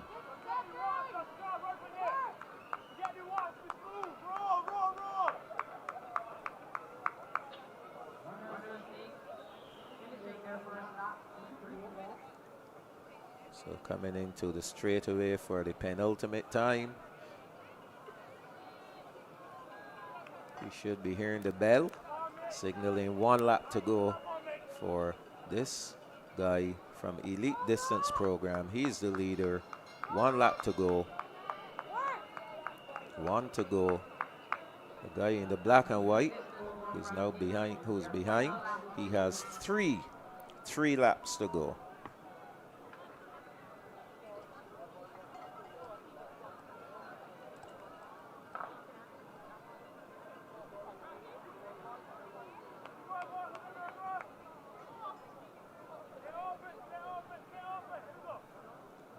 So final time on the backstretch for Elite Distance Program.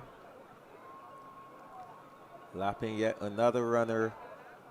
Now he has 200 meters remaining.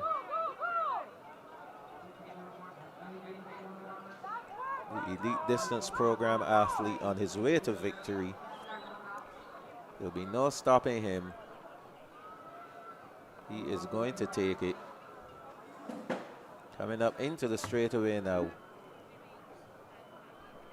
Yes, I thought he was a familiar looking face. And he's gonna finish up now. Well run, very good run for him. Elite Distance Program. They will take the mixed distance medley for clubs and institutions. The others still have some way to go. About 2 laps remaining. Here is the other Norgrove from Runners Inc.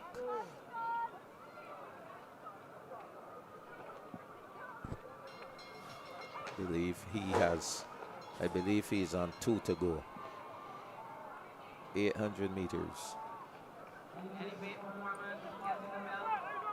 Good to see those guys still out there doing some running, keeping the body fit. Remember them as half-milers running the 4x4 for the Lodge School, really, you know, now they're coaching. Yeah. Really good to see. Yes. And it is good when a coach can do something like this. He's still able to. It gives the runners, his athletes, a little inspiration, you know. A lot of times they say, oh, coach, you can't do this and you can't do that. And for the coach to go out there and actually show them what grit and determination is all about, it can motivate them. And on the female side, we saw Diana Morgan, who's now one of the coaches at the St. Gabriel's Primary School. She was out there running too. She was running this evening. And we know Kerry Beckles was also competing up until a couple of years ago as well.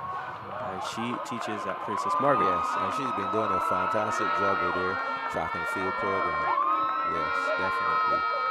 So he had only 1 lap left. Well done, good way to finish. This looks like Joshua. He's put on some weight. former member of the BDF sports program. And he also represented Barbados at the Carifka Games himself. So these two lads, I think they're coming on to their final lap. Sorry, their final 200 meters.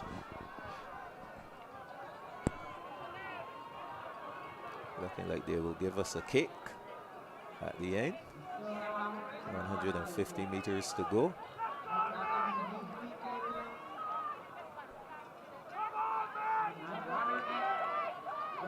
Where's the kick?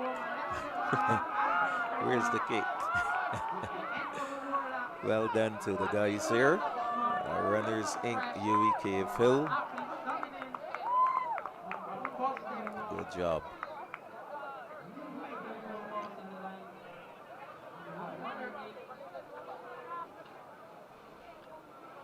Okay, so that will complete the mixed distance medley for clubs and institutions. I think we are getting ready for the 4x1s now for the under 17s. Let's see. Yes, some starting blocks coming out. 4x1s under 17 girls.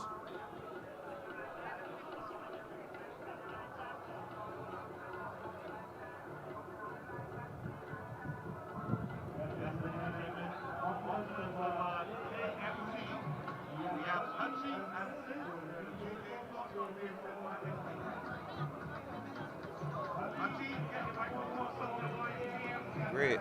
So we are winding down. Anmar, 4x1s, 1x1 by 2x4, and then a mix 4x4 for clubs and institutions, and then the 4x4 for the, we should say, the secondary schools will round things off with that 4x4. Great evening of track and field. All in all, I am very happy with what I've seen this evening. Some good performances, a good opportunity for the physical education teachers and coaches to see what they have. Chance for some athletes to show off their talent and their ability in running. And let's see what's going to happen later on. As these relay teams will probably, some of them will meet each other again in a few weeks. Yeah. Fierce rivalry will be building. And it will be continuing, as you rightfully mentioned. A couple of weeks' time, BSAT 2026. Yes. Do you know the dates offhand for BSAT? I don't. But what I do know is that the finals, I think, are held the final week in March. So, 25th, look at my calendar. Like that. Yes. Perhaps the finals, we're looking at the 26th and 27th of March. Of March. Great. And you know, I always yeah, March 25th to 27th. To 27th. The finals will be SAT 2026. So put those dates in your calendar. So that's the BSAT finals. Yeah, BSAT finals coming up March 25th to 27th. Great. So we have 5 teams here. I'm seeing 5 teams going in the under 17 girls 4x100 meter relay. And the zones, Michael, will be starting on March 16th. Oh, the 16th of March, yes. So we are about 17 days away from the zones. Yes, because March is just around the corner. It's tomorrow. Less than 24 hours away. Correct. Okay. Well, March is here already. Seems like the year just started. Yeah, 2 months done already. Wow, time is flying. So let's see here, the under 17 girls 4x100 meter relay. We have Christchurch Foundation They're not there. Coleridge and Parry, Springer Memorial, Ellerslie, Combermere, and the Lodge School. And they're off. Under 17 girls 4x1. Let's watch them closely. Lodge School out there. Springer Memorial trying to cut that Tiger, and a wonderful handover. Springer Memorial, that's the team to beat right now. Springer, Combermere, those are the top two right now. Springer and Combermere. Let's watch the handover carefully. Wow, Combermere. Lovely handover. Springer's not giving up as yet. A wonderful third leg. Wicked third leg from Springer Memorial, bringing them right back into the picture. Final handover. Springer Memorial. Where did this girl come from? Springer Memorial. Combermere's in deep trouble. Springer all the way. Springer Memorial will do it. Springer, Springer, Springer. Second will go to Coleridge and Parry. Wow. Absolutely brilliant from Springer Memorial. They led from start to finish, 49.85. But shambolic from Combermere in terms of that final exchange. The athlete was way out the zone, and then the baton even dropped. So yeah, as we look at the replay here, let's look at it one more time. Excellent handovers there from Springer Memorial, and this is where it kind of got really interesting for Combermere here. This is where it all started. The handover here, if you look carefully, Michael, yeah, not smooth at all. Not smooth at all there. They made up for it here on this third leg. Springer Memorial surging forward. Perfect handover here, but this is all where it went downhill for Combermere. Look at this. Look at this. There the baton is dropped. And they attempted, missed, attempted again. They, you know, and this is the thing in relays. I always tell athletes. And the athlete, what is very interesting to note here is the anchor leg for Combermere. She actually ran without the baton. I always tell athletes, no matter what, there's no need to fuss. Don't fuss. If the baton drops, you take it up. Remember, the baton must go from the incoming runner to the outgoing. So if the baton drops, you make sure you get it to the next runner. So confirmation, the official results. Springer Memorial, the winner, 49.85. Coleridge and Parry second, 52.14. The Lodge School third, 53.19. Combermere disqualified. Christchurch Foundation and the Ellerslie School did not start. So, well, yeah. That happens in relays, and again, this is a good opportunity for the coaches to see what are the issues and have those issues resolved well ahead of the 16th of March. So, BSAT field events. Can't forget the field events. Oh, yes. March 5th, 6th, and 7th. Wow, so that's early. So that's just around the corner, too. That's next week. Yeah, next week. Yeah, so okay. Next week, Thursday and Friday, and I think we're also doing the Saturday as well. The field events for BSAT will get on the way, and then the zones from March 16th to 20th. And then, as we mentioned before, the finals of BSAT March 25th to March 27th. And it was, I believe, next weekend, that is, the National Junior Championships. Yes. And I believe we're right here back at the Usain Bolt Sports Complex. So, have you heard about how things are developing with the track at Wildy? I saw a video on social media with the track coming down. It looked like it was coming down pretty well. I don't think it was actually laid, but it was marked out. The oval is there. Yeah. And the base is there. Correct. Okay. I think that's some good progress. Yes, we're making some progress. Under 17 boys, they're up next. 4x1s continue. The Lodge School, they're in 2. Christchurch Foundation in 3. Coleridge and Parry in 4. Combermere in 5. The National Junior Squad is in 6. Talked about that a bit earlier. In 7 is the Lodge School, and the Ellerslie School is in lane 8. it would be nice to see what this under 17 national junior squad will bring. And I'm sure, Michael, that we will see some familiar faces in this national junior squad, as I alluded to a bit earlier. The national junior squad. I'll make the point after this relay because the boys seem to be set for the under 17 4 by 100 meter. Up they go, Lodge, Christchurch Foundation, Courage and Parry, Comamere, the national junior squad, Lodge and Ellerslie. What a start from Ellerslie and Lodge and the junior squad. In lane number 6, it's the national junior squad leading the way. Ellerslie and Lodge will have some work to do. Courage and Parry and Foundation have been left behind. This is the national junior squad, ladies and gentlemen. What a fantastic leg this is. Look at the distance. The national junior squad. Lodge will have some work to do. Foundation has recovered really well. But this has been absolutely brilliant from the national junior squad.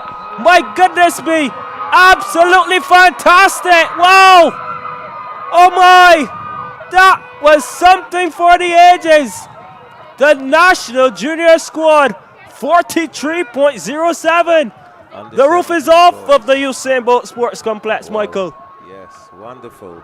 I think it's a good idea to run these boys together. If you have an idea that this is probably going to be the makeup of your under 17 boys team, and let's watch the handovers. They were really, really good.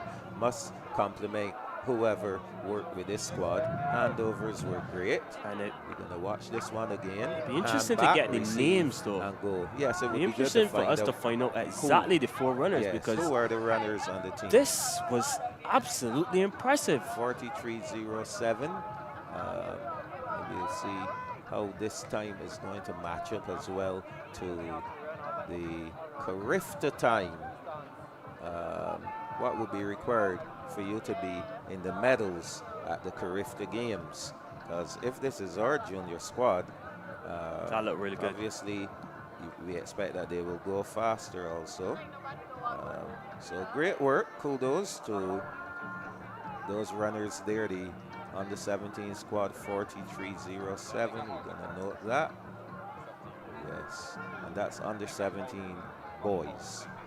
So well done to them. The under 20s will be coming up next in the 4x1 as well. Under 20 girls, followed by the under 20 boys. So more 4x1 relay action coming up. We're just waiting to get you the names of those 4 athletes, because that race was absolutely brilliant. The national junior squad outfitted in orange. They just blew it away. Same thing as the orange juice team. Yeah. Maybe they're sponsored by Pine Hill. Who knows? Who knows? Who knows? Who knows? So, confirmation. You have the names. The names. We have Rokai, Josiah, Asher Branford, and Jadinio Hamlet. He's under 15 from the St. Leonard's Boys School. That was the team. Team of the under 17 boys. The president of the Athletics Association of Barbados. We saw him a bit earlier. You know he'll be definitely pleased with that performance. And he loves a relay too. He loves a 4x1 relay. Remember when he came to office, he had the mantra that Barbados would be represented in every single relay at the Carifta Games last year. No lynch, and we saw that. Barbados excelling in the relays as well. Predominantly the under 17s and the under 20s. I believe it was the under 17 girls who finished just behind Jamaica, who clocked the Carifta record. Wow. And I remember in Jamaica at Carifta 49 in Kingston. Yes. When the Jamaicans, that team of Serena Cole, Brianna Liston, they broke the world junior record. Correct. And I remember Barbados, that. the team of Barbados was second. I remember that clearly. Katie Rock, Shadia Worrell Company. So we have the under-20 girls here on the line ready to go in the 4x1. Again, the national junior squad, they're in 2. In 3 is the Ellerslie School, the national junior squad in 4. Christchurch Foundation 5, national junior squad in 6. Springer Memorial in 7. Here we go. Let's watch it good. So we are seeing the 3 national junior squads in their orange shirts. Let's see how they will fare here in this one. On the outside, this is the under-20 girls team. So watching it closely, they are really well ahead of the field. All 3 orange shirts, all 3 national junior squad teams. Wonderful handovers from all of them. Coming into the straightaway. Here we go. National junior squad. Let's watch it good. Watch the time. 45.73, the winning time. That's Bentham. Yes, I recognize the profile. 45.73 for the junior squad A, 47.48 for the junior squad C, and 47.56 for the junior squad B. So all junior squads going well. You can comment on those handovers. Really good handovers here from the national junior squad. And as I mentioned before, the national coaches will be looking very closely at how the girls hand over here. Again, brilliant. This was the 3rd leg, and as they come now into the anchor, it was a done deal here. And yeah, just look at them moving off from Crystal Bentham. And she's one of the most experienced athletes now moving up to the under-20 level. She competed at the under-17 last year in Trinidad and Tobago, and she will definitely be one to watch in the under-20 level. She's the sister of Kelia Bentham, who also went to Commonwealth School. I believe she's now on a scholarship in the United States. But the Bentham girls continue to dominate, but that was a really, really good performance there from the athletes. Yes. So I was trying to get a look at what these under-17 boys ran at Carifta last year. The Barbados team finished in 4th, 41.68. Wow. Yes, 41. Yes, I was saying 43. I think they should be a little faster than that. And I think Anaya Nurse was also competing. She was also on one of the national junior squads. One of the legs competing there. I'm not sure if she ran the 2nd or 3rd, but she also competed there. Fastest schoolgirl in Barbados. Oh, yes. Nurse. Yeah. She's changed schools, so she now be competing for the St. Michael School at BSAC 2026. I see a lot of but I'm sure athletes who will be who have switched schools for one reason or the other. So be interesting, very interesting. So confirmation, Nurse did compete, and she was on the 2nd leg. So she ran the back stretch. Yeah, I'm so excited to see how these girls will do. Kaisha Husbands was on the 1st leg. Maya Nurse on the 2nd.